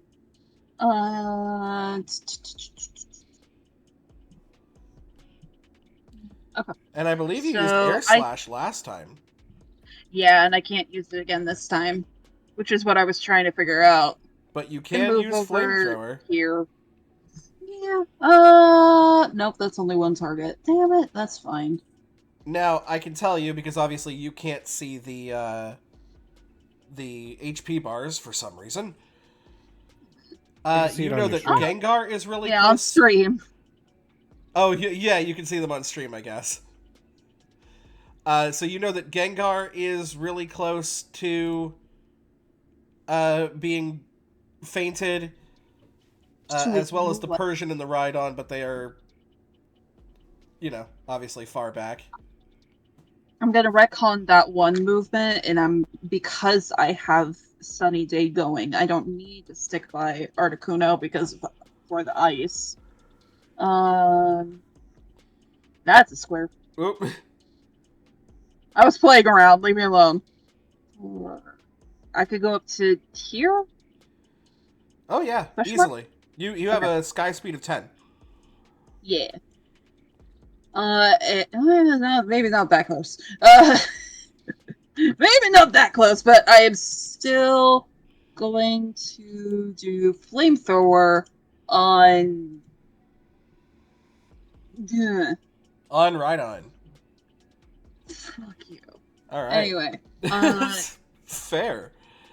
So D20 -1. 13. Is a 15. Yeah, 15 hits. Oh, I said 13 because I rolled a 14. Oh. If you rolled a 14, then you got a 13. Yeah. But you still hit. I still hit. I was hoping for 19, but that's okay. 10s. These are 10s. Okay.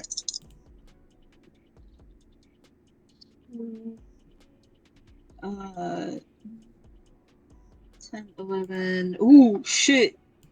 18, 20. Plus 10, 30. 70 damage. 70 damage. He is going to live this, but barely. Damn it! Because he has a special defense of 5, so he's going to go to 65, and then it is not very effective. Oh, it's not. That's right. So he's going to take 33 points of damage, and is going to be left at 2 HP. Ah! You're going down next time. You better be going down now. I hope. Because he will hurt. Anyways, I think that's all that I can do. Articuno, you are up. Yeah. Oh wait, it's Sunny Day! It is Sunny Day. Plus 5 to damage rolls. Oh, it has plus 5 to damage! Yes. Oh, I didn't... Yay! Because of Sunny. Never mind. Because it's Sunny. Yeah! Good fucking call. Fuck you and your Hell rocks! Absolutely great call on that one. That's why it's Sunny Day! Anyway. Now it's Articuno's turn. Alright, Articuno, how you doing? Kind of feeling it. And kind of wanna... Let's see. Comment state. Oh, great. That one's disappeared. I am going to cast Reflect. You're going to cast Reflect. It just happens. It is just a static thing that happens. Cool. And anybody who receives physical damage can use one of the 2 blessings that Reflect has to have it resist by an additional step. Oh, so it's just a thing that happens, so I don't need to use it? No, I mean, like, you don't choose a person to put it on. You just set up Reflect, right? Like, you use that as your turn. Okay. So that'll be my turn then. All right. That's pretty good. And a bad time. Scyther is here with an incredibly powerful Fury Cutter. Yeah, now that you mention it. Yeah. Alright. So that thing would be up to a base power of 16 right now if it were to hit. Alright. I think that the next thing that Scyther is going to do is indeed the Fury Cutter. And I'm debating on closing out the Persian or coming to help the Articuno. Hang on, how are y'all looking, by the way? Do I know how my siblings are looking? I'm fine. Health-wise. Yeah, you know that Moltres has taken a punch or 2, but is fine. Articuno is rough. Yeah, kind of rough. Oh, yeah. Now, if you do leave the threatened range... While my sibling is, like, hiding behind me, letting me take all the punches. I'm not behind you! What are you talking about? You moved in front of me! Exactly. Conveniently moved only just now. You moved in front of me! What are you talking about? Whatever. Exactly. You know that if you move away from the Persian, you will take a struggle attack against you. I will take the struggle attack and response. If I were to do that, what would my I guess DC need to be for them to hit me? They roll d20 minus 4 to hit you. Yeah, and then my DC would be what, defense or special defense? Would be either your defense, your versus attack, or versus any, depending on whichever is higher. Wouldn't my reflect Okay. also assist with that? It is a physical move, so if you get hit, you can resist it by 1 stage if you want to use one of the reflects. Well, I think Scyther's going to see that Articuno's in trouble and risk it. Scyther's going to spring into action and go for... I'm trying to think. Who should I go for? Lionheart. Who should I go for between Gengar and Kangaskhan? Scyther has mostly physical moves. Oh, yeah, I'm going to be doing physical, and I'm going to be able to do a lot of damage. Then Kangaskhan. Kong. Gengar, okay. Because Gengar won't be affected by physical. Right, copy that. All right, we're going to go with Kangaskhan. So I'm going to spring into action and then go for my Fury Cutter and take that risk of attack. So let's see what we get. Sure. Roll 1d. His car. It's going to be a 4 to hit. A 4 is not as high as the defense of 10. So it's the versus attack or versus any? Versus attack or versus any? Yeah, whichever one that's is a higher. 4, higher. so it's 4. So actually no, because I actually need to modify that. Because you have the extra combat stage in speed, your evasion bonus is 5. Yay! Love it. So because of that steadfast, it is not able to hit. And now you can go for Perfect. your Fury Cutter. Yeah!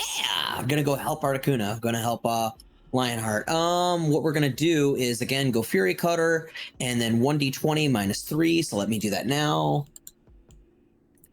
Slash roll 1d20 minus 3. Hopefully it's not a 1.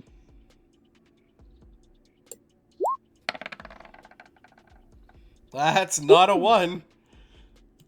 Thank God! All right, let's do the next rolls. Okay, slash roll. Whoops, that's not. That's, oh my god, this is going to be so much damage. Oh, yeah. 5d10 plus 20 plus 24.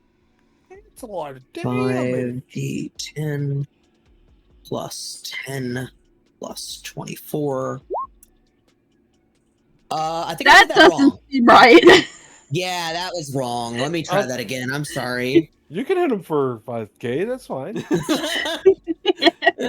Shit. Kangaskhan's Get any future Pokemon? generations felt that fucking attack. Dare mess with my sibling? All right, here we go. Who's Huda? 61. Damn. 61.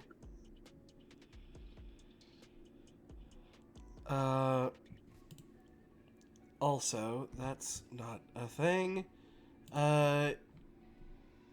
Yeah. So it's going to minus that by its physical defense, which is 15. And is going to take 46 points of damage. Which, yeah, it is now looking real rough. Scyther goes in, noticing that, I guess you could say my sibling's in trouble, and just winds up for a Fury Cutter attack, and is like, "Sorry." And just stabs this thing. It goes for center mass, realizes there's a little baby pouch in there, but then doesn't hit its center mass. Kind of cracks him in the leg. Hellstar. We then have Persian, who needs to see how it's feeling right now. Who needs Jesus? He absolutely needs Jesus. He can only either move or attack. He cannot do both. And he is vulnerable, which means it's incredibly easy to hit him.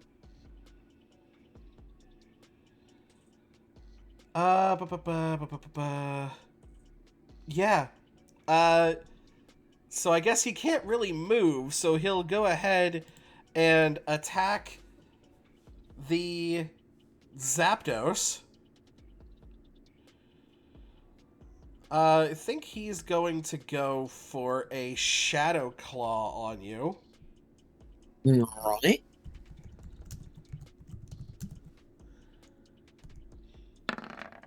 And is going to be a 3 to hit you. 3 does not hit. Woof.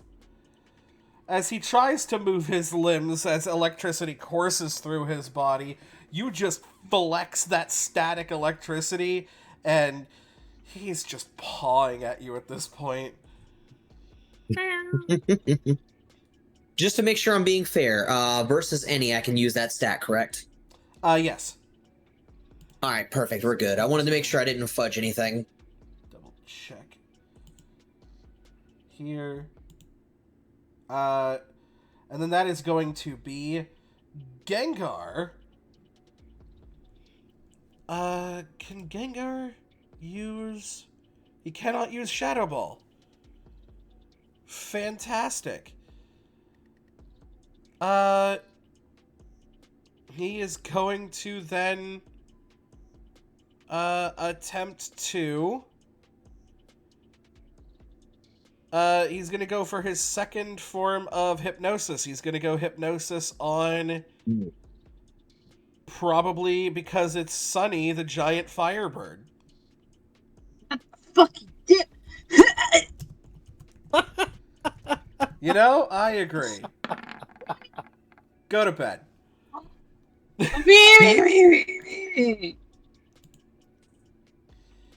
Snappy Snapes.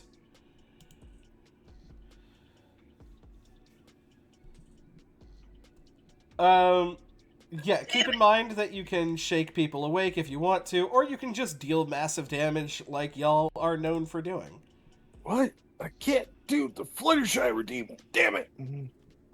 No, you can't, because it's not the right stream. Kangaskhan.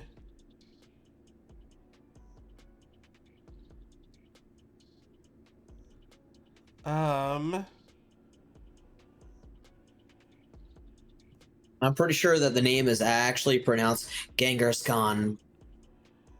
Gangers. Gengarskarn. Gergerskern. Oh my goodness, Gergerskern. Gengarskarn. Is going to attempt to... Oh, I think at this point we sort of have to Dizzy Punch this Scyther. Your damage Scyther's is getting ready. up there. Yeah, Scyther, Scyther is expecting this. Scyther wants the attention. Scyther came over to draw the attention while also helping the nearly fallen sibling. Well, with the power Why of Dizzy didn't Punch I and a nat choose 1, fuck all Rose? happens. Have a day. Ha!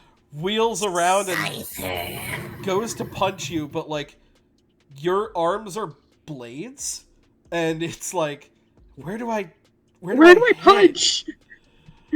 Where we go? Where we go? Yeah, that's a full yikes. Zapdos, how you feeling about that? I feel like I'm about to let out a tremendous storm, and specifically, let me make sure I got this right. I can't do that. No.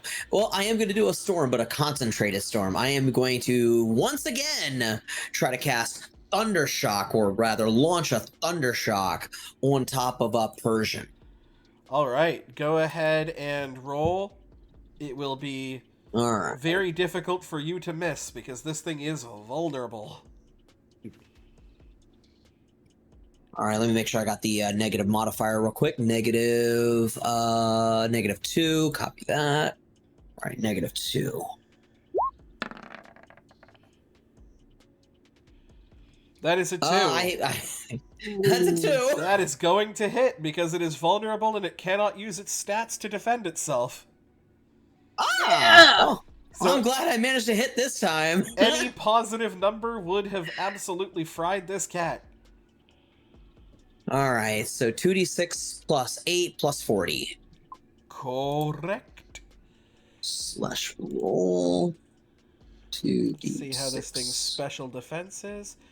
It's not the worst.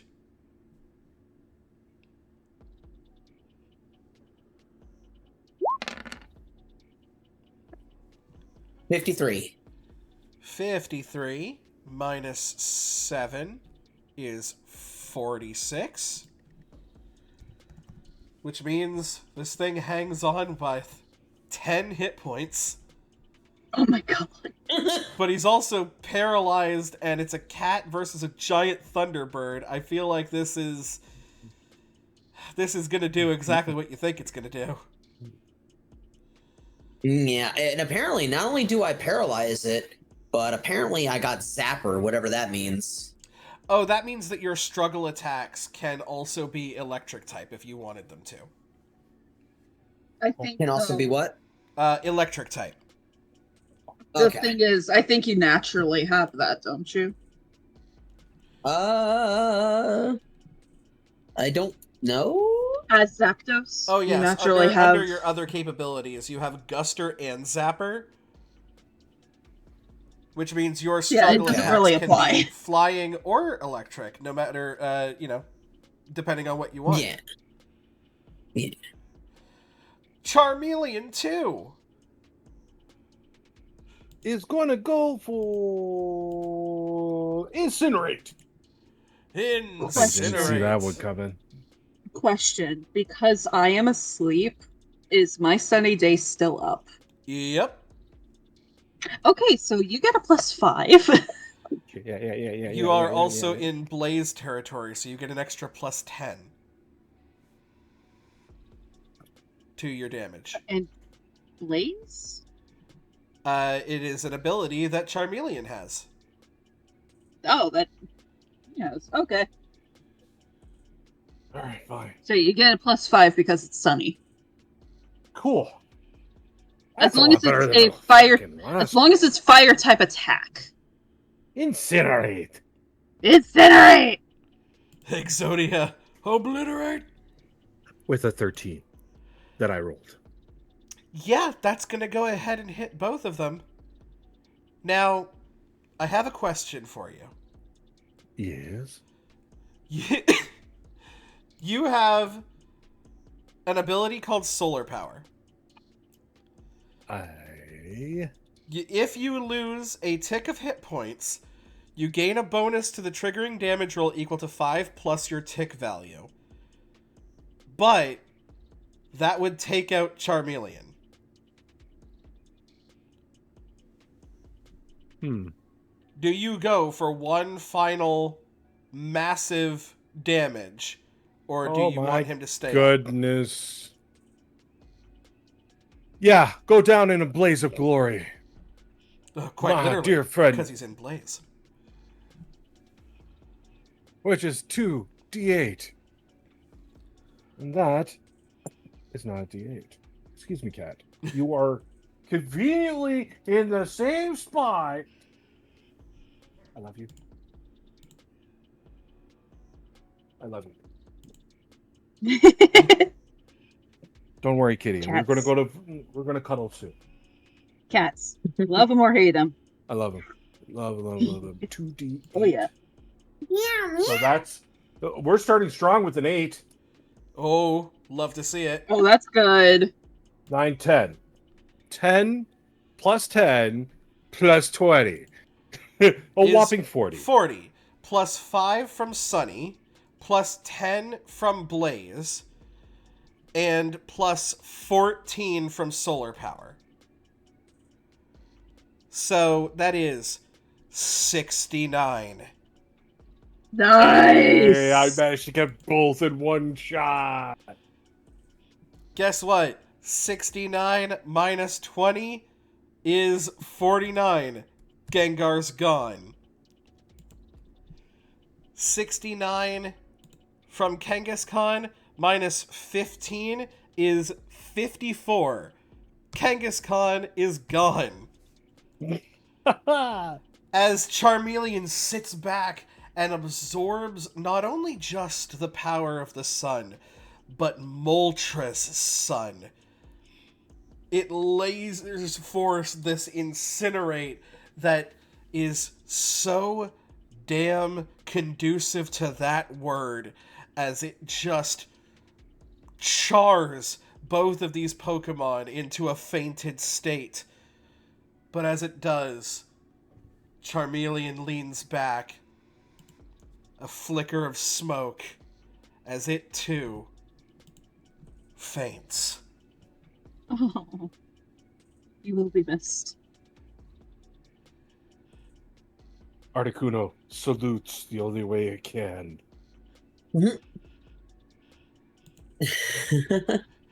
And then there was Nidoking.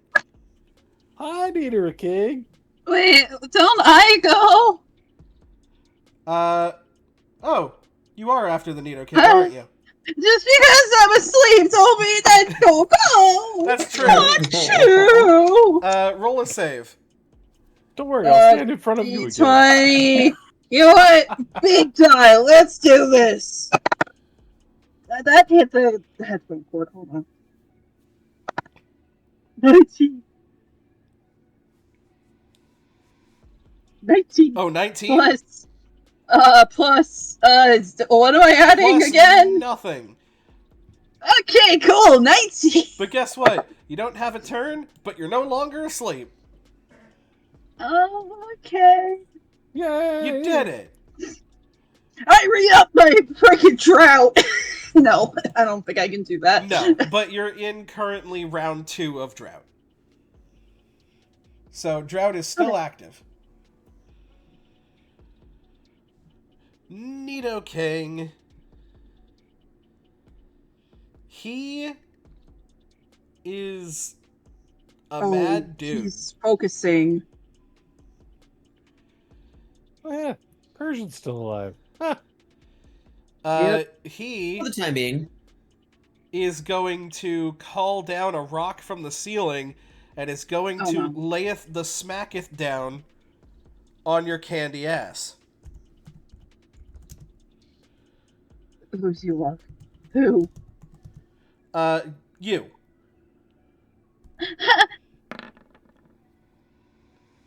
I believe in 8 hits. Yeah. Now, luckily, the damage is actually not that terrible. It's still rock! It is going to be quad effective. I apologize for that in advance. What is your defense stat?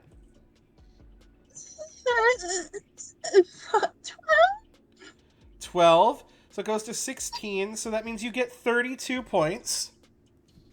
Oh, that's not... Okay, yeah, that's not bad. It's really not that bad. What about Reflect, though? It was 30 what? Oh, yeah, technically, if you want, you can resist it one step further.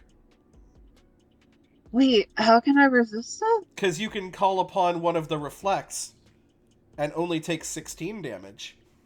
Huh? Reflect? What? Huh? I casted Reflect a couple of turns ago. Oh! Reflect! And get... What? It gets resisted by half again, so you only take 16 points. Cool! That's You're not the welcome. right button. Now here comes the cool part of SmackDown. The target is Oh, Oh, knocked it's down. just SmackDown? Yeah. Oh. The target is knocked down to ground level and loses all sky or levitate speeds for 3 turns. Oh shit. During That's this time, fine. they may be hit by ground moves, even if normally immune. That's not fine.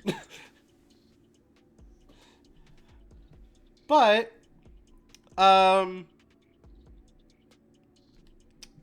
anyway, that's gonna be, his turn. Persian! Hanging on by a thread. Let's see how Persian's feeling today. Okay, he's feeling alright. He can move and take actions. He's not vulnerable. So that's all cool. He's not going to move because a struggle Is he attack paralyzed? from... He's still paralyzed. Okay. He's not going to move because a struggle attack from Zapdos would fucking kill him. But he is going to go for a frustration Okay. in an attempt to deal as much damage as possible. Frustration is a move that deals more damage the more the Pokemon hates its trainer. Oh. Wait, what? Could you say that again? You kind of cut out. Oh, frustration is a move that deals more damage the more the Pokemon hates its trainer.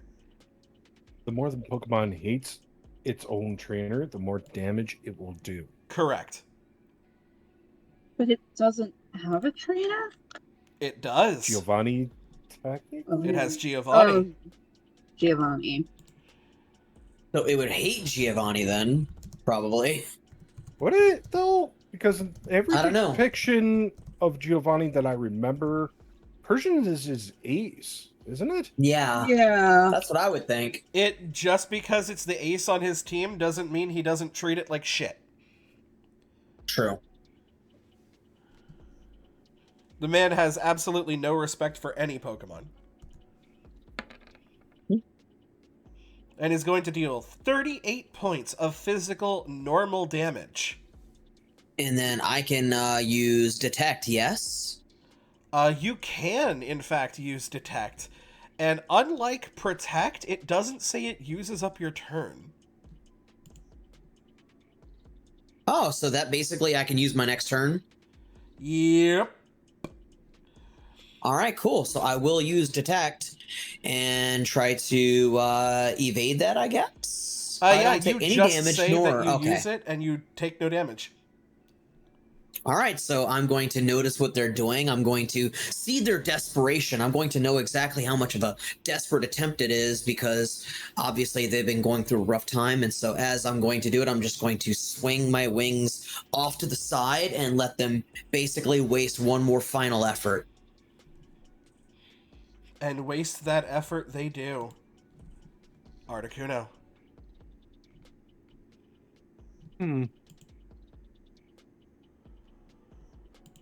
It's your D&D session. You can say he hates him if he wants to. Despite the AI on Google saying it doesn't hate him. I can't. You are so quiet. I cannot hear what Yeah, you're I have saying. to turn you up even more. Did a quick Google search on, Google.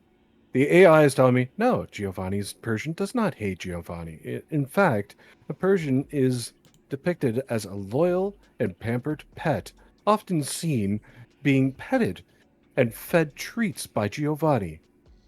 It's Meowth, who harbors jealousy and resentment towards Persian as he desires Giovanni's attention and affection. Persian, in turn, taunts Meowth in its perceived incompetence? Yeah. You know, fair bones. Despite all of that, it deals no damage anyway because of Detect. Maybe this isn't Giovanni's Persian. This is just another Persian.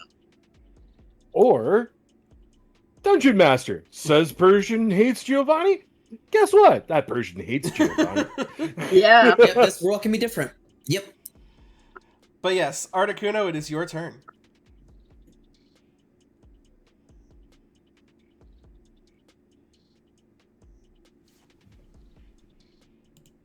Did I cut out again? Oh, forgive me. No. Forgive me. That was me. That was me blanking. Sorry. That's okay. Happens. All right. So, Nidoru King is poison ground, and Persian is just normal. Normal. They're about to go. I will tell you, they're at the last leg. If they get hit one more time by anything, they're pretty much done. So should we go? That would be slash roll, because I do not know what happened to my D4. I think that's my D4. Well, I can tell you that Nidoking really is not going to like your Ice Beam. Very true, and I'm very tempted. Reason why I'm going to go with the D4 was to select which one of them I'm going to attack. But you know what? You can also make it start healing again, but that's up to you. Also, it's once per Toko scene. Tabletop. What? Sorry. What? Am I saying that or am I pronouncing that properly? Toku Tabletop has rated with 14. Oh! Ooh, Holy raid! crap! I know, I noticed something flashing on my screen.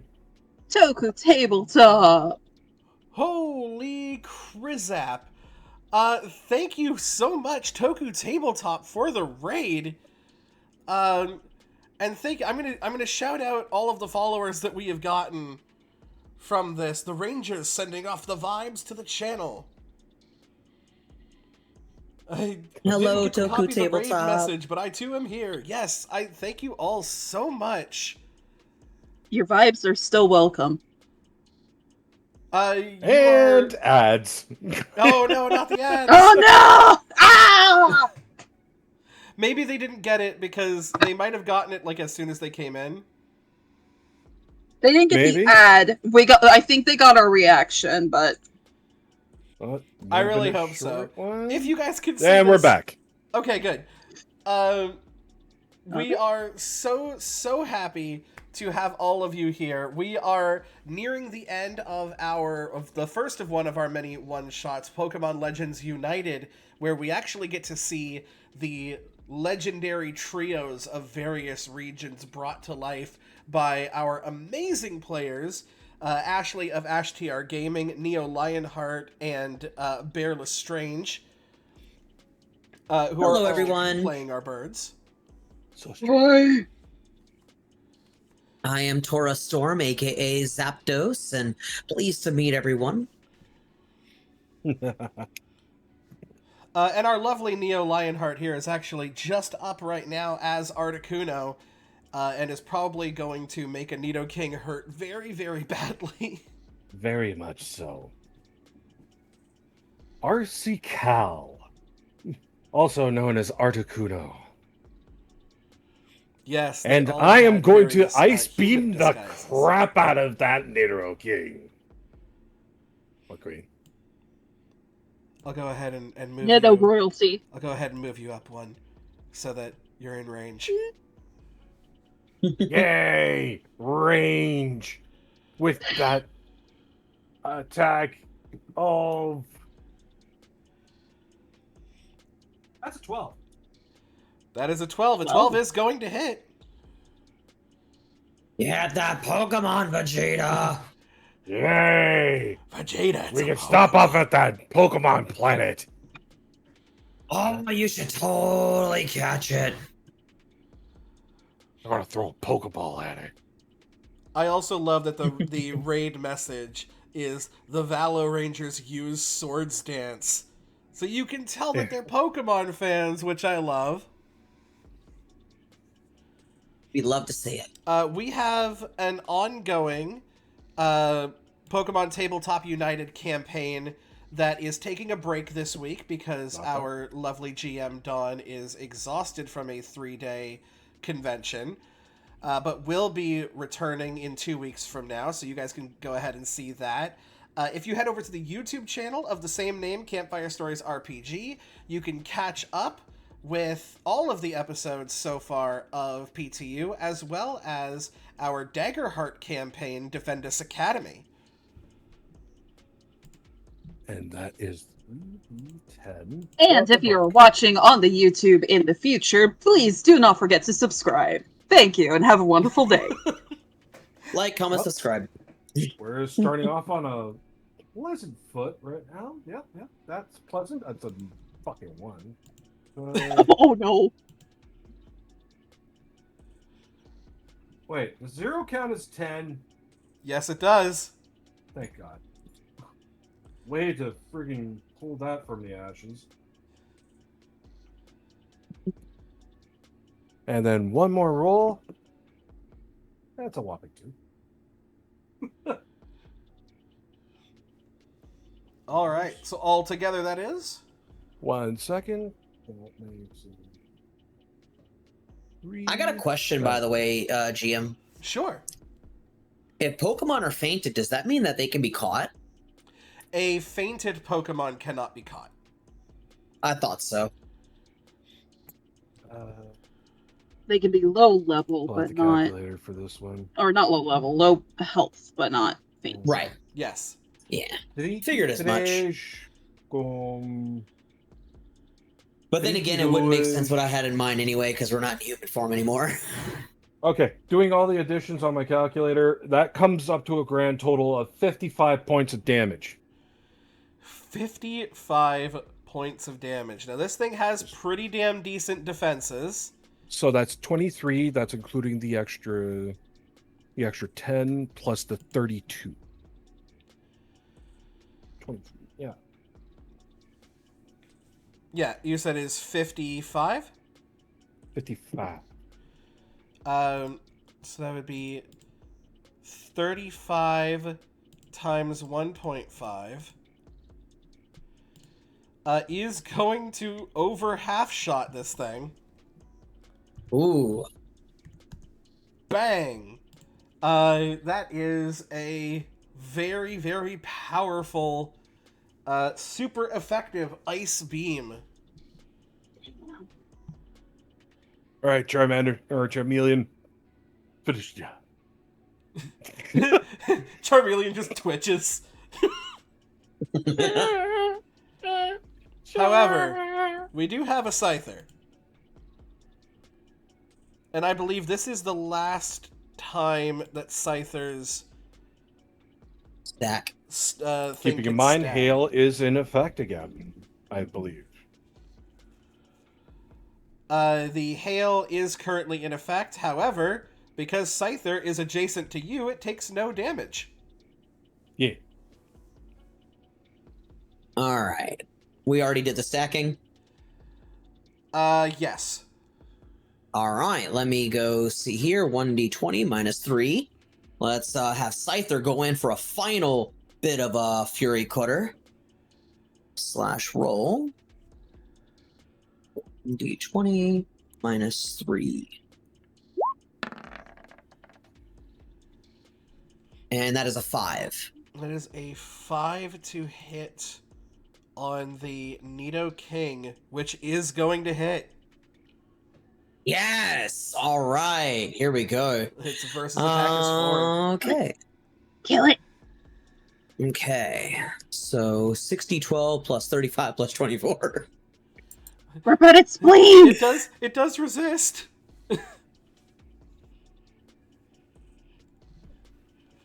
I don't know how much of that is actually going to matter. Take a tooth. To take a tooth. Jesus.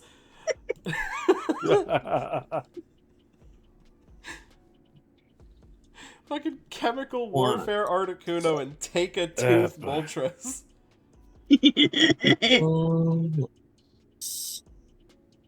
35. Eat a horn. Oh wait, Okay, no. here we go. Doesn't have horn. Never mind. Eat an ear. By the grace of God. 107. Oh my god. I think it's a little dead. I think it just barely died. You know what? I'm not even doing the math. Nah. I'm looking at this battlefield right now. I'm looking at a Persian that is going to die on its turn even if you don't do anything because of hail. Yeah. I'm just going to go ahead and put these two off the board. Since we're gonna put them off the board, I was gonna have Zapdos do discharge and immediately try to destroy this plane right here while doing discharge on the Persian. Oh, absolutely. I'm right. In fact, I'm going to put... Here's the thing. I'm going to put you four here. And I'm going to go around and I'm going to ask in turn how each of you destroys one of these planes. So, Zapdos, I think we'll start with you. All right, Zapdos is going to just basically huddle up their wings together as if they're like forming a ball, and then they're just going to gather as much electricity as possible, get as much of their final frustration out, and then they're going to flap their wings out and just basically discharge all of their electricity into that plane and try to explode it and cause as much mayhem in that corner as possible. I absolutely love it. This thing crumbles as the electricity shoots within it, parts flying everywhere. Moltres, how do you destroy that plane? I don't know how easily metal can melt. I'm a fucking fire bird. I'm gonna melt that damn thing with as much flamethrower and fire spin I can do. Now, to me, it would make sense that if you were going to attack this thing, that it would be a steel type, right? And Yeah. that takes super effective damage against fire type moves. Yeah, fire spin it, and then whatever's left, flamethrower it. And then what's ever left of that, flamethrower it again. You create this engulfed fire tornado that you just keep burning with your, like adding kindling to a fire every time it goes down with your flamethrower. And by the time that you actually get bored enough to let the tornado go, it is just liquimetal. Anyone want marshmallows? Anyone got any marshmallows and some chocolate? Articuno, how do you destroy this ship? Flapping its wings in the air, you see a funnel of ice, snow, wind, engulfing the entire plane, encasing it in ice. It is completely solid in ice, one big block. As Articuno flies around, straight through it, shattering it into tiny pieces. The plane and the ice that engulfs it shatters and, like snowflakes in the air, begins to scatter down all around, which would be really hell for someone walking around in it, but y'all fly, so who cares? And then, Ashley, I ask you for one more description. Tell me, how does this maxed out Fury Cutter Scyther, this obliterator of dreams and destroyer of worlds, wreck this That plane? has abs on top of his abs. They decided to back up a good little bit, and they get a running start, and they're going to go sorry, and then they're going to start running, and then they're going to go for the wheels underneath and slash them. And then they will start jumping back up really quickly, slashing through the first wing, then jumping back up, slashing through the second wing, then coming back up, then plummeting both knives, both of their arms down onto the middle part towards where the engine would be. And then as soon as they crash through as if they were jumping into a swimming pool, they will come up and they will slash once more underneath and try to maybe cut the fuel line just in case as well. Context for those inside the chat. For those of you who wasn't here for the beginning of it, we're talking. The reason why we're hyping up this cipher so much, it's a level 25 with max stats. It's a level 25 that just did 6d12 plus 35 plus 24. Technician stab boosted maxed out Fury Cutter. Good God. Now, I had the highest fucking score damage I've ever seen. now, this Scyther goes through. The cuts are clean. They are precise. They are almost artistic in nature. And then as it goes for the fuel tank explodes in a massive ball of fire. As all three of you turn around, you know that fire affects bugs really badly. And you wait until you see this thing walk out of the blaze like it couldn't give a shit. Yeah! It somehow It finds lives through the sunglasses and I fire. don't know where. I was just And- thinking of it. As it's walking away from the fire, looking towards everyone, it's going to nod, and then it's going to swing one of its blades in that little, like, kind of blade sound, that little cut through the wind, and it's going to say, "Sorry." And thus, flying out of the hangar, having gathered much information and done quite a number on Team Rocket's base, our incredible strong 3 race from Team Rocket's base. Actually, no, hold on, wait for it. No, I can do this because I'm allowed to. We're also just gonna put that there. Yeah! Honorary legendary. Because you know what? He flies too, so fuck it. Got wings. We recognize you as one of our own. That's it. That's it. As you all make your way into the day, you know you'll have to report to Mewtwo at some point, but for now, you celebrate. And that's going to be the end of our one-shot for today. Anyone want any s'mores? I don't know if y'all can From hear the me clapping. inferno! This was this was so much fun. Yeah. First off, a very large thank you to all 3 of my players.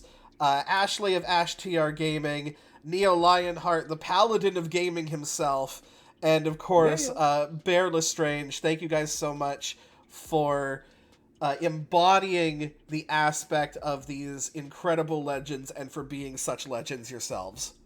Scyther. Thank I'm you. psyched. And first Thank time you for playing being our this. amazing GM. Yes, very much so. You did Thank an you amazing so much for the job. invite. I was engaged from start to finish. This will hopefully be the first of a series of Pokemon Legends United one-shots that I plan on doing, bringing in some new players every time. The next one, of course, if you know your Johtos, being the legendary dogs. Dogs. Also, I got that dog in me. thank you to, in order, AshTR Gaming once again, So Henry Born, Wendon, Jaden the Noob, it's _Paz, Echo Sigma, and Toku Tabletop for all of your follows, and as well Toku Tabletop for your incredible raid, Neo Lionheart for your raid earlier as we were just beginning the stream. All of you guys for following and sticking by. I hope that we continue to entertain you with our games. We alternate between a Daggerheart game called Defendus Academy and a PTU, Pokemon Tabletop United game called A Mythical World. So if you want to come by and see that and see me be a player in that, we would absolutely love to have you guys. But, do any of you want to say anything to sign off? This was I extremely would fun. actually. I'd like to say to my fellow players, my fellow siblings of this world, it was an honor, a privilege, pleasure, and delight to play alongside both of you. Thank you, Lionheart. Thank you, Bear. I had a fun time, and I legit would be thrilled to be at the table with you all once again, the virtual table. I completely agree. Even if we aren't playing as our birds, I would love to play with you guys once more. By all means, I'm more than happy to jump along, and thank you so very much for having us all. And of course, I'm down. You call on me, and the paladin will be here. And perhaps I And may I- call upon you again if we have more stories to tell. But for now, we leave you with this tale. Thank you all so much for watching, and we will see you by the firelight.